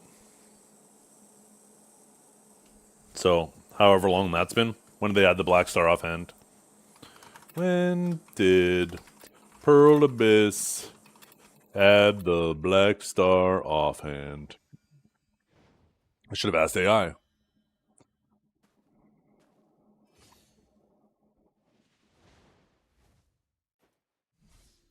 Okay, this is obviously wrong. It says June 2024.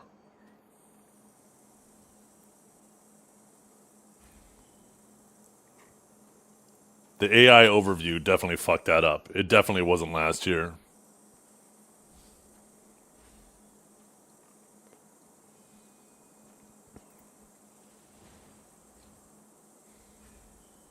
Here we go. 2022 was when they added it. 2022. See, you guys, you can't trust AI.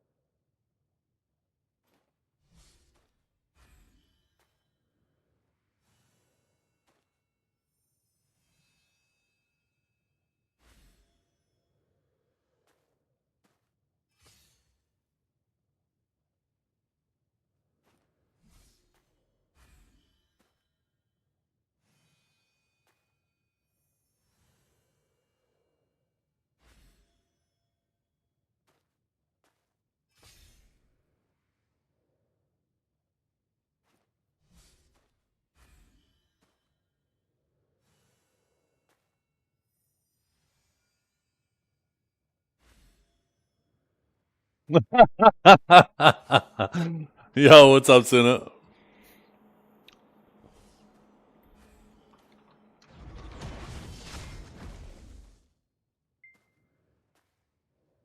I don't appreciate you calling me old man either, old man. How old are you, Suna? Aren't you like 90?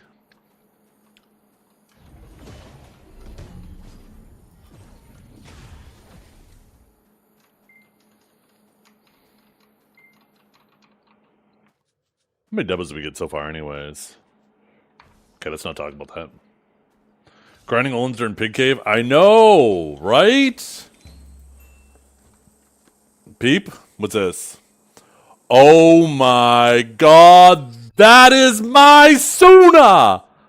Finally! Finally, he's not going to be a gearlet. One down, baby. Oh, that was the next. So that was the first one. 5 more to go. 5 more to go. You're almost there, baby. I'm ready.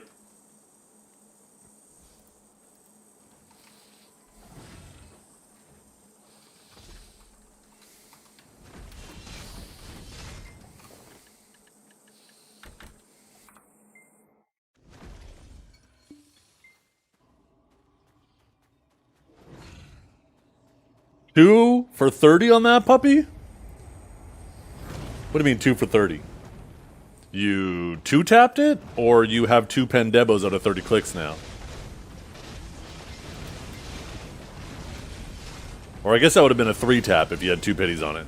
Oh, it went on the second? Nice.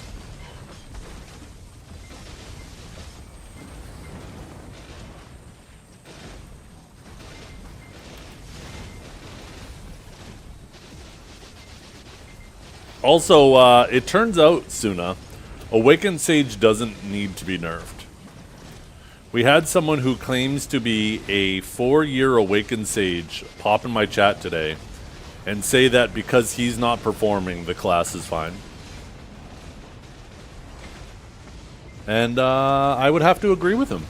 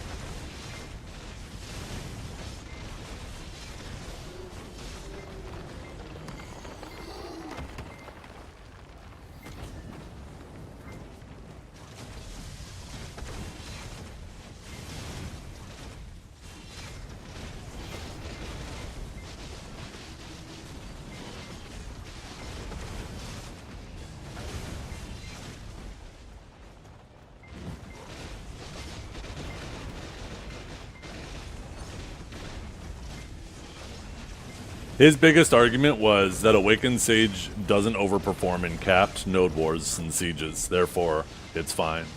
But that's a completely separate issue. Yes, Awakened Sage doesn't perform as well as it does everywhere else in capped Node War and Siege, because Awakened Sage's damage is derived from having exceptionally high AP. Both Sages, not just Awakened, from having exceptionally high AP, right?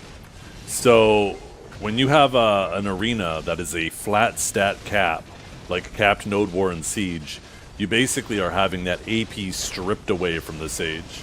And that's why you see classes with higher multipliers tend to do a lot better in capped fights. But that's not a problem with Awakened Sage, that's a problem with how caps are set up. That doesn't mean that Awakened Sage is balanced. That just means that that game mode has some glaring issues that are exposed. And I think everybody, almost everybody would agree that capped Node Wars and Sieges should operate like Solair gear.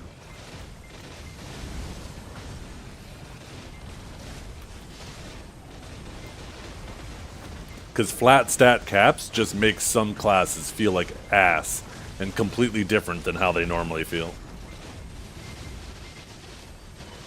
Still talk about Awakened Sage? Yep. Yeah.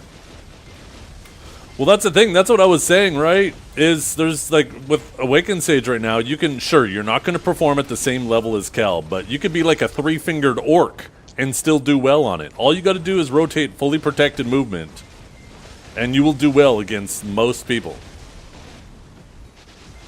That doesn't mean you're going to automatically perform at Calb's level. Obviously, somebody who is exceptionally good at the class before it got buffed is going to be doing even better now.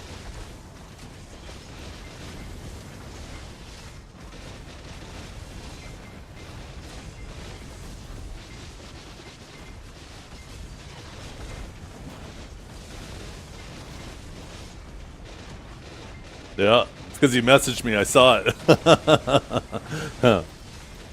AOS cook though, it is. Yeah. Yeah, it's not just Sage meta. There's hashes. Zerkas are still good. Arena of Solitaire. Wait, what do you mean? I don't understand what you're getting at, Cine. My twofold brain isn't able to keep up with your 3D chess you're doing here. I don't understand.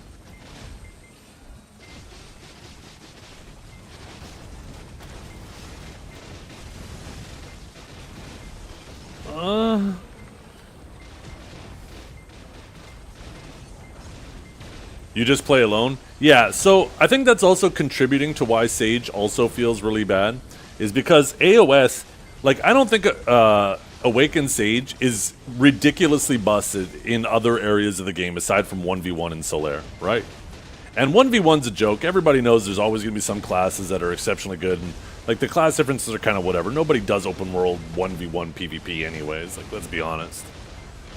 There used to be a reason for it to defend your spot, but now there's so many spots and ours just so meaningless. Anyways, back to my point. The AOS is like a really high damage environment right now, where like everybody's able to kill everybody pretty damn quickly. So classes that are very, very fast and have high damage iframey movement are obviously going to do exceptionally well. But also because of that, and to what Suna is saying, because everybody's able to just do shit on their own, it really reduces the demand of team play. Where when you require a couple people to commit to get a kill on a target, it requires more team play.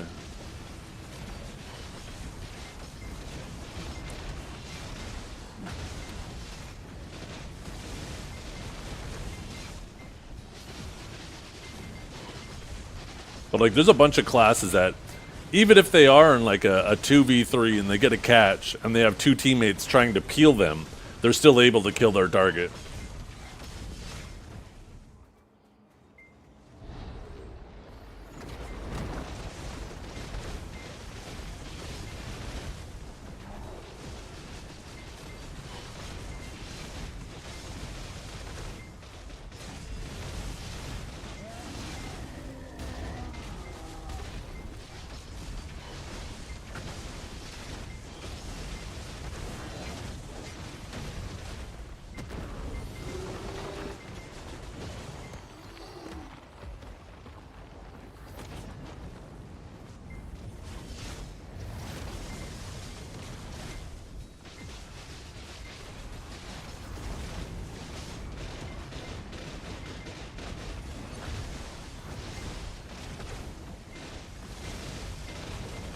So, yeah, I think it's a twofold problem. I think the movement damage of Awakened Sage needs to come down. I think they can, if they do that, they can afford to give Awakened Sage more damage and abilities that you have to commit to, like Riftstorm, which is a very grabbable ability, or Interrogate, which is a very forward guard punishable ability. Then there's that risk to reward dynamic. You can move that movement damage to those abilities. And then I think people should be tankier in Solaire. Not a ton tankier, but a bit tankier. I think they need to get rid of those 12 Whom idiots. And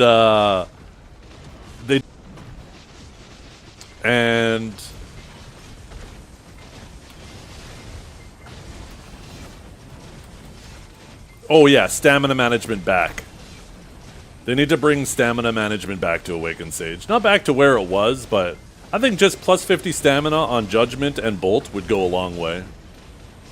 It wouldn't bring it back to where it was before the nerfs, but it would definitely, with how much you use both those abilities, you would definitely start to be able to pressure Awakened Sage's stamina again. People are running 12 Whoms? Yeah, some people are.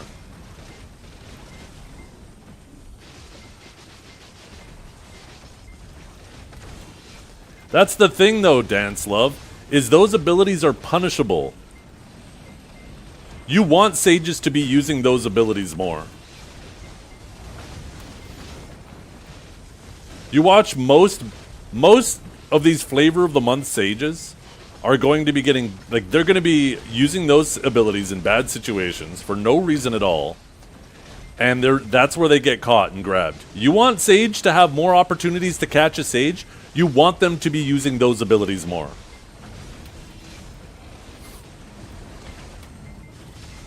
Because those are the punishable and catchable abilities. Right now, there's no reason to be using those abilities.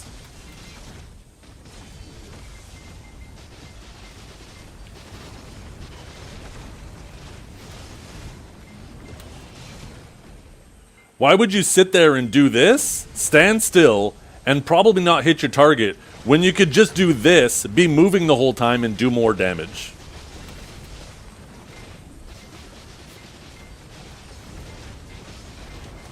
No float back on Void Gateway.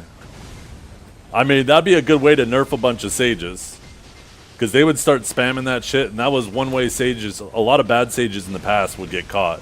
Is just using that shit way too much.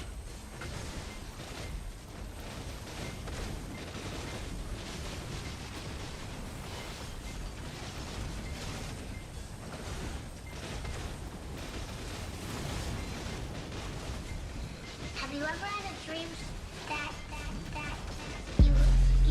you can don't do skip you don't do skip you wanna don't do skip you can don't do skip you don't do skip you wanna don't do skip you can Z's.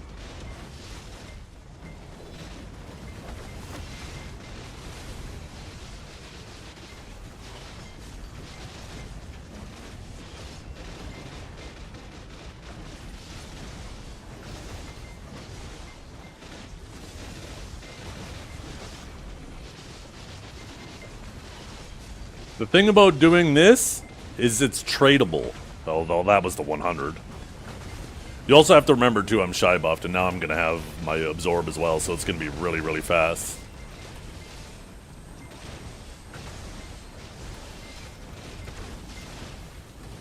But those abilities are tradable and they're catchable. Sage is spamming this and this and this and this and this and this. This isn't tradable when a Sage is doing that, right? It's not tradable.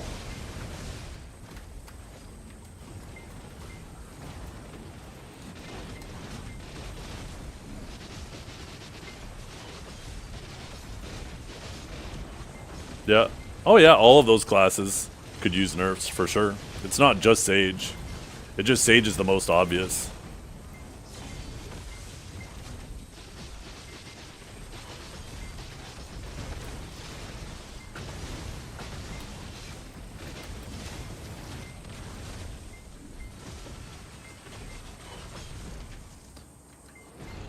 Hash is equally as broken as Awakened Sage. It's just harder to play, so it's easier to fuck up when a class is harder to play. Where Awakened Sage is easier to play, so there's less opportunities for your average players to fuck up. That's the primary difference.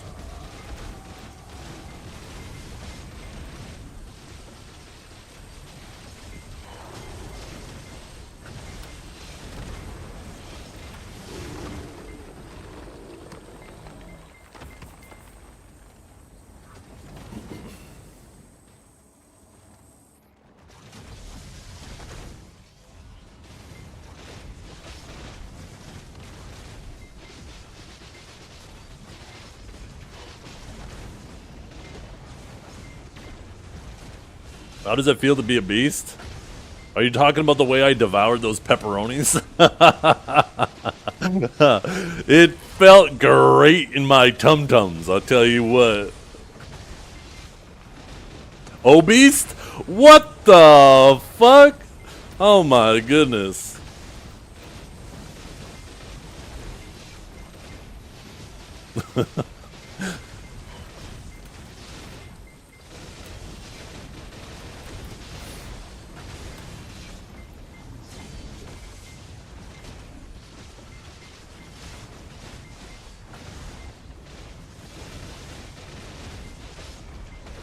Yeah, I'm gonna pretend like that didn't hurt me, John, but tonight I am totally making a voodoo doll with your avatar's face on it. Whatever the hell that avatar even is. Yep.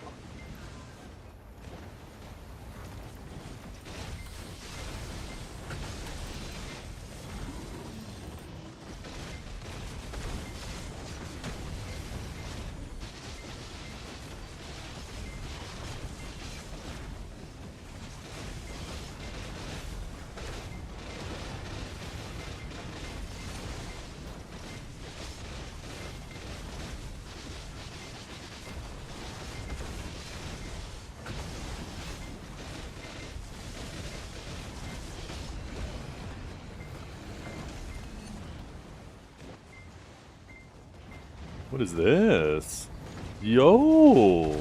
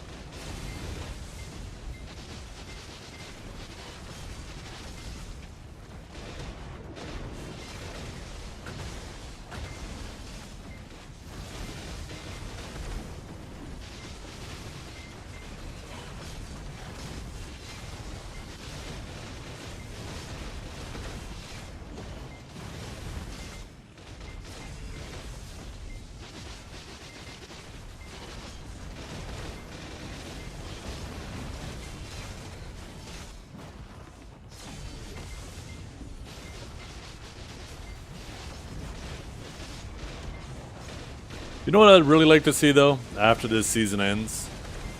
Is some buffs to some of the underperforming classes. A little bit of nerfs at the top, lots of buffs at the bottom, because there's definitely a lot of classes at the bottom that could use a lot of love.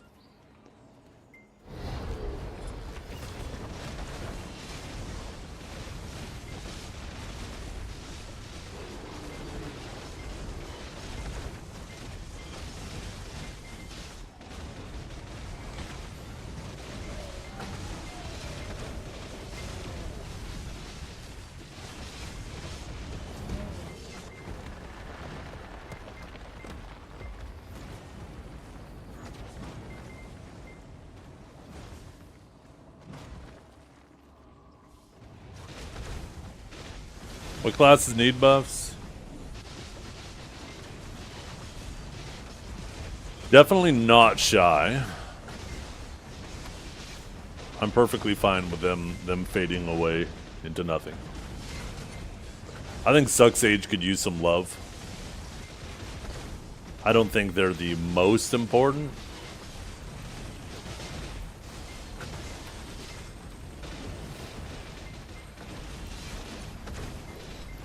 I don't know about Suck Musa. I don't know what it is about Suck Musa. But every time, all of a sudden, I think I'm doing good, and then I'm dead, and it says you've been killed by Force Hunter on my screen. I'm just like, fuck that class.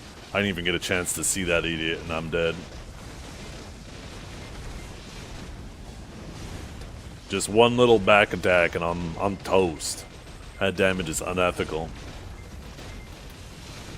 Maybe if they nerf the damage of that one ability and spread it out amongst some other abilities. And then give it a tad bit of stam, maybe? Yeah. Suckdrack could use some PvP love.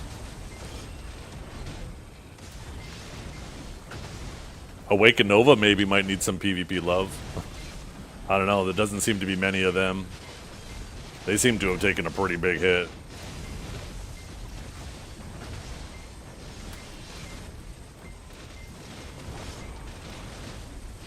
Suckvelk. I think Suckvelk could use some love.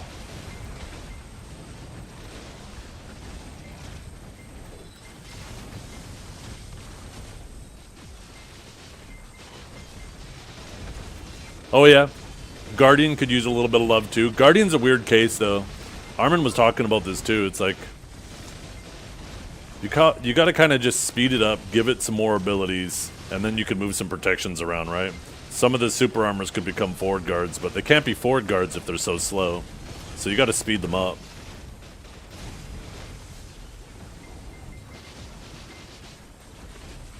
There is Global Labs' reach, but the patch is coming out tomorrow at regular maintenance time.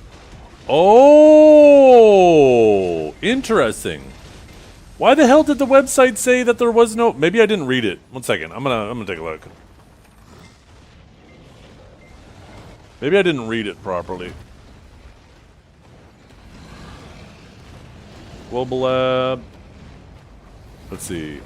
Updates. Oh wait. Notices. No Global Lab maintenance on June 6th, Friday. There will be no Global Lab maintenance June 6th, Friday due to holiday reasons. The next scheduled maintenance will be on June 13th. Wait, what are you talking about?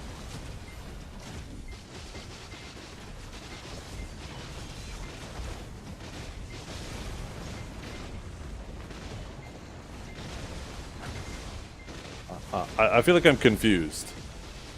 The thing I'm reading on there, let me double check the date. No, it says June 6th. Read the last line. Yeah. Details on next week's update will be revealed on June 5th. Oh. Yeah. So there will be notes, but they're just not going to ship it to Global Lab until the week after. Gotcha. Yeah. Okay. You're asking me to read the fine print? I'm wearing glasses. I'm 41.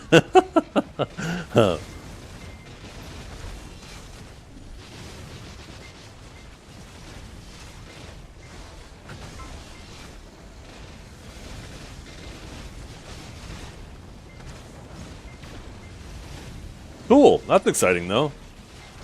I'm gonna be gone tomorrow morning. I'm gonna be watching my daughter do some track and field. So. We'll be, oh yeah, just another reminder, you guys. I'll be starting my stream later tomorrow, probably around noon. It'll be a very short stream. My daughter has some track and field. I'm going to go watch and cheer her on. And, yeah, I'll be starting up a little bit later.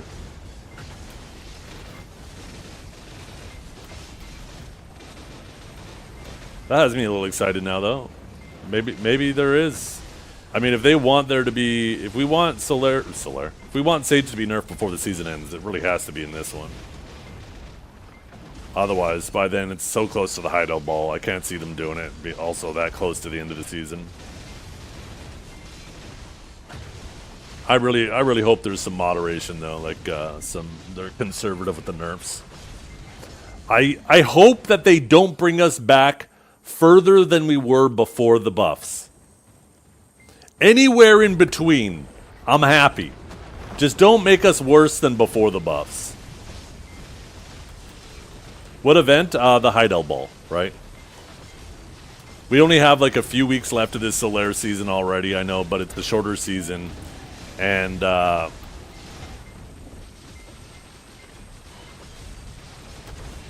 once we start getting closer to the end of the Solair season, it's going to be so close to the Hideout Ball. I can't imagine them doing any major changes right before the Hideout Ball. They'll probably want to wait and save and announce that stuff at the Hideout Ball, right?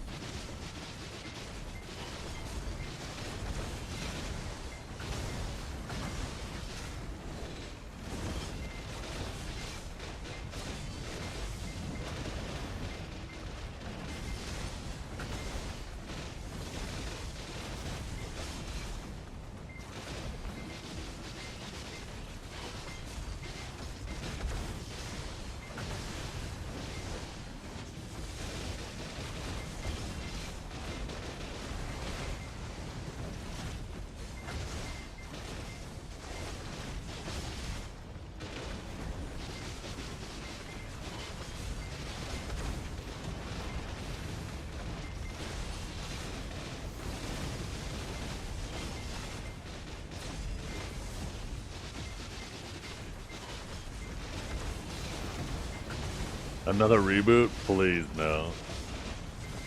Oh my goodness. You see that? It's the man named Sausage. Just got a bond. That could have been my bond. Instead of going to the thick sausage, it went to the sausage.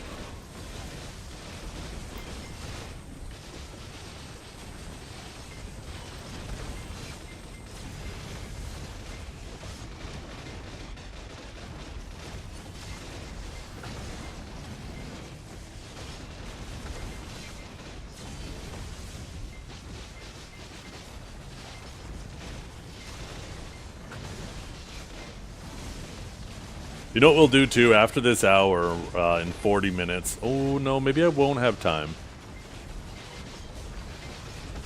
Yeah, I don't think I will have time actually. Never mind. Disregard what I was about to say. Yo, someone's selling a full +10 Etheria Carrick Valor gear? Is that good, you guys? Is that the best gear?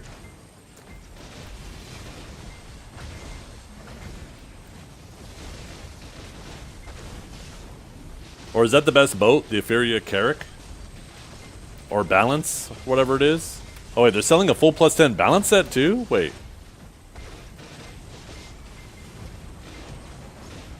Yo. Come on, we need some seamen in the chat. Guys, what boat gear is the best?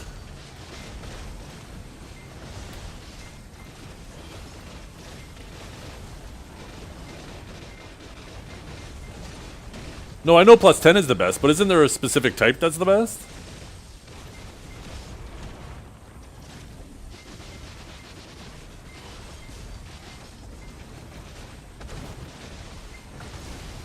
The Valor is the best? Okay, and that gear's super annoying to make, right?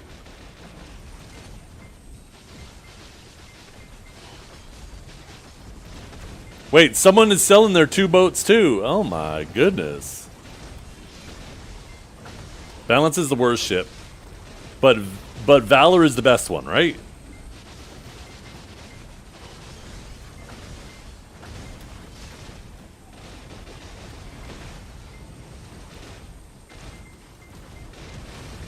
I'm all about saving time, so I'm half tempted to buy that boat gear just so if I ever decide that I do want to, or if I ever need to do sea monster hunting or sailing or bartering or whatever the hell it is, I never have to worry of it. Best for sea combat.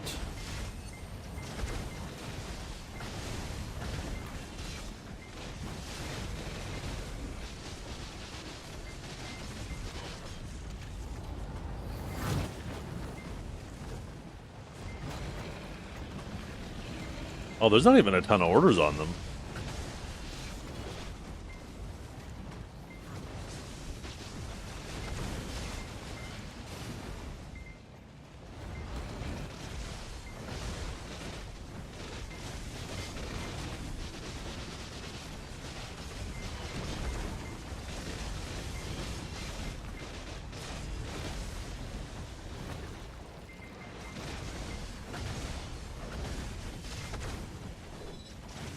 Volante is the Ferrari? That's the fast one? That's the best one? Oh, okay, well if it's not Volante, then F it. I ain't settling for number 2. Nobody calls me number 2.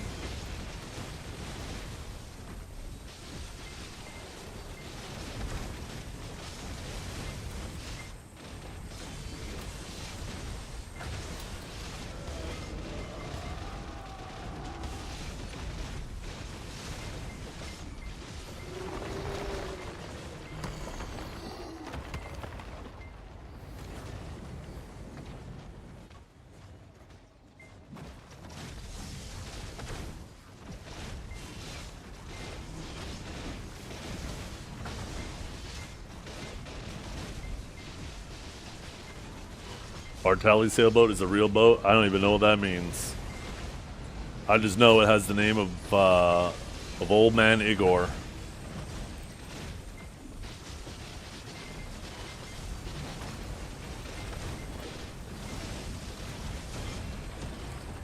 Me and Igor go way back.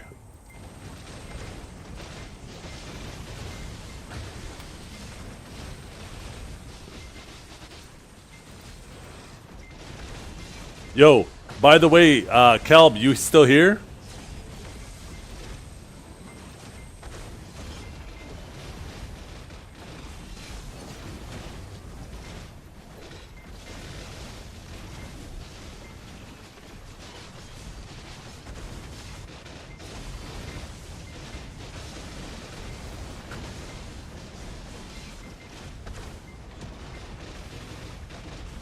Calb not here? Oh. I was going to congratulate Calb on being the first person to get to Incarnate. Not only in the first week of Solair being open, but even a few days earlier than that.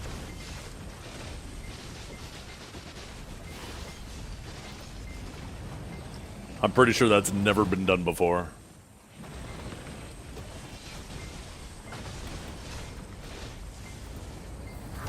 Let me double check that. I don't want to end up like trapping just saying shit, you know?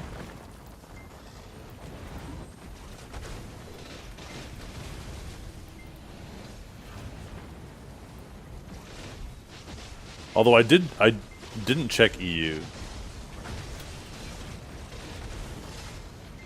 You would think season 5 would be the season that would most likely do it, because the win streaks were so insane last season.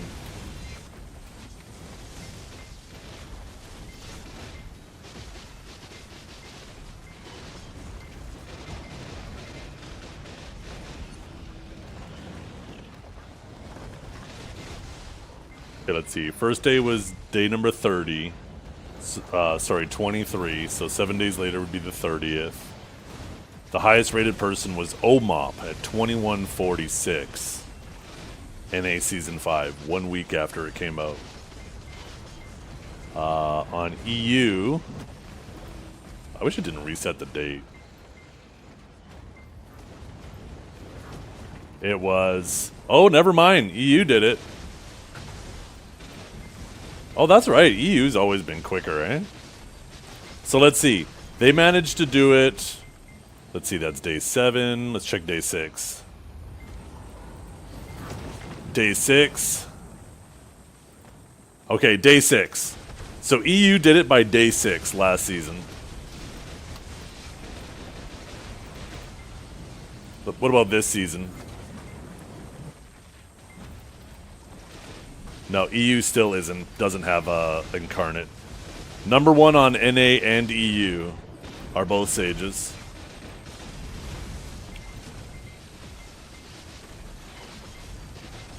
Okay, let's check Season 4. Well, let's see how many days it was for Kelb. 5 days, yeah. So that might be the record. Oh, costume. Damn, too slow.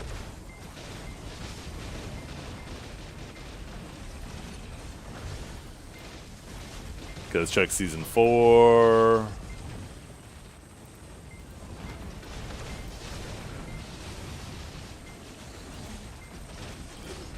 Kelb did it in 5 days, so we'll check 5 days after the season started. No, highest was 2169, Rujinx. 5 days into Season 4.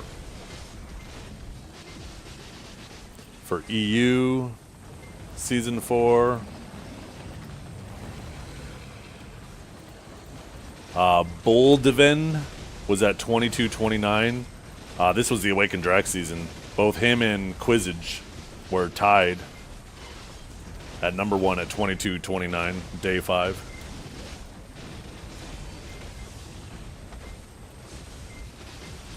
What about Season 3?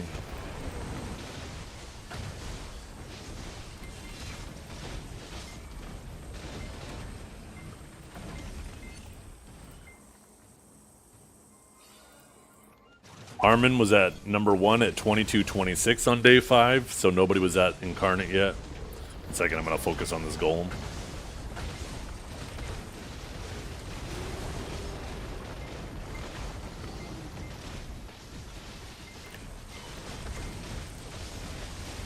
Something's going on with our DPS.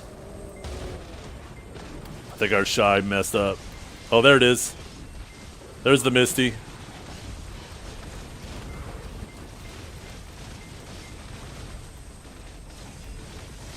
Medozin's falling asleep. It's late for him, though. I guess it's not that late, but it's getting later. Okay, so let's check EU Season 3. EU Season 3, 5 days in. Was... Oh! Quizzage! Wait, maybe EU does have it. Let's check day 4. It looks like there might be a tie.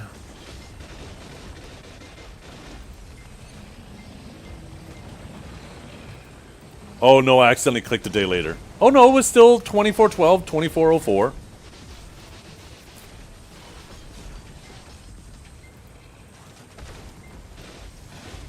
Let's check the day before then. Oh, Quizzage still has the record at 24:04 by day 3. Or sorry, by day 4. Damn. I guess Sage is balanced.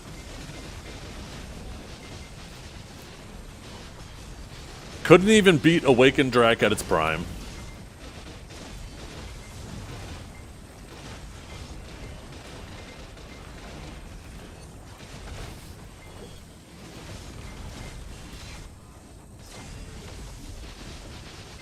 GM Buffs BA10, come on in a. I heard you doing like some type of costume contest, Grimkill. What's up with that?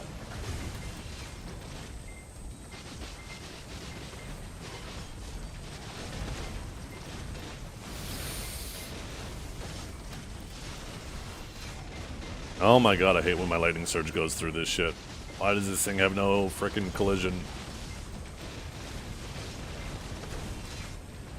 You linked the poster? Oh, okay. Let's see. Grimkill, zeroed in, Kiwi, Cassandra Hunter. White Witch, Elezra's Disguise, a woman with hidden moves. A costume contest judged on style and accuracy to an appearance of Elezra. This is a non-class specific Sorry Witches costume contest. Server NA Calc 2, location tariff. First, second, third, or choose your premium outfit box. So you just got to make your in-game character look as much like Elezra as possible?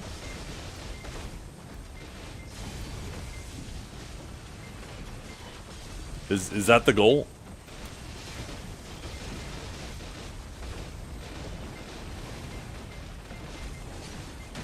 Ugh.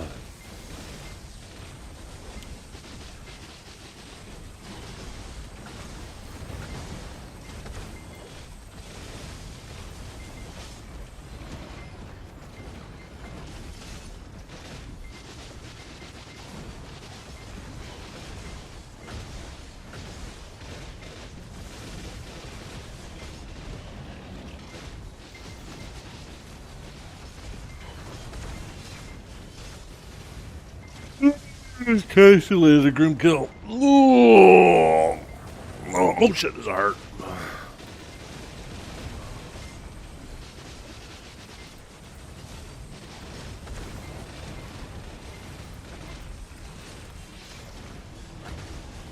I just realized I forgot to put my multi-chat on again.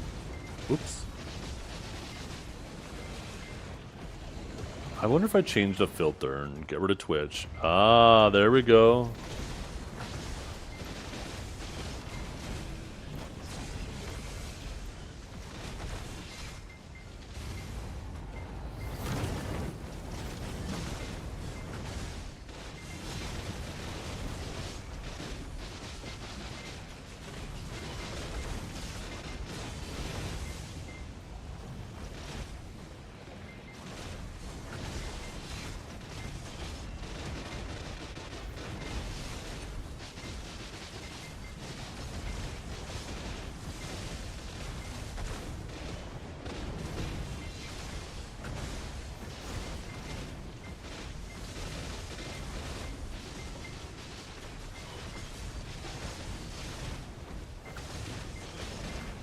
My Dekia fragments have been pretty slim today. It's kind of pissing me off. I'd rather have 8 Dekia fragments than 8 Debos.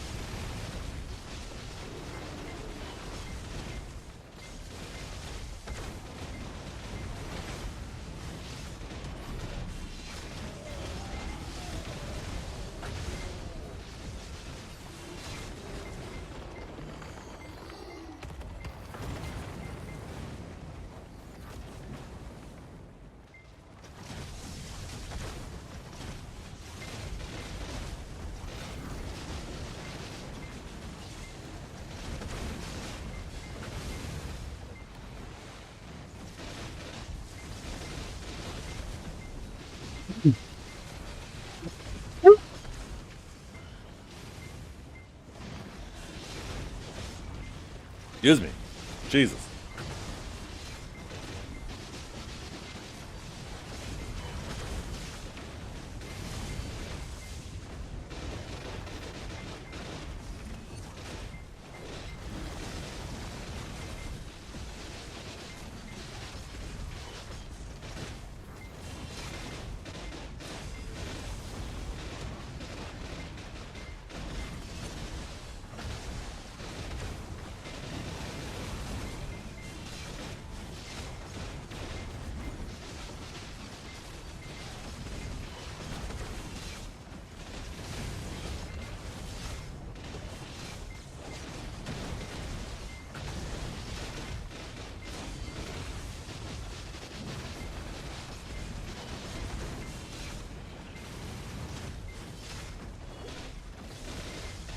Guys, if you want to go down memory lane, let's go back in time. Almost 3 months ago. I guess like 10 weeks ago. Remember when those Awakened Sage changes hit? When they hit Global Lab? And there was so many Awakened Sages dooming about how they were nerfs?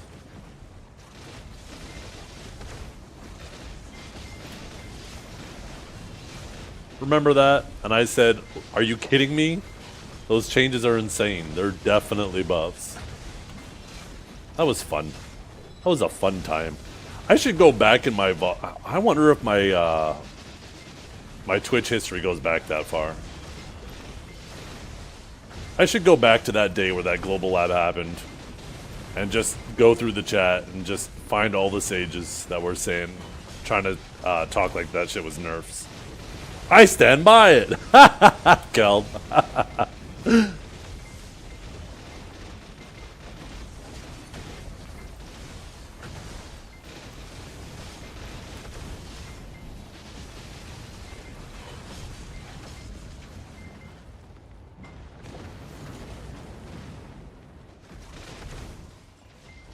Impaling looked like shit. There was definitely some broken things that weren't functioning correctly. The shorter range impaling wouldn't even have been that bad. I think it would, within the context of it having a knockback, I think it's super justifiable and still would have been good.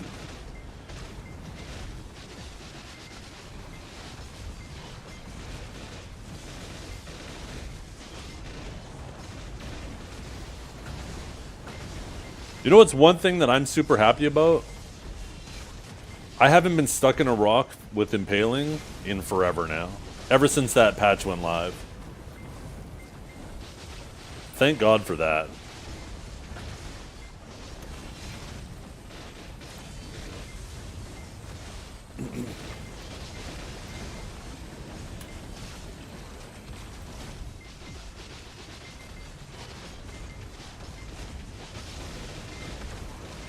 You kind of miss getting stuck in rocks?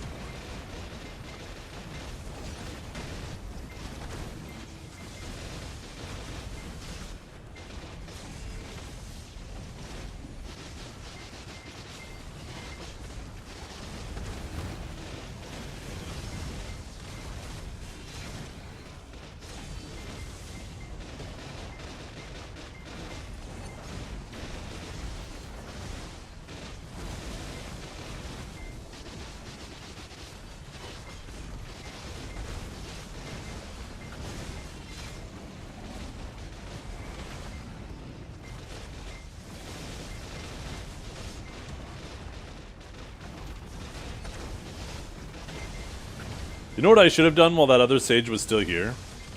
I should have dug up war scores from capped node wars from before Awakened Sage got buffed.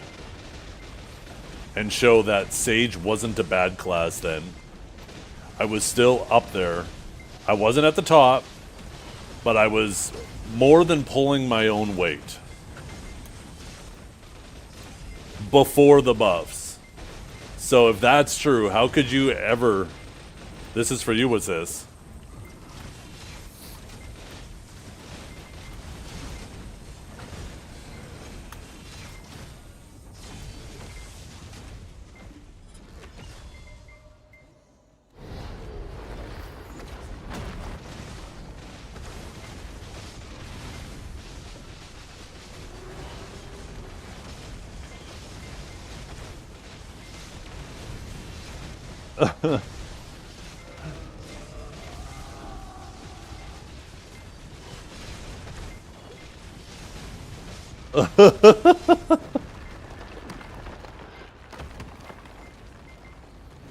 That man is pissed.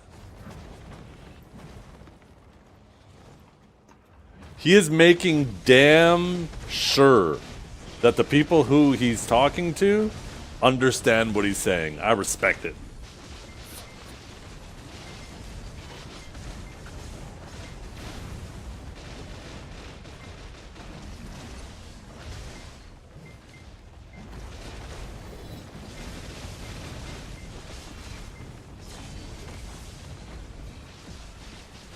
Wait a minute. I just realized my multi-chat I use actually has all the 7TV stuff as well. My normal chat doesn't. Yo! The only thing I don't see in the multi-chat is when people use the Twitch redemptions, channel point redemptions. Yo, he just posted a white truck.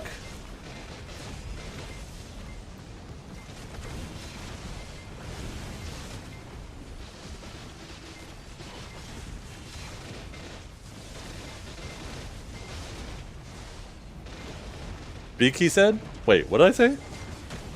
Was he not speaking? Did I accidentally misspeak? Yo, it's a green car now. Look at that with the carbon fiber hood. That car is fast. You see the spoiler? That means speed.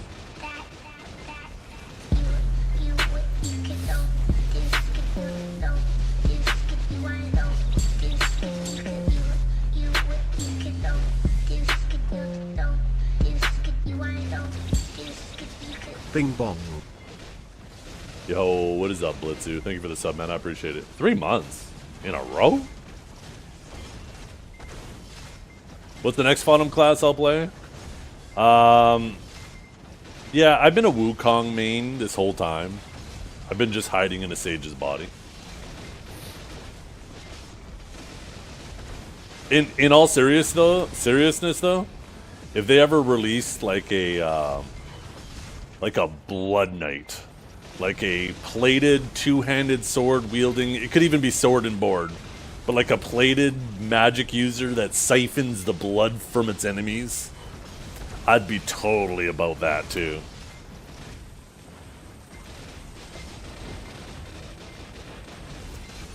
The weapon type doesn't really matter.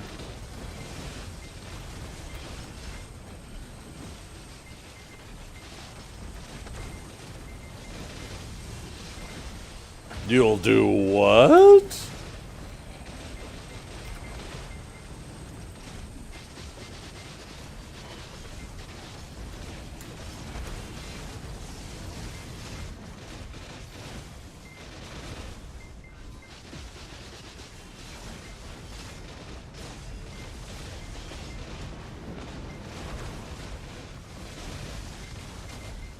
A whip user class? I think a whip user class would be cool. You know what I'm kind of pissed about?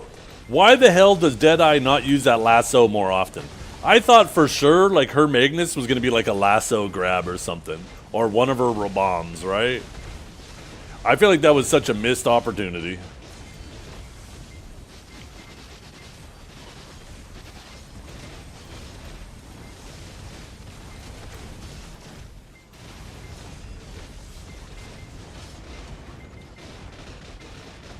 Dracula. Ooh. 1, 2, 3. And he's just counting his kills.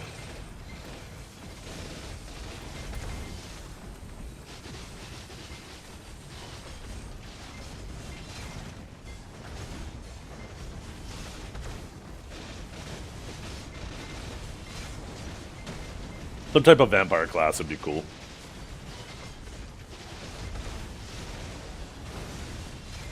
I feel like the Demonlands would be a good opportunity to release something like that too, right? You could incorporate it. It doesn't have to be like a vampire, but you can make it like some type of demon that is similar to a vampire.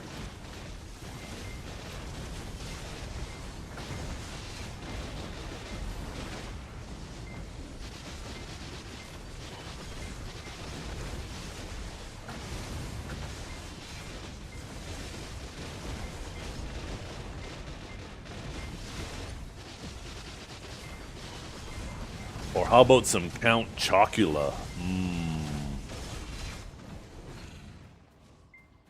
Oh my goodness, why is it all about sucking, Alex?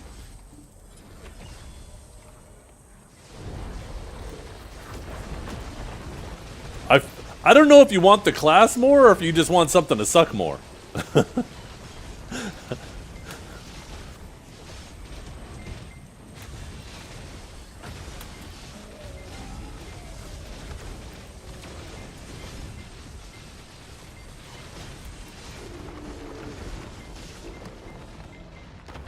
My collar's kind of messed up, is it?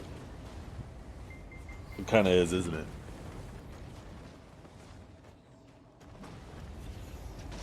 There you go, Sano. Thank you. Thank you for keeping me looking sharp. I appreciate it.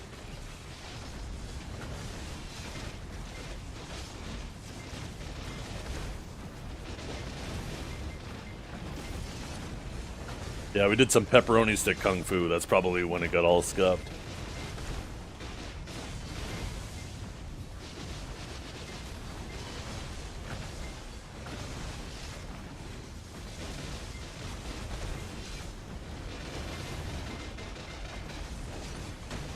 We need to bonk you on the head, send you to horny jail.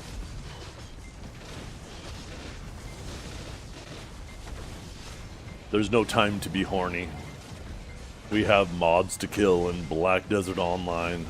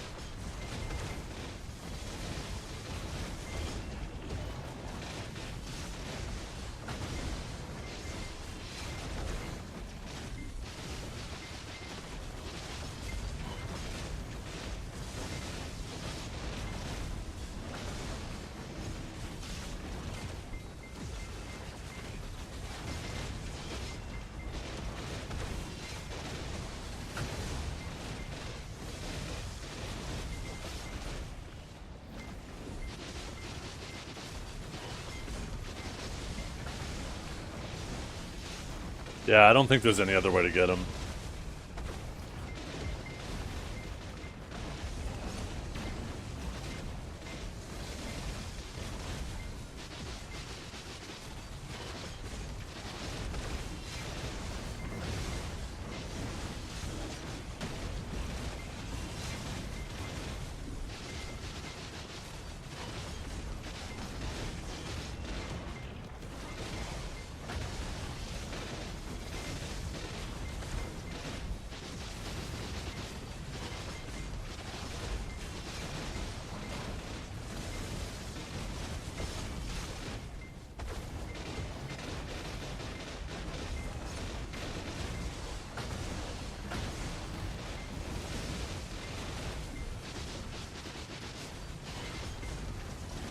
Oh, Pit of the Undying.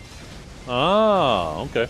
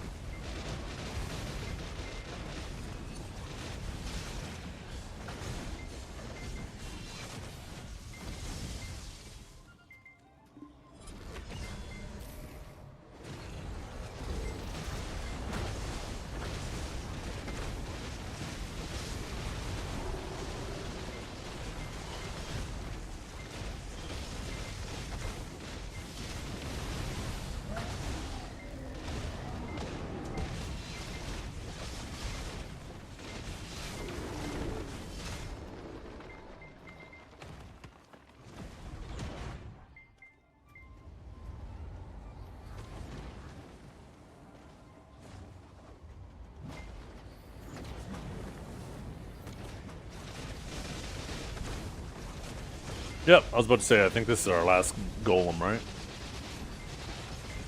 One more set of hearts and golem, and that's it. That's perfect. That gives me time to do a little bit of dinner prep, go walk and pick up the kids from school, come back, mow the lawn, make some dinner. Just once again, another reminder, you guys, I will be starting stream later tomorrow, probably about 3 hours later than I normally do. And it'll be a shorter stream.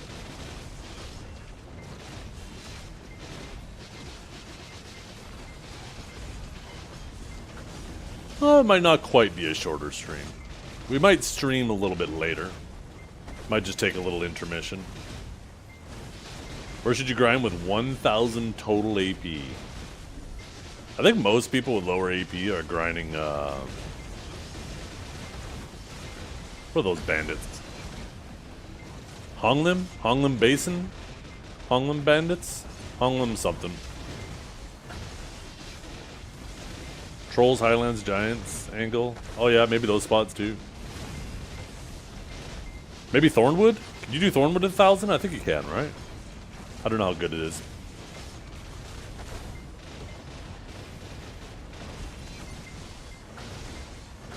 Oh shoot, my villa and my tent buff right now.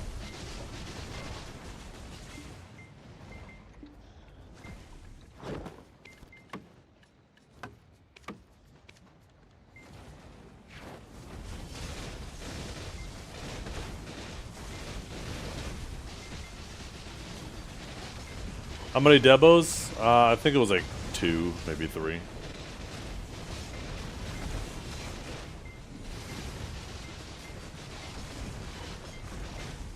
Oh, I just pressed I. There's none in my inventory, so I guess it was 0.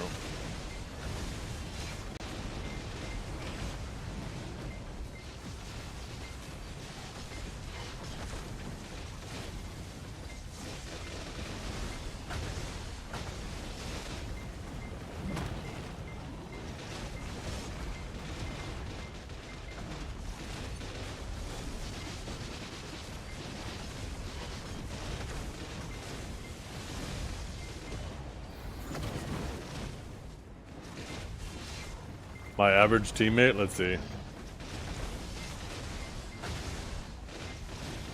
Batusai.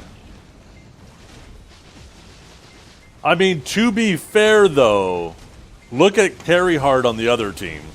That's not much better. What that screenshot says to me is you were pressuring the fuck out of carry hard and Tassadar was pressuring the fuck out of Batusai. And neither of those two people could play the game because the sages were tunneling them. That's what that screenshot tells me.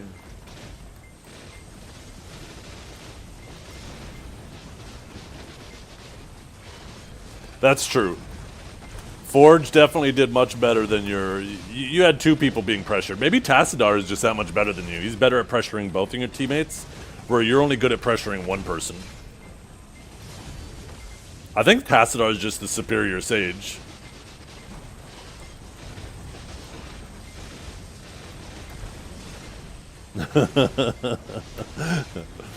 It is what it is.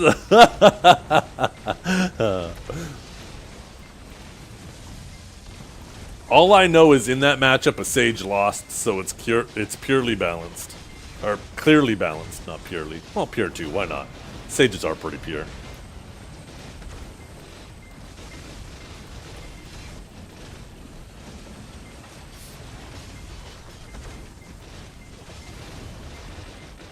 Hmm.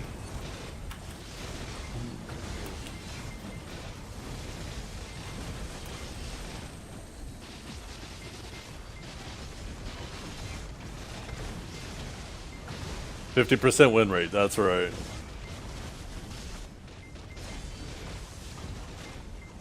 Now you got Alien. Are you streaming?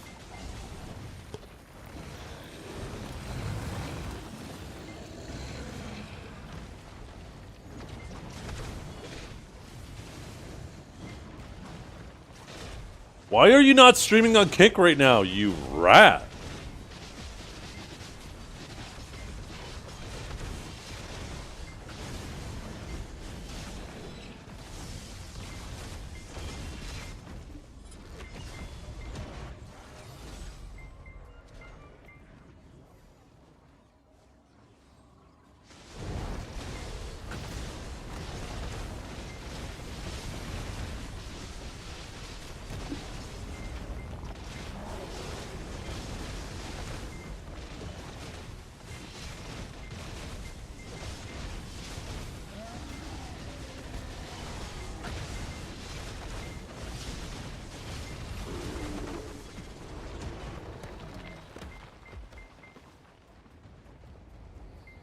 Yep. Yes, we do.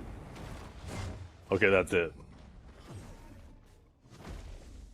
Thank you for the party, ladies and gentlemen. I appreciate it a lot.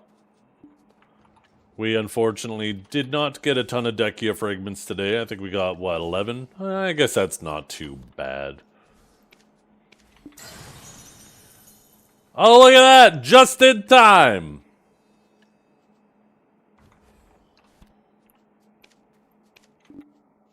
That could have been me. That could have been me.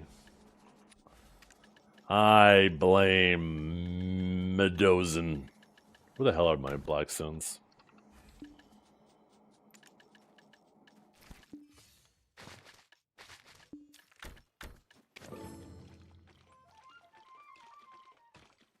Don't you think about it, you little rat.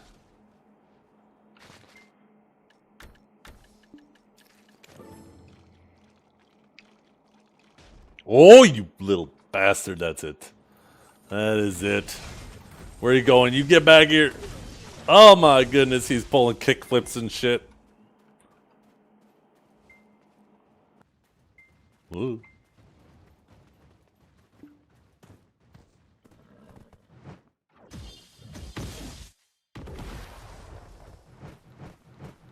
Damn it. Stop being stuck.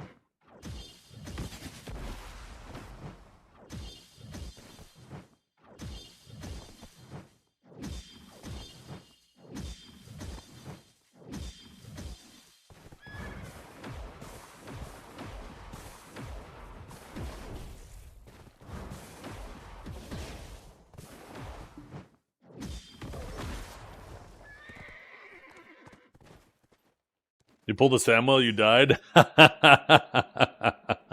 what you get.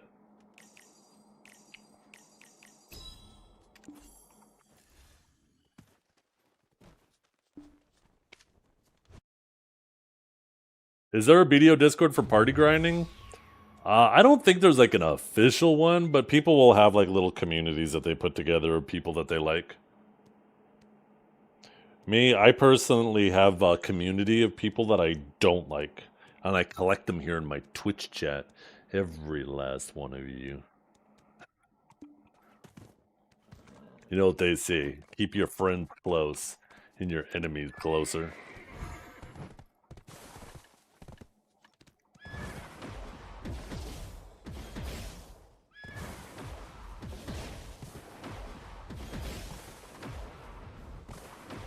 "12 debos? I didn't get 12 debos. What are you talking about? I only got... There's none in here. Not even one.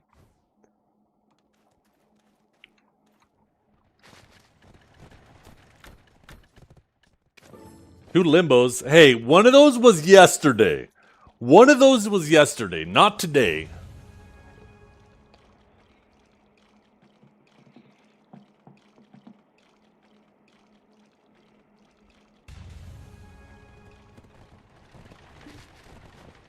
Okay, let's see who's streaming. I'm gonna end the stream. There's not really much time for me to do anything else, so I will find someone to send you guys to. Who do you guys want to watch? Did you say you guys say about Janice?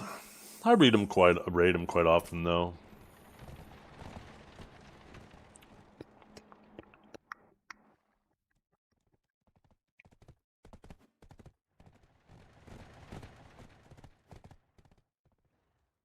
I'll send you guys to Mr. Grimkill, I think.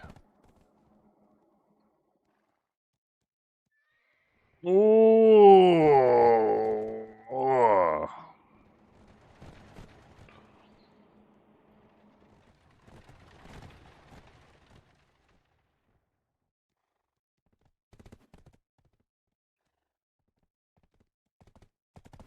Hey, everybody. Thank you for hanging out. I hope you all have a wonderful day. We will be back tomorrow, but we will be starting later tomorrow afternoon. Probably try to stream a little bit later. We'll see how it works out. Maybe it'll just be a shorter stream. But have a good evening, everybody. Good luck with your AOS matches. Good luck with your grinding. Good luck with your enhances. Good luck with all that.